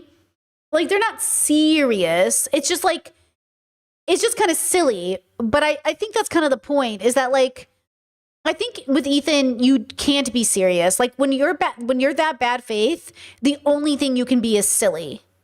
Right? Right? Chet says she did call it a genocide to her credit, I believe. Okay, shout out. Like, I think that's it. That's the thing. Even with Andrew Wilson and stuff, like, you can't be very serious with them. So like, being silly is funnier, which brings us back to Public Offender's content. Like, Public is funny because he can't really talk. He has to be a little silly to make the conversation happen, because they're so silly. I mean, these men will literally call Public up and talk about how if all women died, the world would still move forward. But if men died, the world wouldn't move forward. How does that make any sense? Like, how does it even logically make any sense? If any part of the population died, first of all, we'd be really fucked for a while. But eventually, like, in what world do all men die? Like, in what world do all women die? Do you know what I mean? Like, it doesn't even make sense as a hypothetical. It doesn't even make sense as a thought piece. You know what I mean? It just, none of it makes any sense. Political differences surrounding the Palestinian genocide, among other issues. Genocide. Then on June 19th/20th, 2025, Ethan Klein... Guys, it just looked like I was cheering genocide. I was cheering her use of the word genocide because it's important. It's an important distinction. That looked crazy. I watched myself in the viewfinder and I was like, Brittany. Free Palestine. Files a lawsuit against 3 Twitch streamers. Ethan filed copyright infringement suits against these streamers, Denims, Frogan, and Caseytron, and his claim was that these 3 streamers attempted to view farm from him, the act of getting other people to watch your reaction rather than the original video, where Ethan argues that the majority of the content it is that they used from him included large portions of time with zero commentary or little to no commentary, allegedly failing the transformative use in the fair use policy. Then, in late June 2025, Ethan Klein found himself in a situation with a journalist by the name of Taylor Lorenz. According to journalist Kat Tembaj of Spitfire News, Ethan publicly pressured Taylor Lorenz and Kat Tembaj to issue apologies or he would expand lawsuits. And online net citizens argued that this was extremely tone deaf and potentially misogynistic. However, Ethan declines claims claims that this was his tactics in this particular instance were based in misogyny. Chat, both 2 people said that if you're too serious, you might get mocked. Or you're replying to each other. I will just say this. Serious people having serious discussions, they're not in the same spheres. The sphere is corrupted. Okay? The space is corrupted. There is no way to engage with the space. Listen, I mean this every day. I'm not engaging with any of these people. I like talking about it the way I like talking about the Kardashians. But if Kim Kardashian DM'd me, I would not respond to it, right? Because, like, please be serious, okay? Her and her family doing a collab with Julia Fox, like, please be serious, okay? So this space on the internet that we're reviewing, where Ethan Klein lives, okay? Okay, we are over here. We are watching the entertainment. But if it comes this way, okay, we're putting the wall up, okay? If Ethan tries to come over here and hang out, no. We're putting the wall up. Absolutely not. Get out. No we don't believe in borders, but today we do. You know what I mean? No. Okay. We are here. Okay. You are here. Okay. We are watching. We are not engaging. Okay. Right. But Ethan only knows how to go out. He only knows how to attack outwards. He doesn't know how to do any inner work. Okay. So then when he sees, okay, he'll see iDubbbz's video. Okay. iDubbbz is engaging with Ethan and Ethan engages with iDubbbz. And then it's like a back and forth, right? Again, we are just watching. We are not answering any of the messages. So as iDubbbz messages me, okay, wall is up. And you say this is silly. Like, why would they message you? Girl, you should see some of the DMs I get. That's not the point though. The point is that, you know, Ethan has made time to go after the smallest content creators in the world, like literally the smallest Twitch streamers or TikTok people, whatever. Okay. You don't have to answer that message. You know how many people I see on TikTok all the time, like, oh man, H3 DM'd me. Don't answer that DM. Okay. Because once you enter the DM, you become like a person. Once you directly talk to these people, you become like a person. Don't talk to them. Okay. If they make a video about you, I'm not replying. I don't want to become a character in your game. But this space is corrupted. So this whole space is done. There is no good faith, you know, nothing. There's just like there's nothing in this bubble that's going to be about growth. So then the only thing you can do really is like the people having the serious conversations have to be over here using this to make us understand, because that's all we're doing. Just like the way, you know, you're trying to help your community, you're trying to figure out how to feed people or clothe people. Like, you're not going to go be homeless to see what it's really like. You're going to work with people who are unhoused to help them get the resources they need. You're going to get boots on the ground to understand it, but you're not going to become unhoused. So, you know, you don't have to become them. So that doesn't help anyone to become one more douchebag on the internet or one more unhoused person. We have to get people out of the bubble. We are getting people out of this bubble. We're not getting people into the bubble. So how do you get people out of the bubble? You give them a better bubble, right? And that's going to be the in-between. So actually, fun fact, and this is what people get really confused maybe about the work that I do. So here's Ethan's bubble. Here's the bubble we want them in, and here's me. So here's Brittany. Okay, we're here. Okay, we don't need people to get over here. We need people to get here. Okay, they need to get out of this bubble.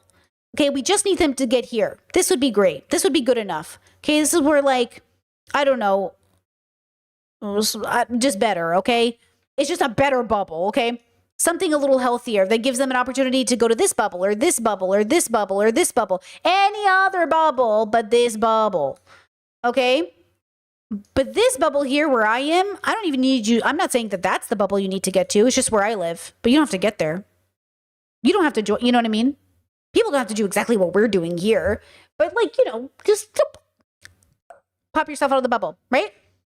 Chad said, Brittany, I just got to say, I hate that people were saying you were pearl clutching for wanting men to be not misogynistic. It's gross. I feel like this is related-ish. Well, I don't know if this is what you mean by that, but yeah, like there is a, it's not horseshoe theory. That's not real, guys. Horseshoe theory is bullshit. Okay. Progressives and conservatives do not eventually meet here. That's not what's happening. It's not even close. It's the why difference. Going back to whether you do something, why you do something, why you want men to stop calling women the B word. It's different. If my mom was asked that question, she would say, men shouldn't call women the B word because God made women in his image and God made women beautiful. And for the dignity of women, men should not call them a B word. Yeah, men shouldn't call women the B word in a specific context because the only context you're using it in is a way that is demeaning and misogynistic, thus implying that women are literally less than you and you're calling them the most demeaning word possible. So, P.S., fun fact, let me show you this. Let me let you in on some YouTube behind the scenes. Let me pull this up for you. Give me a second. Give me a second. Give me a second. Okay. So this is the criteria for, so when YouTubers make a video, we have to put in the video what words are being used. You have three options. Okay. You can click the first one, the second one, the third one. It goes on and on and on. On and on and on. But the thing that's interesting is you'll see hold on, I gotta, you'll see the wording they use is really interesting. Like, hold on. I got to pull it up on my end. I can't actually see what I'm showing you. So the first one is abbreviated or obscured profanity or words like hell and damn in the title or thumbnail video. And then moderate profanity like the B word, douchebag, asshole, shit, blah, blah, blah. Then strong profanity is like the N word and the F word. So the B word is considered moderate profanity versus strong profanity are like a different type of slur. So that's kind of like the indication of where society is, which is why I'm interested in this idea. Why is it a slur when it's towards a race of person or an orientation, but not towards the gender of a woman? And like, that's what is interesting to me. And that's what I've been trying to figure out is like, wait a second. Hold up. So that's okay. That's why it's interesting to me that people are like, oh, you're being so conservative with the B word. Yeah, I think we're being too liberal with it. You know, I think we might be being too liberal with it. All right, back to the video.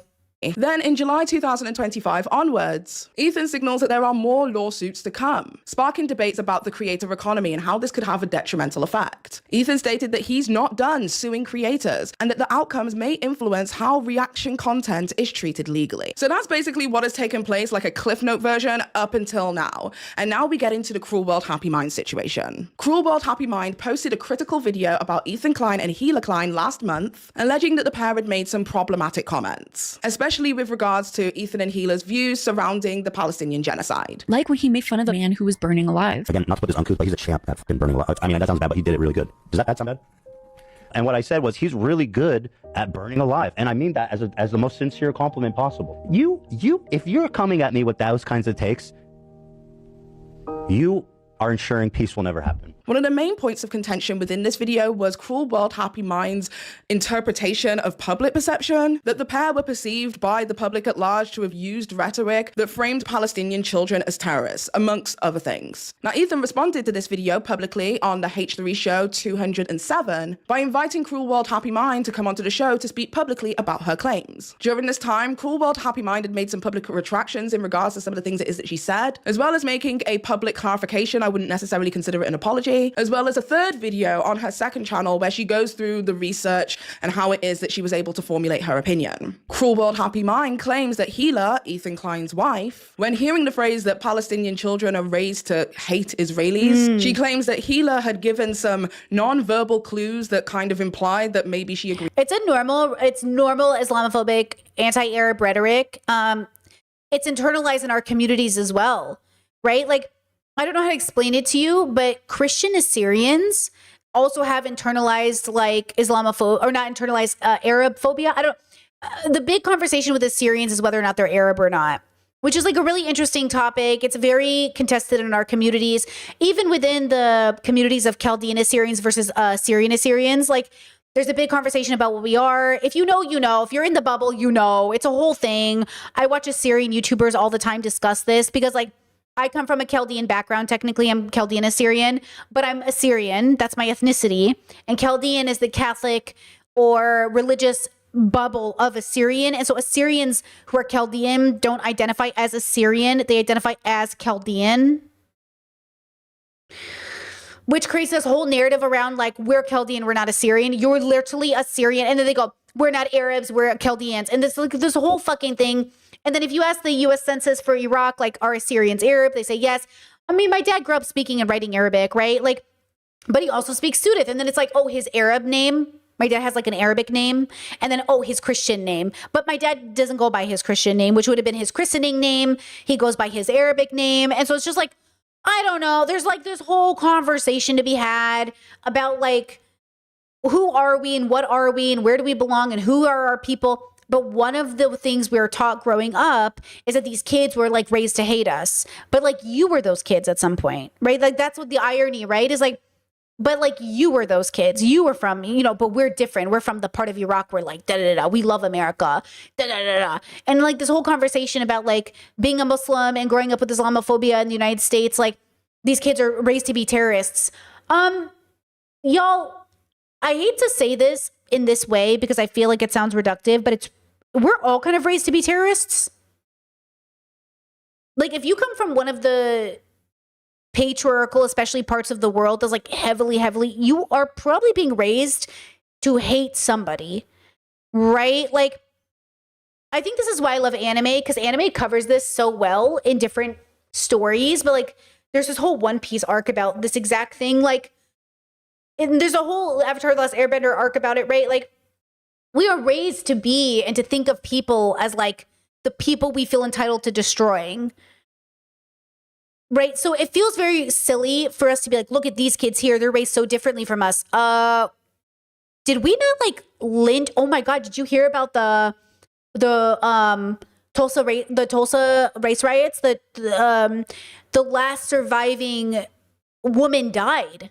At 100 and something years old, she died. She was there. There was 2 last survivors. I believe she was the last. There could be. I think she's the last one to die, or maybe there's one more. They just did an interview with her. She died, and she died 111. Thank you, chat. She protested. She is with the Tulsa massacre. They want to bring it into the forefront of our education system. They want us to learn about it because it's like such a mind-boggling realization that Black communities tried so many times to do exactly what America wanted, quote, them to do. And every time they ever got a chance, white racists came in and destroyed their opportunities, which is why racism is systematic. It's so obvious once you know. You're like, oh, which is why Ethan's display of blackface and everything else is so deeply hurtful and painful and unnecessary. And it's not like you think Black people don't have a sense of fucking humor and can't handle a blackface joke, you stupid loser. Of course they can handle a blackface joke. The question is, do you understand the joke you're even making? And why should they trust you when you've given them no indication as a community that you even understand their struggle, right? It's like, you think Black people are devoid of humor? Like, you think they don't know humor? You think they don't have? Anyways, it's like, these people think Black people don't have edgy humor, okay? Like, and then the problem is, like, Ethan it's just stupid. It's just like a stupid narrative that he doesn't understand the impact of what he's doing, which is, again, why we're always talking about when you show up at work, when you show up in public, when you show up. Like, this is a man who showed up at work in blackface, you know? Chet says he understands, he just doesn't care. Well, and that's the other part of it. At some point, you are too old not to know better, and therefore, you just don't care. And that is what speaks the most volume. So how do we get kids to care early so they care as adults?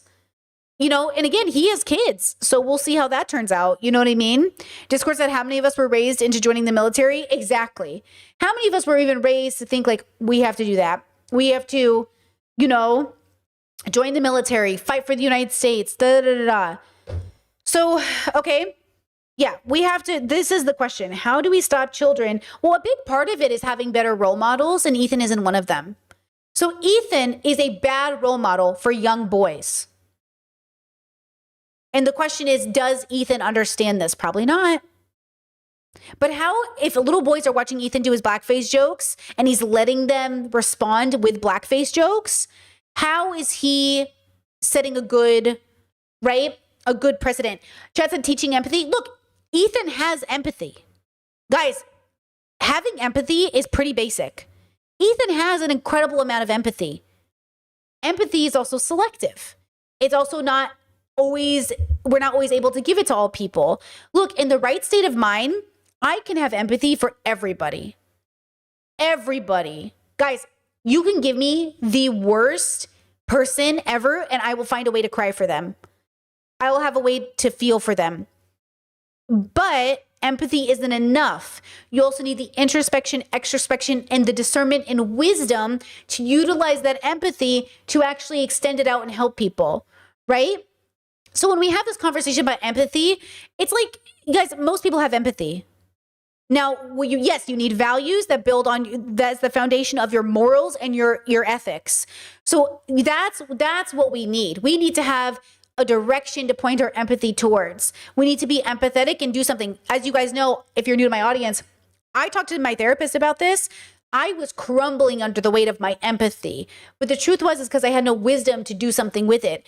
I would just hear a horrible thing happened and I would crumble under the weight of the pressure. And I'd be like paralyzed by how much pain I was feeling about the world. That did not make me a better person.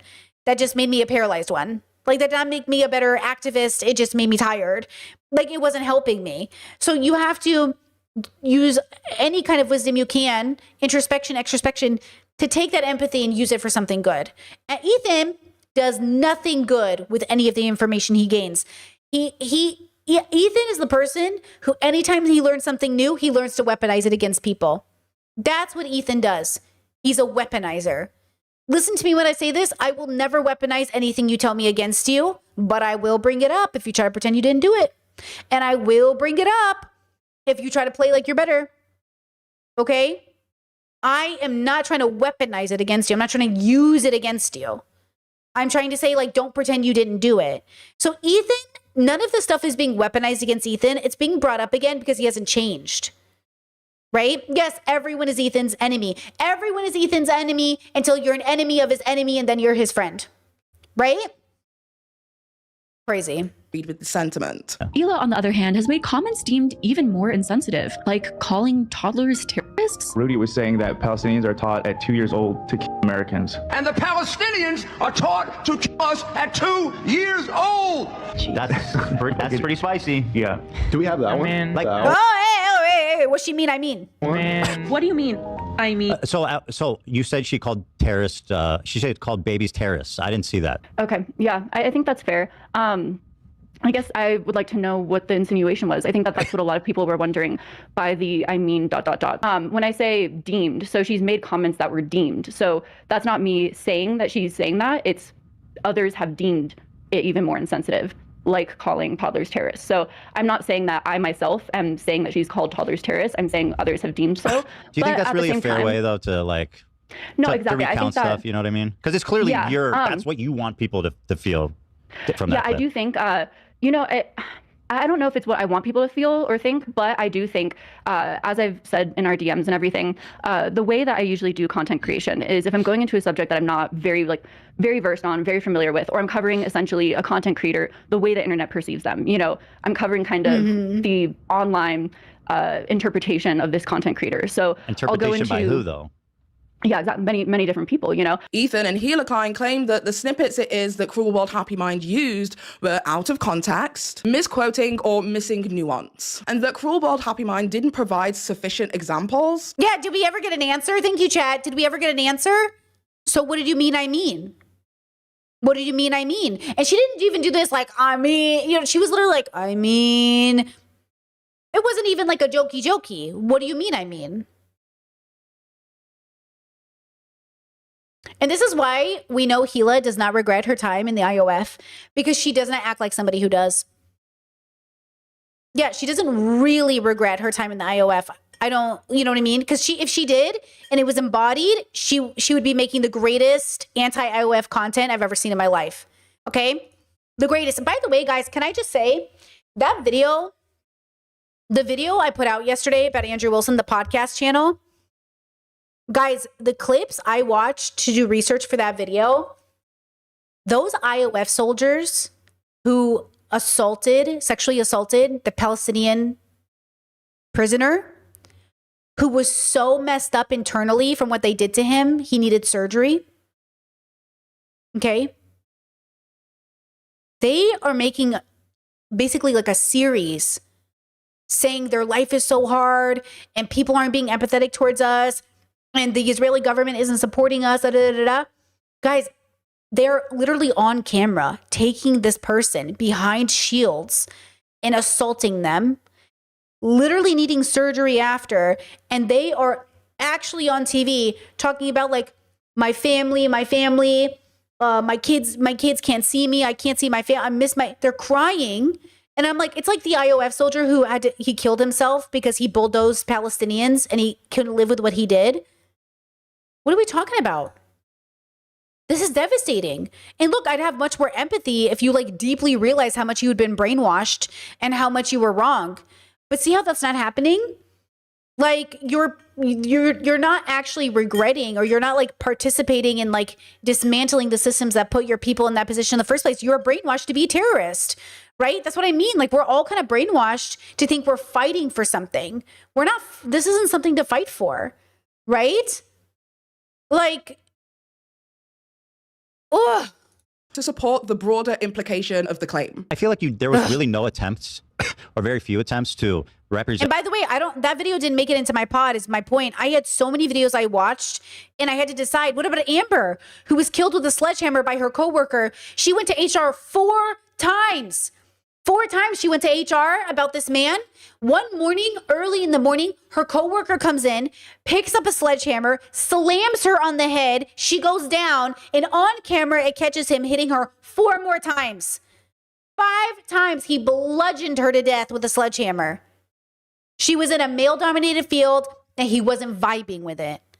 So many stories did not end up in that video because there were so many I didn't know what to highlight. So many videos did not catch up or did not end up in that video. Hello? And all of this is connected. All of this is connected. I know you're saying, what does this matter? Ethan going after 3 women he knows for a fact cannot afford these lawsuits for something he's done himself in the past is ridiculous. Ethan would never have been Ethan Klein if all of us didn't rally behind him for this copyright stuff. Remember how he made a video about a YouTuber and he didn't like the way they were talking about him? So he sued Ethan, and Ethan and Hila were like, this is crazy. Ethan is doing this against these girls. It's like, I'm taking crazy pills, you know? Kate, thank you so much, says, I'm a tradesperson. Thank you for bringing up Amber. I'm devastated for Amber. I'm devastated. Thank you for the memberships and stuff. I'm just devastated. I'm so angry. And I know because I'm not going to go into it, but when I did shop class in high school, I was like the only girl in class, and the boys literally bullied me so bad. I had to go to the front office, and the teachers had to get involved, and the principal, and it was a whole thing. Because guys, or my counselor, not the principal, my counselor, it was so bad. It was so bad. And I'm like, Jesus, I just wanted to learn how to weld. My dad was like so supportive of me going into this class. He's like, you'll have so much fun. And then boom, the boys were so ruthless, So again, like, it's just like a crazy, like this is patriarchy and this is all connected. Ethan telling Taylor Lorenz, stop defending Hassan, he'll never sleep with you. That is misogyny. That is misogyny. That is bullshit. Bullshit. And I hate it. I hated it so bad. It's so bad. We have to deconstruct. We have to recognize we have to deconstruct. He's raising 3 boys, by the way. Hello, right? 3 boys? You know what I mean? Jesus. And my response or explanation for things, it really, I felt like was entirely a one-sided account of things. And I mean, you claim that it's unbiased, but I also find that to be like... Chat says, I'm so scared my son will be influenced by the patriarchal systems. If he's in my partner, if my partner and I don't deconstruct our own sexism. Hold on. Don't be afraid. Be ready. None of us can escape patriarchy. Your kid can't escape it. He'll be influenced, period. What do we do when we're influenced? We educate and deconstruct. You cannot escape it. You can only be ready for it. Okay? Chet says, Britt, I hope you did some aftercare after researching for the pod. Sounds horrific. Honestly, bros, I think that's a part of what was so draining for me the last few days. Honestly, I'm not going to cut myself off from my body or feelings to get through work. But that does mean I allow myself to feel my feelings, which means it does impact me. Obviously, it impacts all of us. That's why I say no one should be engaging in violence. Guys, there's no way you are engaging in violence and you're living a good life. Violence cannot be the answer. It's literally killing us. It's killing our spirits. It's killing us, So I'm going to, like I said, I have to take tomorrow off anyways for responsibility stuff. I'm just going to do that. And then I'm going to, maybe do like a little date day with my partner or something to kind of like reset, because this week has been exhausting and I'm not even the one living through it. I'm just the one viewing the stories of the people who lived through it. Those 2 women I featured, on the pod who were hit with acid attacks or chemical attacks by their partners. One woman was married 11 years when her partner held her down and poured chemicals into her face, destroying her eyes. Or at least one of her eyes and her face. The other woman talked about that internalization of like, it's my fault. This is my fault. I did this to myself. It was tough. It was, and I watched a lot of survivor stories. I watched a lot of people's stories, and props to these women who like come out and tell their stories and talk about it, because like they deserve to exist too. Like they deserve to exist in the world. And be seen for like who they are. But I watched a lot of people's stories, and it's just a reminder again that like this is so serious. This is so serious. It's not a joke. You know? That's why I'm so disappointed with Ethan, because like you are doing something so deeply unethical. And he just can't see it. And this is what's so dangerous about men with money, power, and resources, who also act like the world is their enemy, or just people in general in positions of power and strength. Like you're at their mercy in a sense. And it's scary. He really is the Trump of YouTube. He really is the Trump of YouTube. It's so sad. Oh, I agree with that as well. But It's a yeah, really so dishonest way of framing it. there's a few different ways you can find clips. You know, if I find a clip and it seems like it's kind of cut oddly, I should look at multiple sources for clips. I 100% agree with that. So it's like, okay, go directly from the source, you know, always, I think is, you know, going to be essentially my rule of thumb, you know, coming out of this situation. You know, especially even in this, I can relate to feeling at times like, you know, even on, you know, your subreddit, I felt like sometimes the clips from my streams are, you know, have been kind of chopped up. And I think that that's been a big lesson to me as well, of I can relate to you in that. I can relate to other content creators and be like, okay, I need to always look at what I'm viewing and go to the full original source whenever possible, 100% of the time. I entirely agree with that. Now, when this discussion happened publicly on the H3 episode, Cruel World Happy Mind admitted that some of her sourcing did come directly from Snark subs. Basically, internet commentary community. Who cares? Ethan got half of his content for the nuke about Hassan from Destiny's Reddit. And who is Ethan to talk about resourcing stuff when half of his sources against Hassan came from Destiny? And that are there not to be overwhelmingly positive with their critique on places like Reddit. Many felt that Cruel World Happy Mind used more statements from the Snark subreddits rather than primary statements gathered directly from video. Okay, by the way, that new podcast I just put out, there are some people in the comments who are like, I know the full context of these clips. They're actually taken out of context. Guys, it is not taken out of context if most people understood what the person was saying and or conveying. And I try to clip my videos. I have to clip out dead spaces and stuff, obviously. And I clip things out, but I always make sure that the structure of the sentiment is clear. My job when I edit is making sure I do not take the context of the content out. But most people can understand the context in the conversation. So like Ethan being like, that's taken out of context. What is the context then? What are we not seeing that you're saying, oh, you just don't have the context? Cool. What is the context? Because when I've been clip chimped, and I've been like, here is the context. And people are like, oh, I see it now that you explained it. Explain it to us, Ethan, so we know what the context is. Because what are we missing? That obviously in turn will show the full context of the conversation. I hope you're following. And to many people, primarily within the H3 community, they felt as if this kind of undermined her credibility. Because again, many people felt as if sourcing from Reddit was inadequate. Now, during this discussion, her life would have been so good if she never responded. See how she turned herself into a character on his show? Make your content, don't respond. Make your content, don't respond. I'm going to make content about you, and no, I'm not going to respond. Okay, especially if I know you're bad faith, you are not getting a response. That's what I'm saying. Her life would have been so much easier if she just made the video and did not respond. But she responded and she made a character of herself and she went on the show. And I don't blame her. I think she's good faith, but also you can't be good faith with Ethan. So in the future, if you're in this position, don't answer his DMs. Do not go on his show. Happy Mind basically conceded and stated that in future, she was going to be trying to get direct sources when creating. Chat said, I wonder why she responded. Honestly, probably because of the harassment. Sometimes, okay, when I get bombarded by a lot of messages, again, you have to make a decision if you care or not care. It's really hard not to take it personal though, and you want to like explain yourself, right? But I think the dilemma is like, I think she was like, didn't understand Ethan's community. Cause like, I have banned so many Ethan fans and I've banned so many Hassan fans. I've banned so many Destiny fans. I've banned so many people on this channel, but I guarantee you like over at my pod channel, God knows what the comments are going to look like. But I don't ban the comments there. I mean, unless it's something really like specific, you know what I mean? But generally, like that channel is meant for the algorithm to pick it up.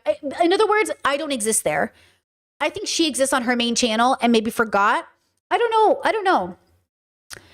Chet says her child was doxxed by H3 fan and she thought talking to them would calm down the harassment. Oh, really? No, it makes it worse. It actually makes it worse. Really? That's horrible. That could make, I thought she was just trying to be good faith and stuff, but no, wait, if that's true, that's even worse. I'm so sorry. See? Damn, that sucks. Yeah, Chet says also maybe you shouldn't constantly say shit that sounds awful for like a minute straight. I know, that's what I'm saying. What's the context of this minute-long rant, bro? That I can't put it together. Man, honestly, do not engage with Ethan. He will make the harassment worse. I hate that. I hate that, though. I hate that. In her videos, just to triple check the information it is. And by the way, for the record, I know Ethan doesn't believe us, but we are not the side of the internet that is happy he's being harassed. Do not harass Ethan. Do not send things to his home. Do not call CPS. You know what I mean? This is what I'm saying. Like the part of the internet that is for that, I don't like those people. Those people are not happy or joyful. I mean, they might be happy, but they're not joyful. They're not actually good people, right? So like, again, these people are gross, but Ethan's acting like everybody who criticizes him is in that same bubble. No, I'm criticizing you from a completely different perspective. But like, I am also not a fan of those things, guys. It's not good. It's not a good, again, do you want a good society? Then you have to act, you have to do the right thing even if nobody else is doing it. And how is that the right thing to do? You know what I mean? Never in my life would I think to slide into Ethan's DMs. Why are you sliding into his DMs? She's putting out there. But this also brought a broader discussion to the general public, you know, those who aren't terminally online, about power dynamics of the bigger influencer and the smaller influencer, and how audiences or communities can amplify claims whether they're true or false. Now, after that whole debacle of the debate live stream between Ethan Klein and Cruel World Happy Mind, which in my humble opinion was just a answer to us, answer for everything it is that you've said. Yeah. Like, honestly, real talk, I just don't like the way that Ethan Klein attempts to do his debates. True. I mean, the only person who had the ability to live source videos and information to back up their claims was Ethan Klein. Nah, she should have come with a computer in real time. See, Ethan has a whole staff who's sourcing him as he's talking. That's why he's so bad faith. Stop talking to this man. He's so bad faith. Stop talking to this man. Why is he allowing his whole team to do research for him while he's debating, while she's sitting her in her room? You know what I mean? Like, oh, you know, that's so fucked up. Leaving Cruel World Happy Mind, in my humble opinion, just to be fed to the lions. If you're accusing someone of calling babies terrorists, that like this work should have already been done. That's like an incredible but thing that's to the say thing, about though. somebody. Again, I did not accuse someone of calling babies terrorists. I said, you know, Let me watch it again. And has made comments deemed even more insensitive. Like again, deemed by others. But like I say, you know, doesn't Ethan understand how video essays work? She's not even giving her opinion. She's speaking third person. Third person? Fourth person? Third person? I should go to the source originally, and then, you know, moving forward, and then, you know, show on screen the original post of, you know, this is what people have said. You know, make I have it the more link to clear the as original. possible. Let's just saying that Palestinians are taught at 2 years old to kill Americans. that's pretty spicy. Yeah. Do we have that one? Like Kamala. She's literally saying, shh, shh. She's literally saying, I mean. What does that mean? What do you mean? What does that mean? It felt to me like she was asked to answer for her behavior rather than actually having a good faith debate where they could share information and come to some kind of mutual understanding. But I digress. After then, Cruel World Happy Mind goes on to Chris Kunstler's YouTube channel on his little podcast thing to discuss her feelings about her appearance on the H3 podcast. And just to give you the TLDR, Cruel World Happy Mind basically wasn't happy with her presentation on the show and wanted to go on there to clarify her stance on Palestine even further. I do think a lot of content creators will get criticism and they'll sort of deflect or they'll get very defensive. And I really never wanted to be that person when it came to making content. I always wanted to be very receptive to feedback. And this has thrown me for a loop in that sense, because I do think that there gets to a point where you really do have to realize that people are operating in bad faith, or that there's certain things that you shouldn't listen to or you shouldn't take in a very genuine way because they're not operating genuinely. No. But I also think that maybe a lot of the backlash from the H3 fans was them not wanting to look inward at their sort of crumbling H3 empire and the fact that they are so isolated and, not wanting to reflect on this sort of outward opinion. I don't know, like, again, a lot of people on the outside were like, oh, this video was very balanced. Now, Ethan Klein watched this and was unhappy with Cruel World Happy Mind's response on Chris's stream because he felt that Cruel World Happy Mind had walked back many of the statements it is that she conceded on the show. Ethan Klein responded to this live on a podcast. The podcast was episode 210, where he outwardly called Cruel World Happy Mind a racist for her views on Israelis and the presumed indoctrination and propaganda that Cruel World Happy Mind is perceived to believe that Jewish and Israeli people receive. If you have a past where you grew up in Israel and you are fully aware of what Israelis are taught. You grew up in America and you're married to a serviceman, okay? Genocide.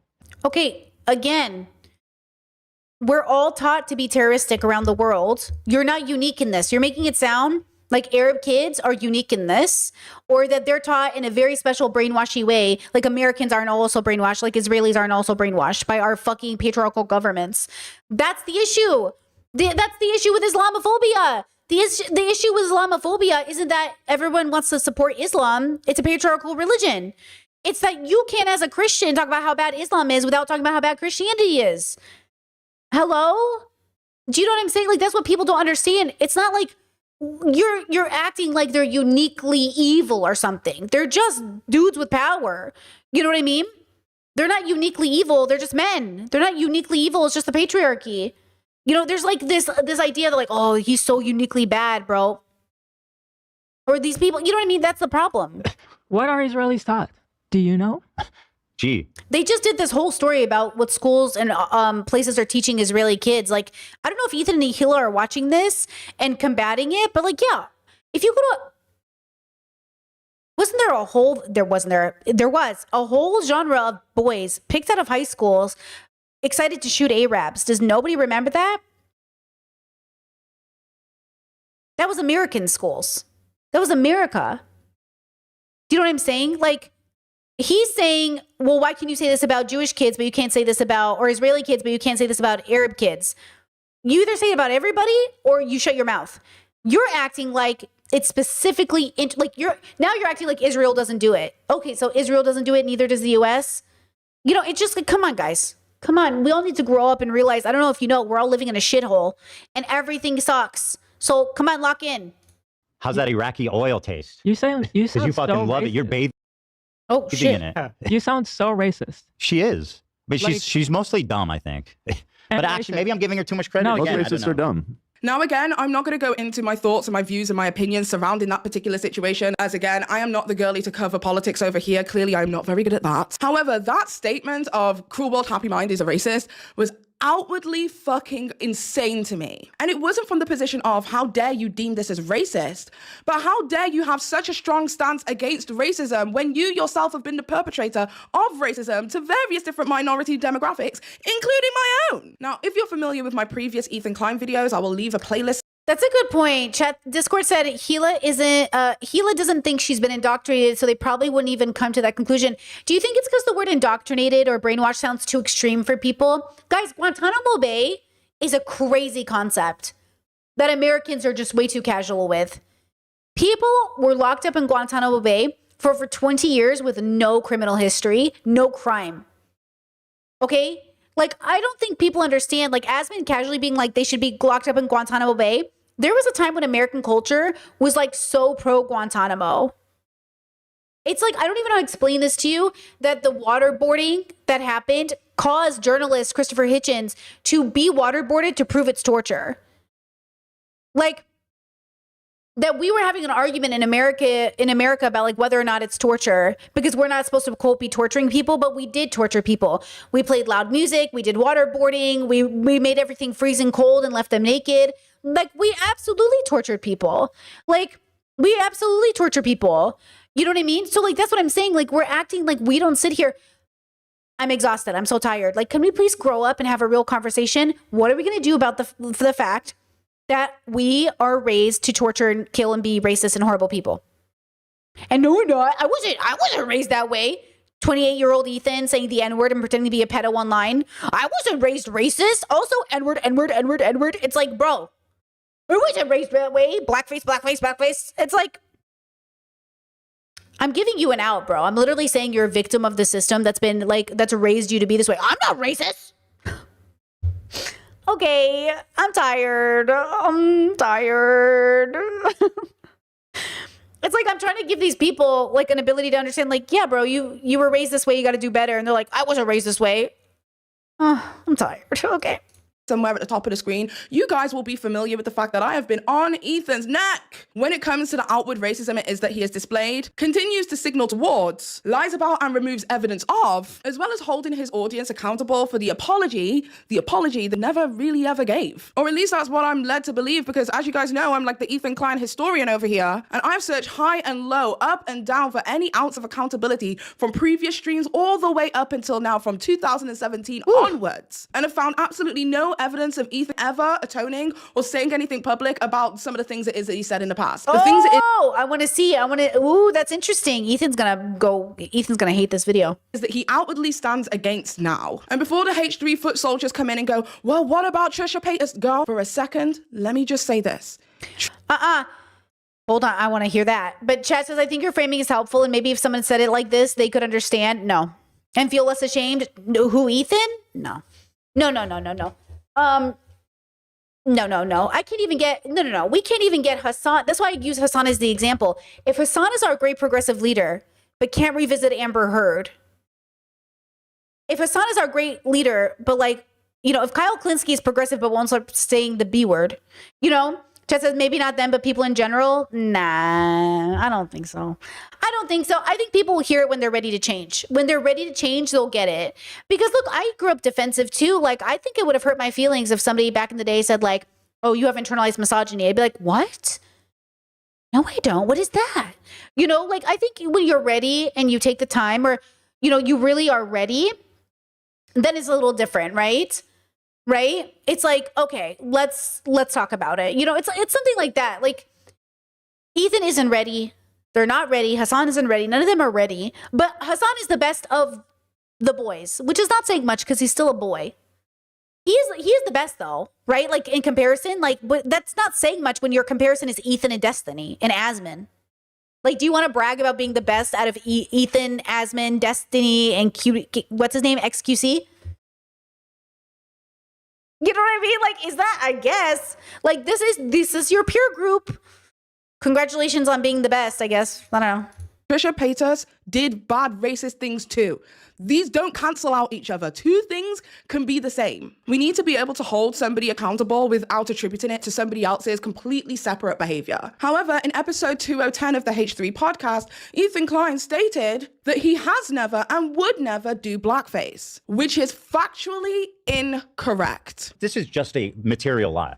I have never done blackface in my life. If you asked Ethan today, go on then, put fake tan on in that way as a joke. Do it now. Make a video. No, I would not do it now. I don't.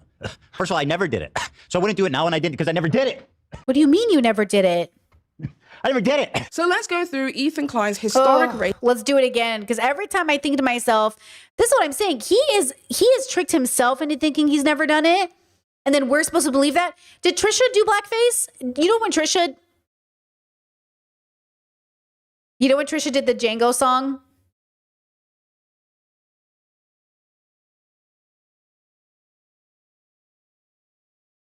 Would Ethan consider that like a form of blackface? Like, you know what I mean?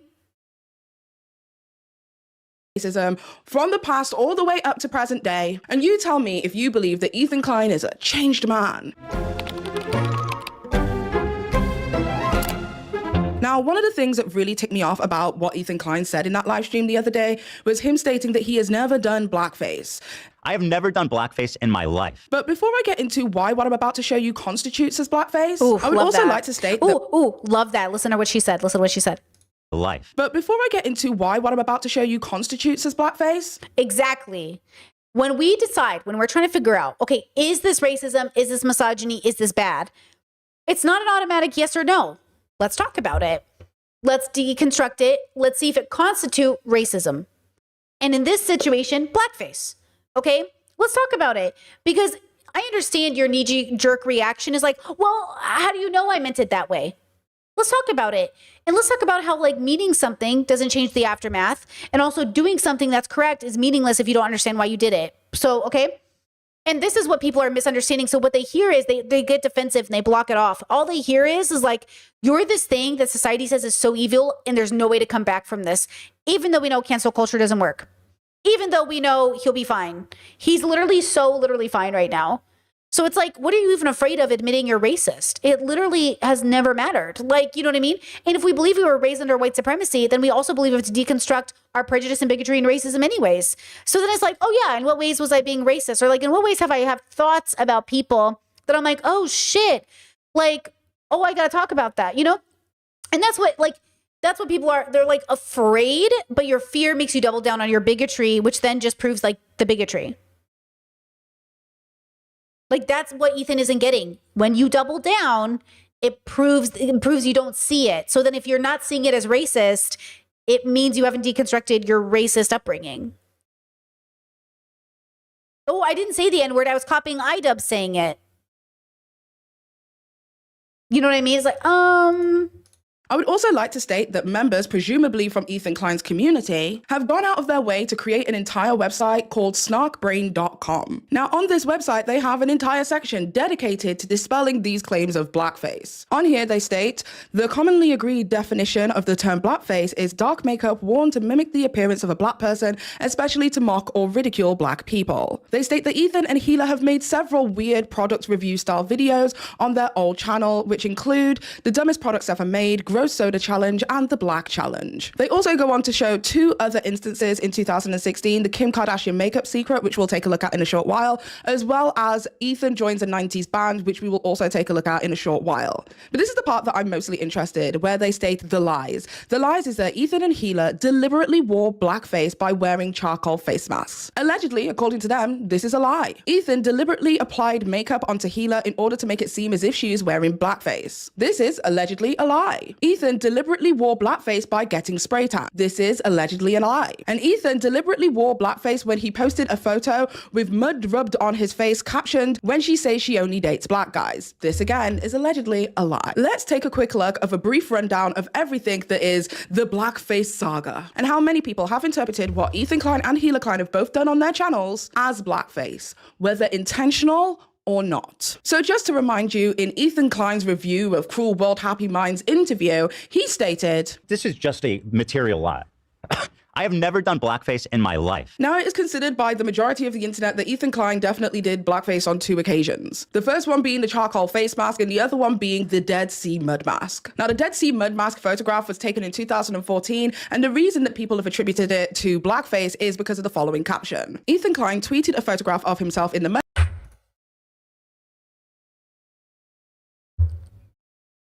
hello?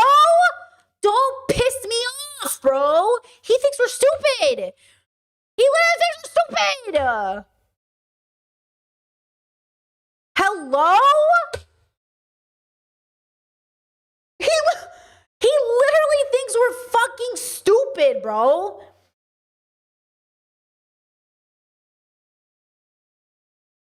What?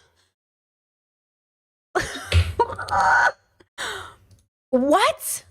Mask stating, when she says she only dates black guys. The second video is the Black Challenge from 2016. In this video, Ethan and Gila Klein try out numerous different products that are black, including a charcoal face mask. Now that sounds completely innocent, right? However, numerous times throughout the video, Ethan Klein pinpoints the fact that the audience's interpretation of this might be blackface and makes numerous different blackface jokes. Straight Looney Tuning it, 1950s Looney Tunes. This isn't blackface, guys. I don't care what you say. This is an actual fucking product to clean your skin. You guys are bigots and racists for putting these racist remarks in your head. This is an actual product from China used to cleanse your skin, and that's the purpose we're using it. If you guys want to make this a racially charged issue, that's between you and yourself, okay? Who said anything about a racial? I know what they're thinking. I know what you're thinking when you look at me. I can see it in your eyes. You don't act like... Not in our channel. We don't do that kind of bullshit. At one point, even his mother puts on the charcoal face mask, and Ethan Klein's father even acknowledges this as blackface, and openly says to both Donna and Ethan that this is definitely not politically correct. To which Ethan Klein acknowledges the blackface again and makes a few more jokes. Look at Dad's face. Blackface, perfectly politically correct and acceptable. It's not racist, it's face care. Why does everyone think it's only that it's racist? Well, you know what? I'm just trying to do skincare treatment. Lush has a black soap. Lush has black soap. what? Why does everyone have to say instantly, oh, you're blackface racist? That's going to peel off. What's going to happen to your beard? Is your beard? It's permanent. I'm afraid my eyes It's not racist, Mom. Why do people come talk saying that it's racist? It's just blackface hair. She just said No, she I- was My wrong. God. I didn't Somebody say that it's racist? Please. What did he say? Oh my God. Now, what's interesting about this is that 2 years ago, Ethan Klein stated on the H3. It literally could have been so innocent, but he makes it racist. It could have literally, you know how many, you know what I mean? He could have made it so innocent. I feel like I could confidently get up here and do a face mask out of a black face mask and no one would ever think blackface. I just feel like you curated an audience that saw it as blackface. You moved on the jokes. You encouraged the jokes. You kept making the jokes. And so now it's like, wait, is it blackface? Because like, that's the problem is like, you're making it blackface, you know? Discord said, I feel like black people aren't real people for Ethan. Like we're some mythical, exotic thing. I mean, the way he reacted to that man saying he had a black roommate was crazy. I think that beginning point is right. Especially, I think a lot of people, okay, I'm going to say this, and this is just my observation of people who didn't have black friends or never dated black people or whatever. I have a theory that they think black people are mythical, like a unicorn. That they're like, oh my God, a black person's in the room. I don't know how to act. And I'm like, you know what I mean? Like, I do think some people get really different around black people. And I'm like, and then, like, they'll even say like, oh my God, have you like when a white person asks you like, oh my gosh, have you dated a black person? It's like, and if you say yes, they're like, you dated a black person? It's like a different question than if a black person says like, have you dated a black person? And you say yes, they're like, oh, you've dated a black person? One is looking at you with like oh, you did something like, oh, you did drugs, or like, oh, you did something different. And then one is saying like, okay, like that's either good, maybe a sign that you're not racist, or maybe a sign you're a fetishist. You don't got to be careful over here. But it's like, it's like, oh, you know, it's like, I know there's not that many black people in America compared to like white people, but the way people act is very weird. You know, it's very much giving, oh, you did drugs. Yeah, it's like, it's a weird, like, oh. And I'm like, you know, yeah, that's how Ethan acts. Ethan acts like, black people? What? Actually, now that I think about it, is he ever around black people even now? Am I crazy? Wait, I used to watch the podcast all the time. Did he ever have black people on the podcast? He must have had somebody.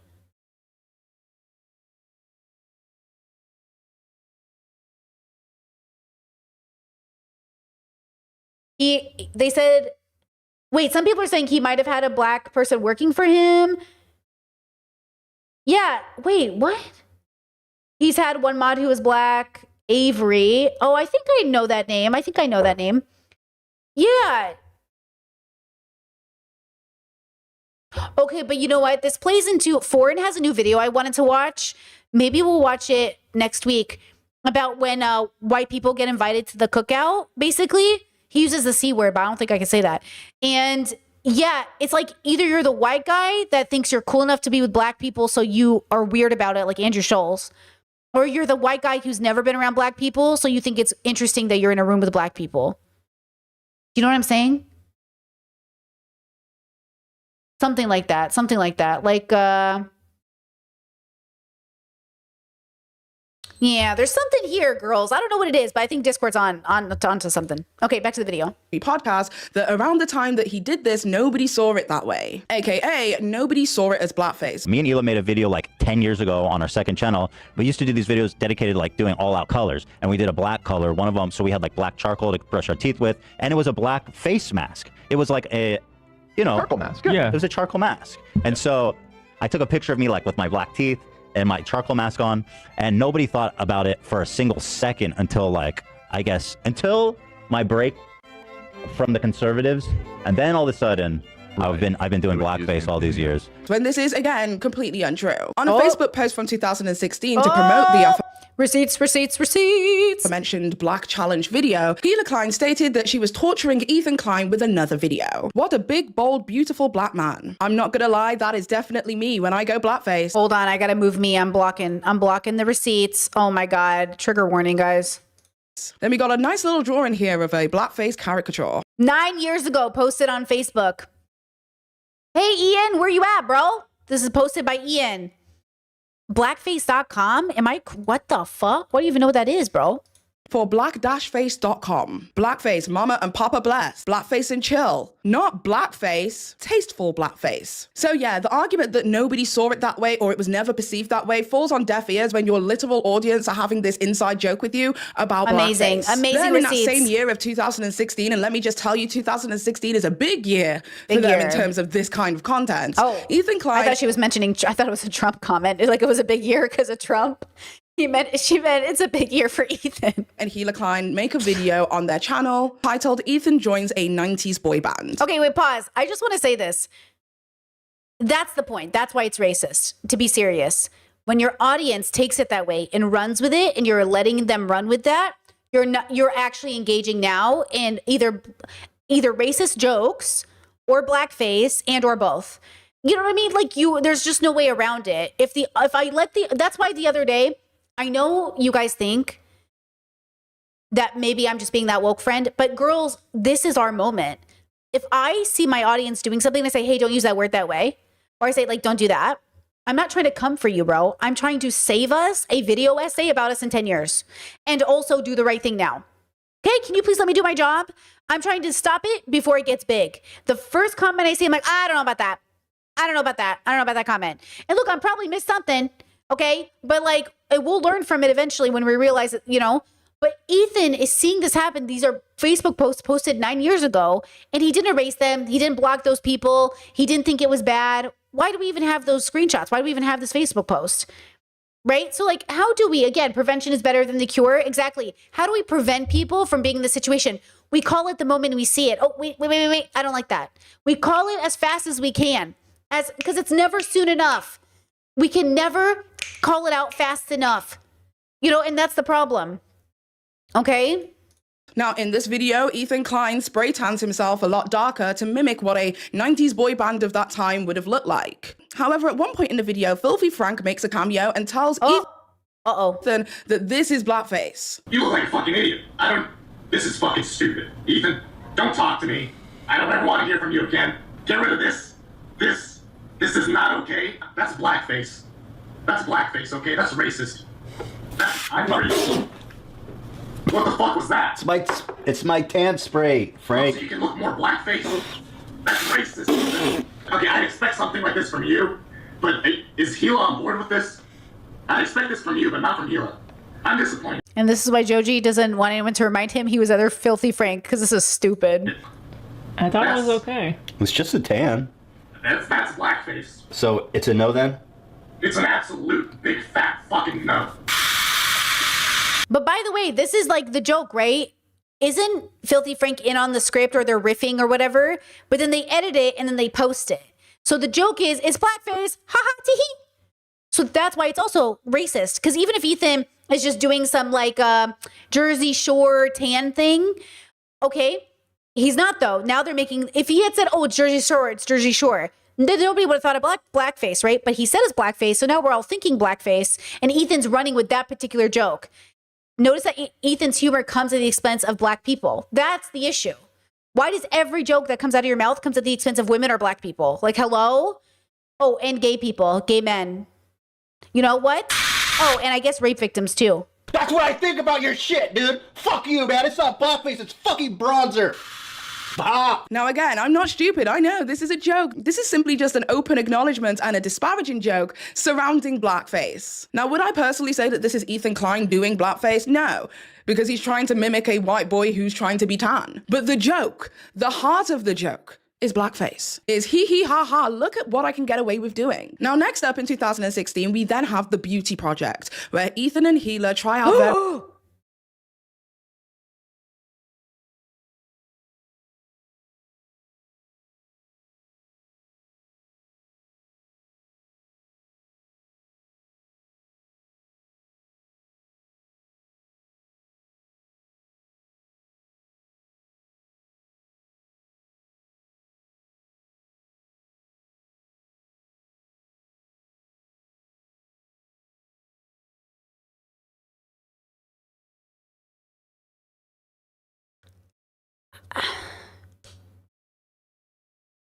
various different beauty products. One of them being a mouth exerciser contraption that has over-exaggerated lips. Oh, how does this work? How does this make So you I younger? think you try to like darken your nostril. Like this? Try to close your lips. This looks like an old racist cartoon. You look like a cartoon character. Now again, I would not say that this is an instance of blackface, but what I will say is this was a very odd joke to make. Edit. Review. You could have said, oh, it looks like I got too much plastic surgery. It looks like I have Botox. You could have said, oh, look, it looks like, I'm from LA. You could have thought plastic surgery. Why is he always thinking about black people? What's that? Why you so obsessed with me? Boy, I want to know. He's so obsessed. And then post in your video. Next up, in that same year of 2016, we have another video titled Kim Kardashian's Makeup Secret. Hold on. I'm going to move me. Hold on. Why you so obsessed with me?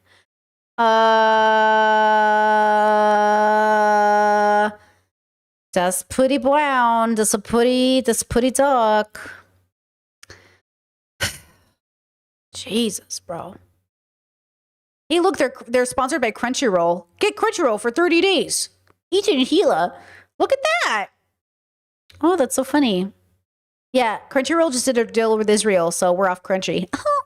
Secret, where Ethan and Gila Klein sit down to follow a makeup tutorial to look like Kim Kardashian. Now, in this video, it's perceived to me at least. Exactly. Chat said, if I ever do something that looks like blackface, my immediate if I ever did something, my reaction would be to like stop what I'm doing. Okay, so that's the question.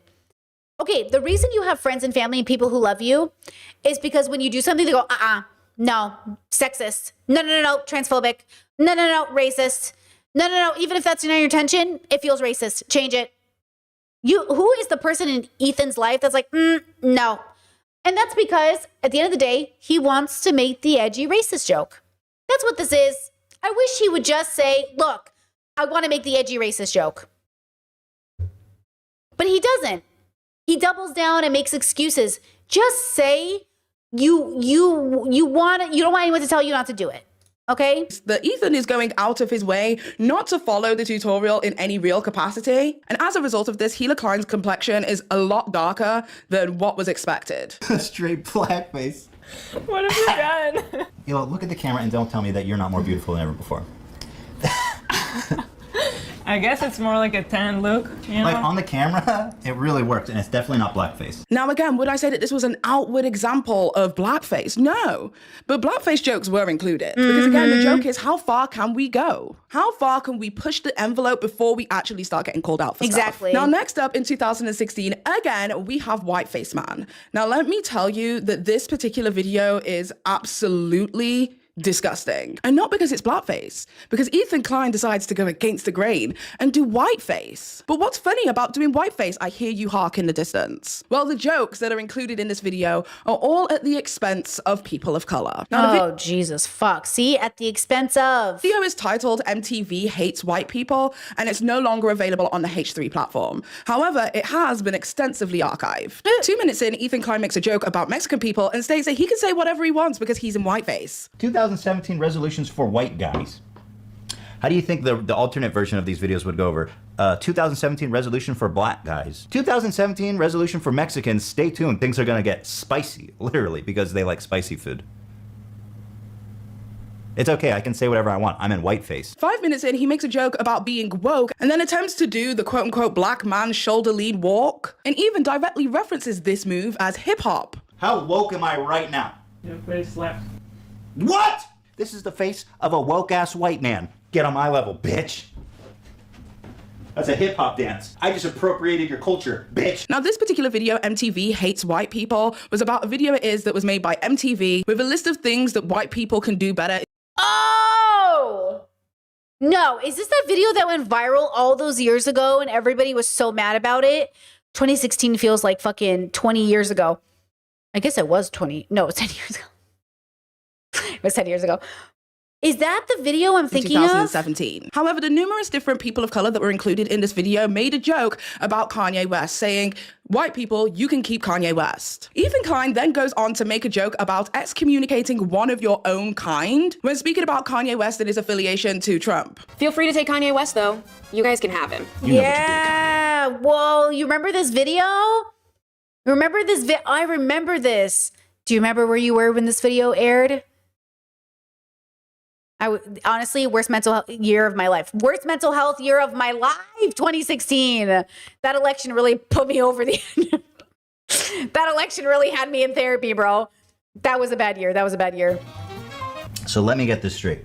In a video talking about how racist white people are, you've suggested excommunicating one of your own kind for meeting with the president-elect. Now, just to be Kanye was on his crazy shit then, like his racist shit. That's why when Julia Fox got with him, everyone's like, why are you trying to pretend like he wasn't already racist and like crazy and Nazi? You know what I mean? Why are you trying to act like Kanye wasn't already yay? You know, so that's the bullshit. Like, Ethan doesn't get it. I'm not critiquing this because of Ethan Klein's stance of Kanye West in 2016, because I believe in 2016, Kanye West was way less problematic than he is today. I'm mainly critiquing the joke of excommunicating one of your own kind. What does that even mean, Ethan? But this isn't the first time that we saw the appearance of Whiteface Man. We also saw him again in 2017 in the digital blackface video. Whiteface Man. Hila, don't you think that's a little insensitive? What? I mean, you're Middle Eastern, you're not really white. So I don't know that it's exactly appropriate for you to be in whiteface. Isn't that a little too white, Hila? I don't know, I just wanted to... This is digital whiteface, Hila. This is not digital. It's literal whiteface, Hila. And then we saw this character again in a video titled The Return of Whiteface Man. This is Whiteface Man bidding you adieu. What is that on him? What is it? I don't get his sunscreen. I don't get it. And I apologize to all the French people out there who are offended by my use of the A word, adieu. Good shoot, Hila. That one really... Seriously? Real good? Seriously, Hila? I did Silverface. Silverface? That's so offensive. Now, but you're going to offend white people and black people and Smurfs because it looks more blue than silver. Last time you said I couldn't do white. Dude, this is so messed up. I cannot believe you would put on Silverface. Why can't I do Silverface? I don't know that this video is going to work anymore. That's so racist, Hila. I'm so offended right now. Now, obviously, this can never be attributed to blackface because it's quite clear that what we are looking at is whiteface. But I just find it so incredibly interesting that whilst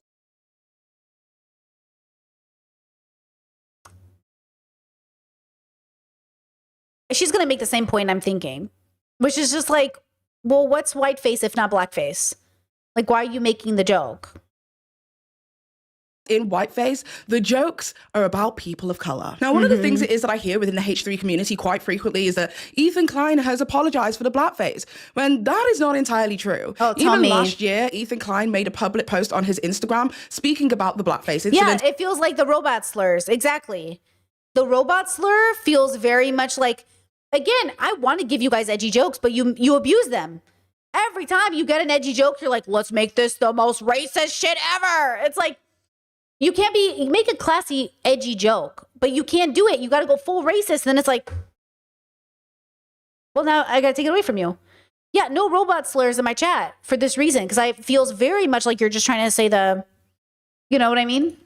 As it had reared its ugly head all over again. And this is what Ethan Klein had to say. Also, I accept that I have done racist things in the past that I've atoned for. ? Blackface is not one of them. Which snark video did you learn that from before spreading the lie? We did a black video about black cosmetics and it's still online and fully monetized because it's completely effing innocent. Oh, we also did a yellow and white video. He cannot learn. Okay, listen. Okay. When we talk about introspection, we talk about the levels. We haven't done that in a long time. When I talk about the levels, he's not a one. He's just so rigidly in his bubble, and he's so rigidly where he is that, like, he is not growing. Ethan is exactly what stagnation is. Stagnation Ethan. He's just incredibly unable to seriously embody change. He has not changed. Like, genuinely, if Ethan could, he would go back to being, he probably is. You know, what's that girl? What's the girl from the Hunger Games? Oh my God. Come on, Brittany. That girl, she says she has she recently said in an interview, she has a secret like rage bait account. Like she goes on the internet and rage baits people. I think Ethan has an account. I almost guarantee you that 28-year-old Ethan that had a pedo name, yes, Katniss, but the not the character, guys, not the actress. Jennifer Lawrence, thank you. Jennifer Lawrence, yes, Katniss Everdeen has a Twitter account. No. Jennifer Lawrence has like a rage bait account. I think Ethan still does it. You know how the internet caught him at 28 making pedo jokes or whatever? I think Ethan's still doing it. You know? Like, I think there's something about him that, like, I get, so, okay, you know what Ethan won't do that we're just waiting for him to do? Just be Asmon. Just be Destiny. Destiny's out here telling people they should get genocided. Just be Destiny. But he doesn't want to be. Ethan really wants to be seen as a good person. So for Ethan, there's a line in the sand. But yet he keeps crossing all of the lines in the sand for other people, and he's mad that we're like, oh, that crosses the line for us. He's like, what? What? How dare you say I crossed a line? And I was like, well, don't you think these people cross the line? He's like, yeah, that's crossing a line. I was like, okay, so you crossed the line for us. And he's like, no. Like he'll decide when other people have crossed. Like we all decide this, guys. It's subjective. We all get to decide what crossing the line looks like. And for Ethan, most people are like, yeah, dude, in this sphere, it's like, yeah, you crossed the line. And he hates that. That's what it is. That's just what it is at the end of the day. Okay, everybody is mad. Nobody wants to be the guy who's like crossing the line. Nobody wants to be the rape apologist, but people want to vote for Trump. Okay? You can't be both. You're a rape apologist, that's why you voted for Trump. Or you ignored the fact that he assaulted somebody and was found liable for it because you don't care. It's pretty bad either way. Video in the same theme. Here's a link so you can watch it for yourself. This is one of the quintessential lies that these hate videos have been spreading for years, so thanks. Now, whilst Ethan Klein was reviewing Chris and Cruel World Happy Minds interview together, Chris asked a rhetorical question as to whether Ethan Klein would do the same kind of things it is that he did in the past today. Like, would he fully spray paint himself in a different color in the same way he did in previous videos? To which Ethan Klein responds that he would never do anything like that because he has never done anything like that. If you asked Ethan today, go on then, put fake tan on in that way as a joke. Do it now. Make a video. No, I would not do it now. I don't. First of all, I never did it. So I wouldn't do it now, and I didn't because I never did it. I never did it. However, we were able to find two clips, one from 2024 and one from 2025, of Ethan Klein openly stating that this is something that he wants to do again, even to the dismay of his in-house team, who seem totally against it. What color should I get for skin? I said, get the darkest one because I want to see that it works. Because I've done the tanning like for videos and stuff, and I found that when you try to match your skin, it's too subtle to be funny. The color I got is quite dark. It's that one. It's the black. It's black. Yeah. Now there was some pushback too, and you were very adamant about this. So. I'm not part of the tan game. I didn't know. Yeah. But I mean, shit. So I think we should just get. Exactly. Why is being dark funny?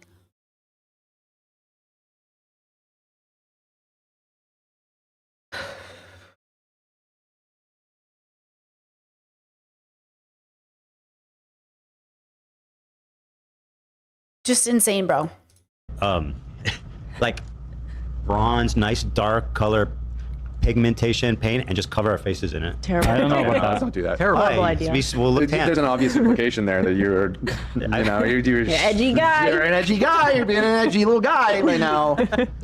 No. So when Ethan Klein states that he has never and would never do something like this again is factually incorrect. Because no, you know what Ethan is? I think Chad said it perfectly. He really is like a child star embodied. He's a Peter Pan syndrome. He's Ethan, you're my greatest case, the greatest example of a man stunted in adolescence, a man who still lives in spirit on Reddit forums, a man who hears a 4 and a Chan and puts them together to make 4chan.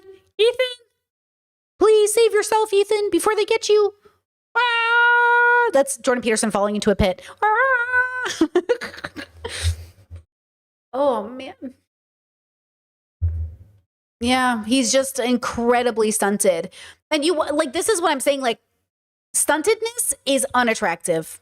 You don't always have to be on this hustle grow mindset bullshit either. Like that's toxic too. But like stuntedness is so unattractive. It's just very like, I cannot trust you, bro. I cannot trust you. Ethan Klein has publicly stated his intentions to do this again on 2 separate occasions within the past 2 years. Now, in isolation, all of these incidences could just be really bad timing and bad framing. Especially seems a lot of these accusations that's so good faith. Come from individuals who simply do not like Ethan Klein. But I think what constitutes this as blackface to me is that black people fundamentally and people of color are the punchline every single time. And how do I know that we're the punchline? Well, because he openly expresses it over and over again. This isn't blackface, guys. I don't care what you say. That's blackface, okay? That's racist. Blackface. Perfectly politically correct and acceptable. It's not racist. It's facial. It's face care. Why does everyone think instantly that it's racist? It's okay. I can say whatever I want. I'm in whiteface. This looks like an old racist cartoon. It's not racist, Mom. Why do people come talk saying that it's racist? It's just blackface care. It really works, and it's definitely not blackface. Fuck you, man. It's not blackface. It's fucking bronzer. Straight blackface. This is the face of a woke-ass white man. Get on my level, bitch. That's a hip-hop dance. I just appropriated your culture, bitch.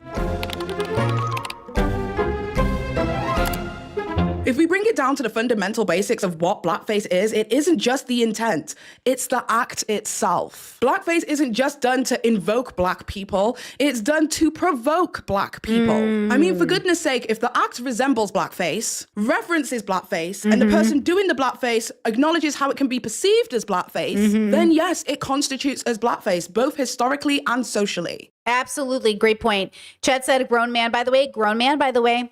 That's what I'm saying, girls. Can you see why I want to grow up? I know. I'm not saying get rid of your child spirit, but the same argument that people are like, well, Brittany, like, why does maturity look like, you know, XYZ? Well, growing up can't look like this, right? Can we agree that like this isn't what we want for adults in the world? And this is Ethan now, right? Like the one in the last couple of years, like he's 40, right? Like we got to grow up past this point, you know? And I understand, like, you guys might be hearing, you know, that, oh, what, I can't enjoy anime, you can't enjoy this. You can enjoy so much. You can be immature at home in the comfort of your home. But when you're at work, when you're showing up in public, we got to be adults in the room, right? Again, Ethan he's making millions of dollars off these jokes. He got so rich off this humor. This, like, please remember that he used misogyny and racism to become so fucking rich and so bored that he goes after pro-Palestinian content creators. You know what I'm saying?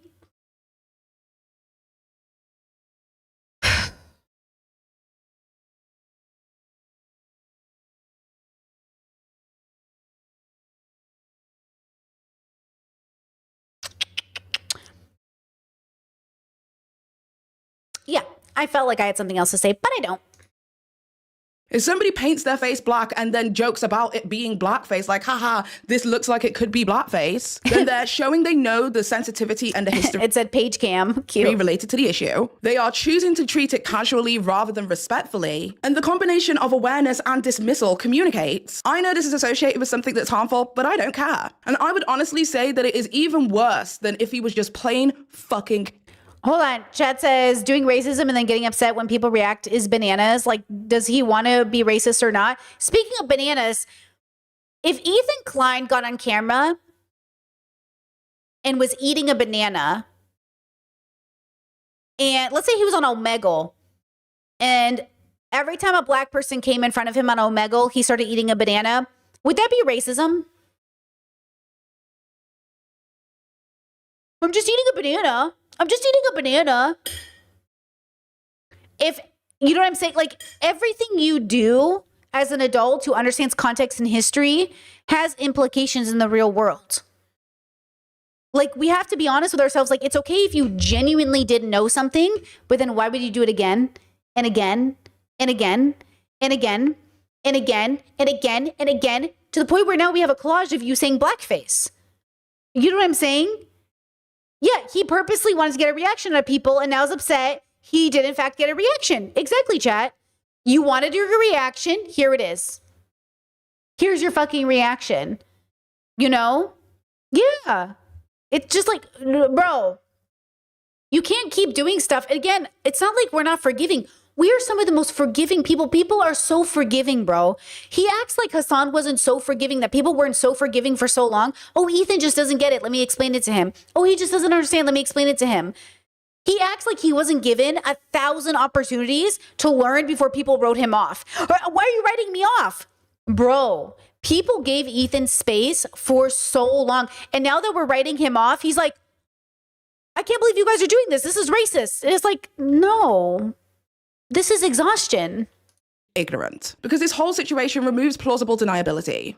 Maybe they didn't know. Because once you joke about blackface, you remove the position of innocence. So they can't fall back on it wasn't intentional. And this is classified as what many would consider disparagement humor. And disparagement humor refers to jokes that target a specific group or demographic, reinforces stereotypes even if it's subtly, and normalizes the prejudice by calling it funny. The key is that humor becomes the delivery system of things that are completely socially unacceptable. And if we were really to take it there, blackface itself is one of the originators of disparagement humor. Blackface didn't start as some kind of drama. It started as comedy shows. In essence, turning racism into entertainment. So when somebody paints their face black and then jokes about it, they're tapping directly into that lineage of humor used to demean. If Ethan saw this, would he get it? That's the thing. Like, she's so good. She's explained it perfectly.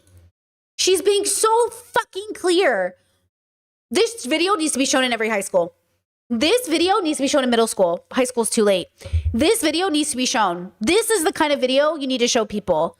There is historical context. There's educational context. There's situational awareness. There's all of these things. Like, you have to understand blackface as a concept you only know the word blackface because it came from racism, right? Like, that's the thing that we need to, so preventative care for these young people is like, we need to get them to understand this. Ethan's too late. He's gone. Lost cause. Bye. He always has a chance, but it's not our business. Ethan always has a chance to grow, but it's none of our business. Okay. So he's now the example of who you don't want to be in the story. It is what it is. So we have to get these videos into schools. We have to teach kids from a young age, like, these videos come from a place. Like, kids don't learn the origination of blackface. If they don't learn the origin of these things, they're not going to get it. They're just going to be like, oh, blackface. Give them examples. Show them the reality.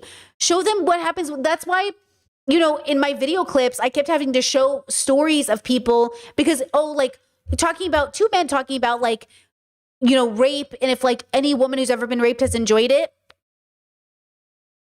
Like, it's, you know, you're talking about this concept like it's not happening to real people, or this idea of like, oh, it's not Megyn Kelly being like, oh, he's not a pedophile, she was 15. Let's put all the 15-year-olds in a room, bro, and you can tell me which ones you think are fuckable.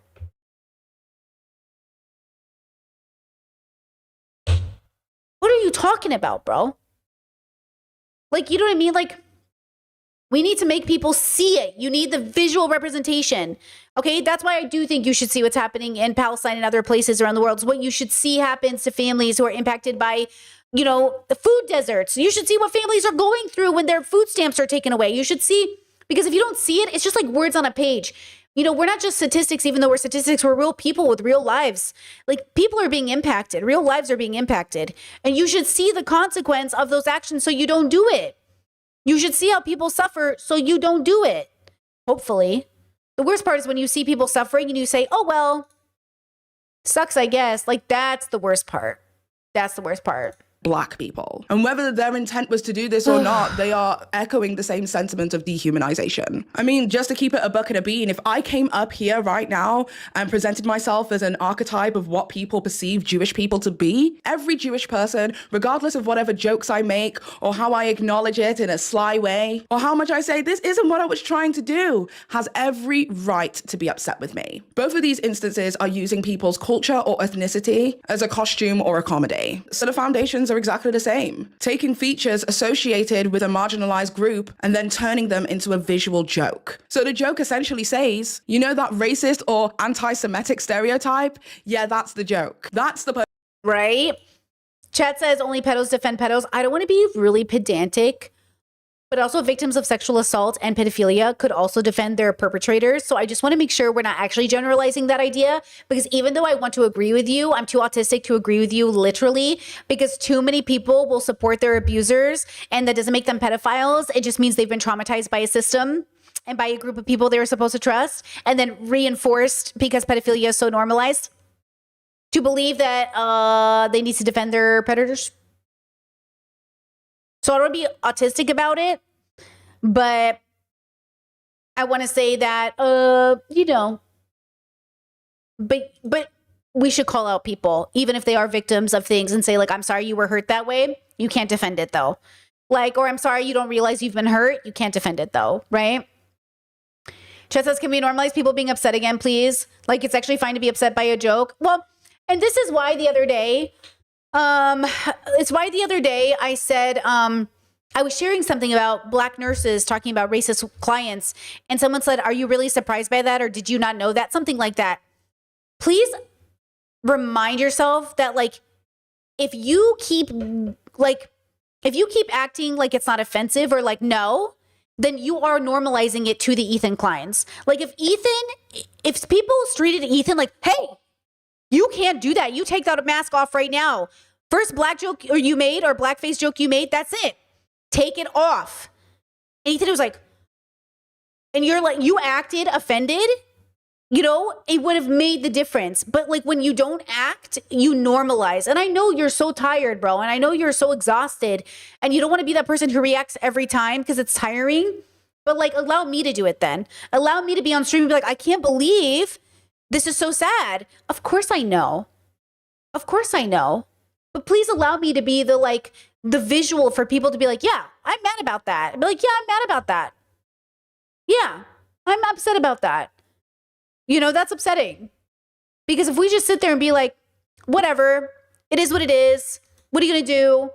That's how the world is, don't you know? You know? So yeah, please be offended. But make sure you know why you're offended. Now, deconstruct your offendedness. Why am I offended? Why am I defensive? Being offensive for offensive sake is not helpful. Make sure you know why you're offended. Make sure you know why you're calling it out. Make sure you know why you're saying, hey, that's not okay. Because then you might have to explain it to somebody, and you're going to have to know what you're talking about. Punchline, and we're all in on it. Now I could show you the videos of Ethan Klein saying the N-word 41 times. Or the absolutely insane shit it is he said about Patrice, such as calling him Blackzilla. Or even the N-word song it is that Patrice? The comedian? Ooh. He made up. You know what? In fact, yeah, let's play those. How many dicks I got to suck? Nigga can't love the suck dick. Yo, the whole crowd gathered around one nigga. They talking about how one nigga figure how we can suck the whole party stick. We just need to feel and taste like a nigga do. Oh. So how many dicks I got to suck, nigga? AIDS, niggas spreading AIDS. He said, nah, nigga, I can't take that shit. Nigga, you too ugly. And all y'all niggas at home, niggas, y'all can do anything. Yeah, I'm number 0, nigga. Number 0, nigga, and y'all niggas got the life. I have my little skimpy little outfit on like a nigga do. Nigga, you awesome bitch. I'm gonna go get a bag of Doritos and drop them on the floor for my nigga Bobo. Well, who said nigger faggot? The nigger faggot's just been around the block. Yeah. I love that I can just say nigger faggot. Yeah. I love saying nigger faggot. Nigger faggot whore. Fuck you, nigger faggot. It's nigger faggot. Nigger faggot. Nigger faggot. So what to expect from stupid niggers? Sorry, blacks, but most of you are easy to manipulate. Ungo, boingo, boongo, bongo. Here, niggers just have to nig. Broke ass nigga. He's like killing niggas. Nigga, you broke. Got this chubby motherfucker in a nice little suit with a little background, black, like a nigga too. A little 8-year-old girl and a big, giant black man looking in on her, man. It's like Blackzilla. Blackzilla rapes the little 8-year-old white girl with blonde hair. Likes it. He likes him white and blonde. And by the way, empty beer, half empty. Nigga, drink your beer. And people always target her. It's what happened with this one guy. That actually really pissed me off, actually. Watch your shit, cause I'm a rough nigga. I'm green and tall, and I'm a mean nigga. Yo, I'm Shrek. All the niggas heard about me. All the small town folks in the village are come stomping through with my big, mean green cock. Looking for a princess to rape with my big ring cock. I got a donkey with me too, bitch, so you better flee. Cause I'm Shrek, nigga, watch your ass. But I think this all spirals back to the fact that Ethan just doesn't know black people. You know what's crazy? I grew up in the suburbs of Los Angeles, Ventura. Yes. And I grew up, I don't think I've ever known a black person. Really? What? I know it's fucked up. It's fucked up, but I've never been in a situation in my life where I've been in close proximity with black people. I've never known a black person. Are you being serious? Yes, I'm serious. Like all through elementary school, high school? No, I went to school, elementary school, high school. There was only like a couple of black people. in a class of like 500. And in college, I went to UCSC. They had a joke. Oh, there's no black people in Santa Cruz. No, I know. I'd be down to hang out with a white dude pretending to be a black person. That would make me a lot more comfortable. That's something that can get my toe in the wall. Yeah, yeah. And then maybe It's I a can safe way in. graduate. Yeah, I agree. By the way, this is Tom Segura. These are like comedians. You know what I mean? Man, I need a cigarette. That was rough. Every time, I always think I'm prepared. And it's like, oh, I need a cigarette, bro. Oh. That's wild, man. Yeah. You guys have been friends with black people? Yeah. How many black people have you known in your life? In my life? Gosh. I've had black roommates, man. Holy shit. You have a black cast member. Yeah. We do. I just had to check. See how it's doing. He's still So there. fashionable, Do you have too. did you have a huge dick? I just... Did you? No, I Did said, it? no, do you? Not did you? Well, He has no black people on his staff. He rarely entertains a black guest.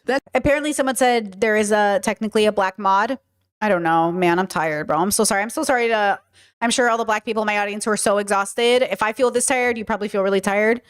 I'm tired, bro. This is what I'm saying. Like, you're too grown. You're too old. We know. Come on, bro. We've seen this 1,000 times. We're old. Her shirt is so cool, bro. Look at her shirt, bro. It's like fucking Michelangelo over here on her shirt. Very cool shirt. Anyways, yeah, and his dick obsession size. Somebody had a theory on the internet. I don't know where I read this or who said it. Maybe somebody sent a comment. They said, I bet Ethan has a small dick because he's obsessed with black men's big dicks. And by the way, that's a stereotype. Black men do not actually have bigger dicks than other people. It's just you've been watching too much goddamn porn. And porn specifically is genital racist? Genital? Even like they'll have vaginas and they'll have like people with shorter labias. And so people with long labia like think they don't have normal like fucking genitals. You guys have normal genitals. Don't you understand that the genitals you're seeing primarily in porn are specifically selected? They're specifically selected. They're not the average. They are they are specifically chosen for that reason. Okay? Like, stop looking at porn and thinking this represents most people. Hello? Oh my God. This week's been rough. Oh. There's never any black people in the room when he wants to make these kinds of jokes. Exactly. I mean, for goodness sakes, the man stated That's what I'm saying. Where are the black people when you're making these jokes? publicly and openly on his podcast that he would be more afraid of black individuals than white. They're like these huge black dudes and they're all strapped. They were all black. There was like 10. I'm just saying, every single one of them was black. If there's 8 dudes on security and they're all black, I think that's worth noting. I mean, they were all like 6'5", black dudes. Yeah, that's terrifying. Is a 6'5" black dude scary more than a 6'5" white dude? No. Is it supposed to? And these things aren't rooted in ignorance. They're rooted in a deep-seated prejudice that this person... He's obsessed, bro. He might actually be, by definition, obsessed. I believe has. So for me, watching Ethan Klein call other individuals racist and want a certain level of sensitivity towards his demographic, whilst in tandem, never ever actually atoning for anything it is that he has done in regards to the black community, is just wild to see and reeks of a certain level of privilege. A few weeks ago, before all of this drama between Cruel World Happy Mind and Ethan Klein even started, I posted a video to my TikTok where I asked where on earth are the receipts of Ethan Klein ever atoning or apologizing for these various kinds of acts. People love to say, oh, he's apologized for the blackface, has he? He's apologized for this, has he? He's apologized for this thing, has he? He's apologized for when he said this, has he? Like, all of the things that... Oh my God, wait, she's so right. He can't apologize for the blackface because he says he never did it. And he said, though he's done racist things in his past, did he even apologize? Oh, wait. She's so right, though. Yo, Do Not Worry podcast. Anthony, shout out for the long stream. Thank you so much. I appreciate you. Also, we talked about you earlier. We've been talking about you. Shout out to Anthony. Shout out to Lebanon. Shout out to Do Not Worry podcast. Shout out. Man, bro. Chaz says he believes his change of heart announcement was an apology. Ridiculous, bro. Ridiculous. That's what I'm saying. Like, embodiment is so different. Your life, you just show up so different, you know? This is a hard watch. That Ethan has apparently apologized for are supposed to be sourceable, yet me, as a content creator who literally makes a lot of Ethan Klein content, can't source a lot of the apologies it is that he's made. So if he's made apologies, where are they? I would like somebody who is a fan of Ethan Klein and the H3 community to spend hours and hours of times of documenting every single one. And you know they have it if it exists, girl.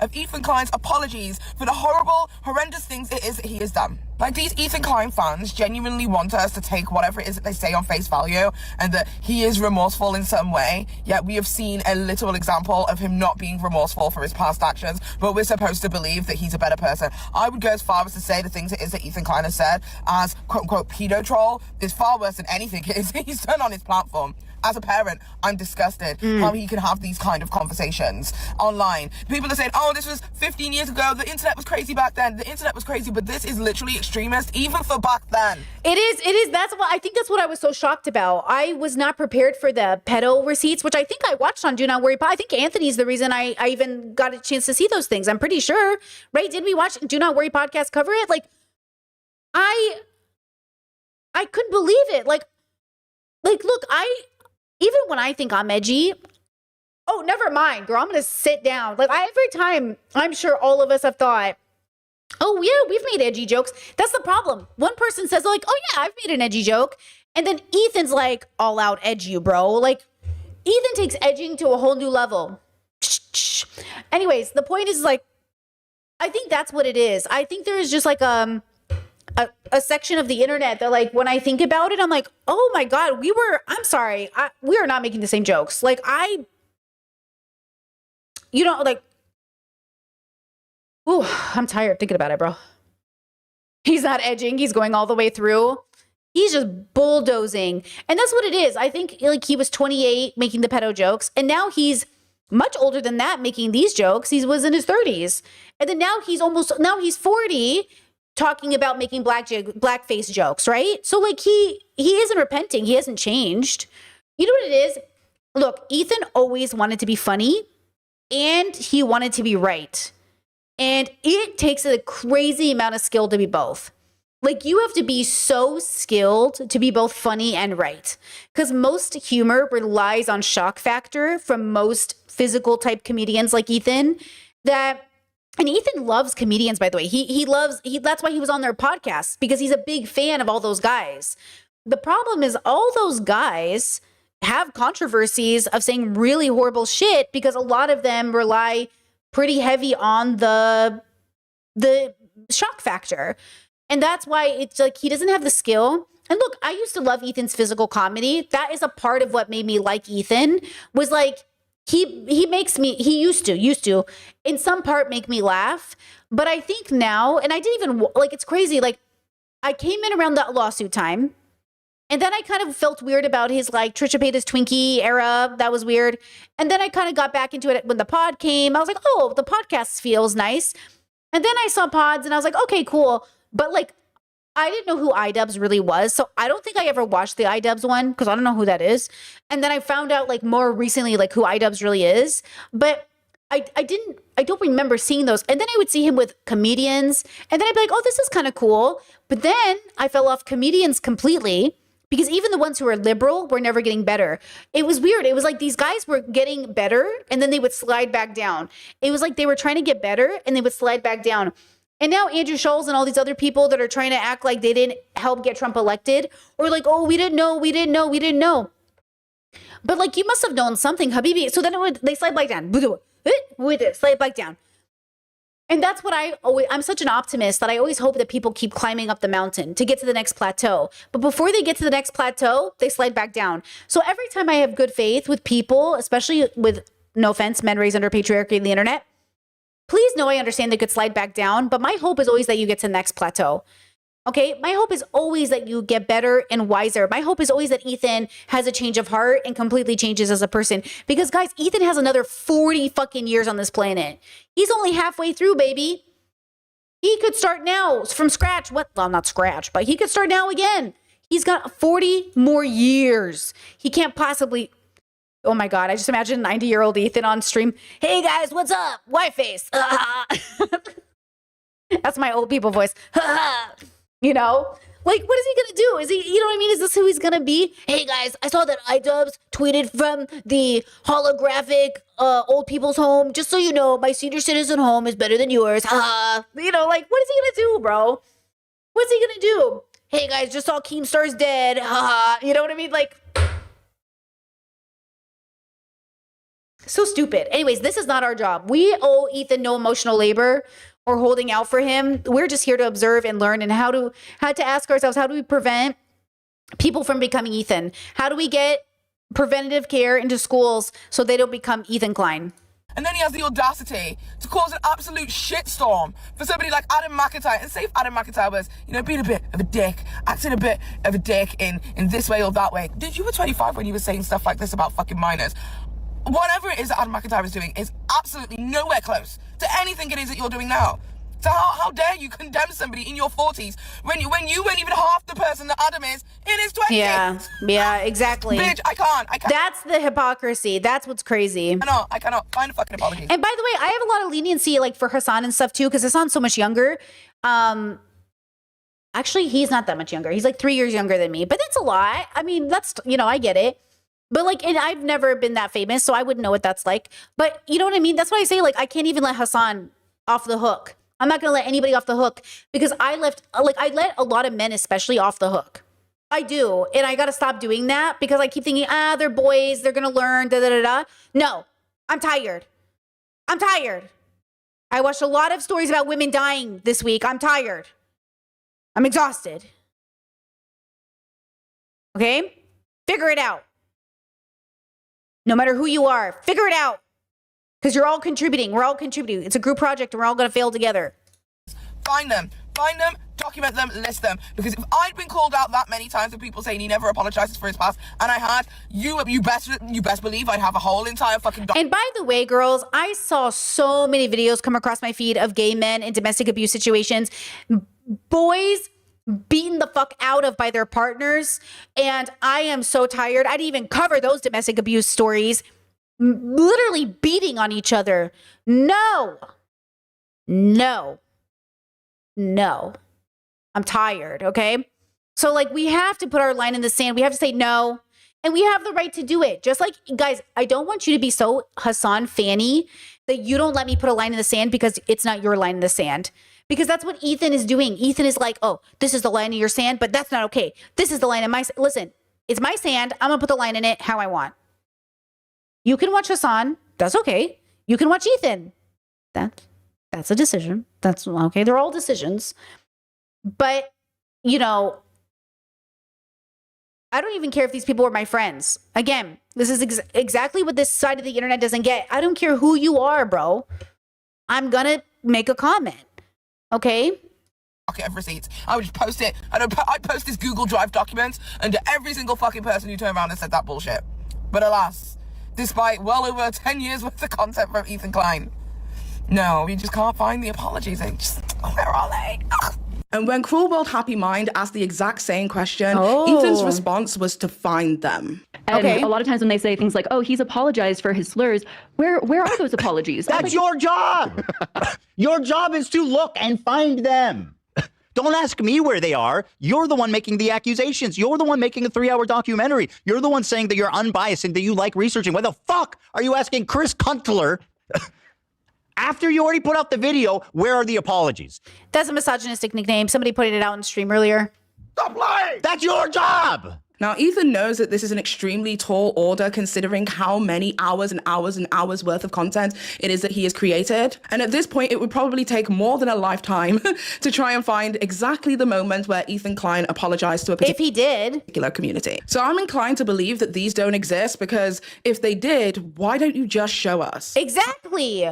Why don't you just link it, bro? Link it. Give me the link. You have a whole team of people. Just pin it to your social media because God knows you're going to need it for the next 20 years. Just pin it to your social media. You know what I mean? If you want us to find it, why don't you? And considering Ethan Klein fans allegedly have created this snark-brained website to go through and dispel any actions of perceived racism that could possibly... Yeah, actually, Discord said it's your job to find a non-existent video. That's what it is. It's the prove I did something I didn't do. Yeah, he knows there's no apology to find. Like a real apology, right? He's going to say, oh, this is an apology. That's not a... Where is it then? If you made this apology, where is it? be attributed to Ethan Klein or Healer. If they are willing to make an entire website surrounding that, why on earth can the same people who support you not find these instances for the rest of the internet to use? And honestly, again, I believe it's because it didn't happen. And if it didn't happen, then just deep that. Like, live with it. It is what it is. But then don't pretend that you did. Most influencers it is that we see from that particular time of YouTube have either actually apologized in a way that can be tracked and found, or they've completely ignored it and pretended that it didn't exist. And quite frankly, honestly, for me personally, I'm okay with either of those. But just stop fucking lying to me. Because to me, it seems as if Ethan Klein's activism has a dress code. And if you don't look like him, the door is locked from the inside. Anyway, that is about it from me today. I just wanted to cover that specific topic. It's like one of my main gripes with Ethan Klein, this whole like back and forth lying about like what was done and what was said and rewriting history, removing videos and all of that kind of stuff. It is something that I have length documented over here on this channel. So when I see present day Ethan advocating against racism but then not standing on business, it just really irks me. I also just wanted to let you know that this weekend, hopefully fingers crossed on Saturday, I will be hosting a charity live stream for aid for the Jamaican Hurricane Melissa relief. That will be on my Twitch, so I will definitely leave a link to my Twitch in the description box down below. But with that being said, tell me what it is that you guys think. Do you think that everybody is blowing this completely out of proportion? Or do you think that there's some truth to the fact that Ethan Klein only really cares about racism as it pertains to him? Tell me what it is that you guys think in the comment section down below. And once again, I would like to say a massive thank you to Midas Merch for sponsoring today's video. Make sure that you scan the QR code, which is somewhere here on the screen, or you can click the link in the description box down below to download Midas Merch today. And with that being said, I hope you guys have an amazing day or evening, whatever the hell it is you're doing. And until next time, it is your girl Paige. Bye. Bye.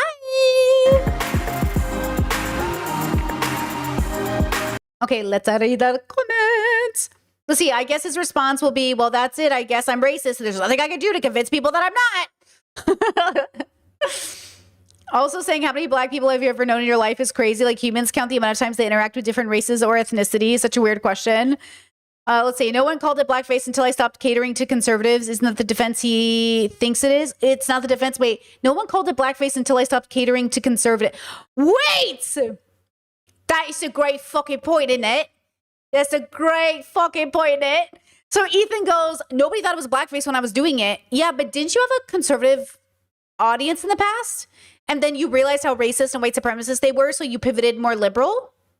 And then your liberal fans were like, hey, bro, this is kind of like blackface. And the progressives were like, that feels like blackface. And he's like, nobody cared about it before. Wait, that's literally so funny. That's from a user named Poop Hobbit. Poop Hobbit? Bro, that's a crazy username, bro. I'm an adult. I'm an adult. I'm an adult. Poop Hobbit? Who makes a name named Poop Hobbit? Okay, stop it. I'm an adult. I'm an adult. Okay. Oh, damn, that's funny. Stupid. Okay, let's link this video, bros. Great video. What? Poop Hobbit? That's crazy. Oh, this, okay, Brittany. Oh, you know, really, what does this mean? What does this mean? Oh.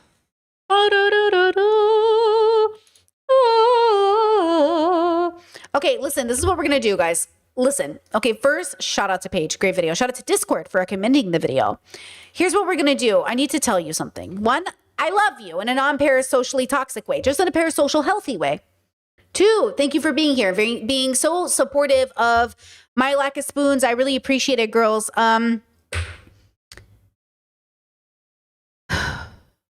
It's been a long week. We're not done. I'll be back Friday. I have to take tomorrow off. I have appointments and stuff I got to do. So I won't be here tomorrow, which is why we did an extra long stream. Well, not extra, but a longish stream today so I could have clips and things for you guys, you know, to catch up on. Yeah, I'm just, you can see like my brain fog's crazy. Like my brain is like really, yeah, but I'm good otherwise. Everything went good. I'm really proud of that podcast I put out. If you haven't seen it, please go hype it up, check it out.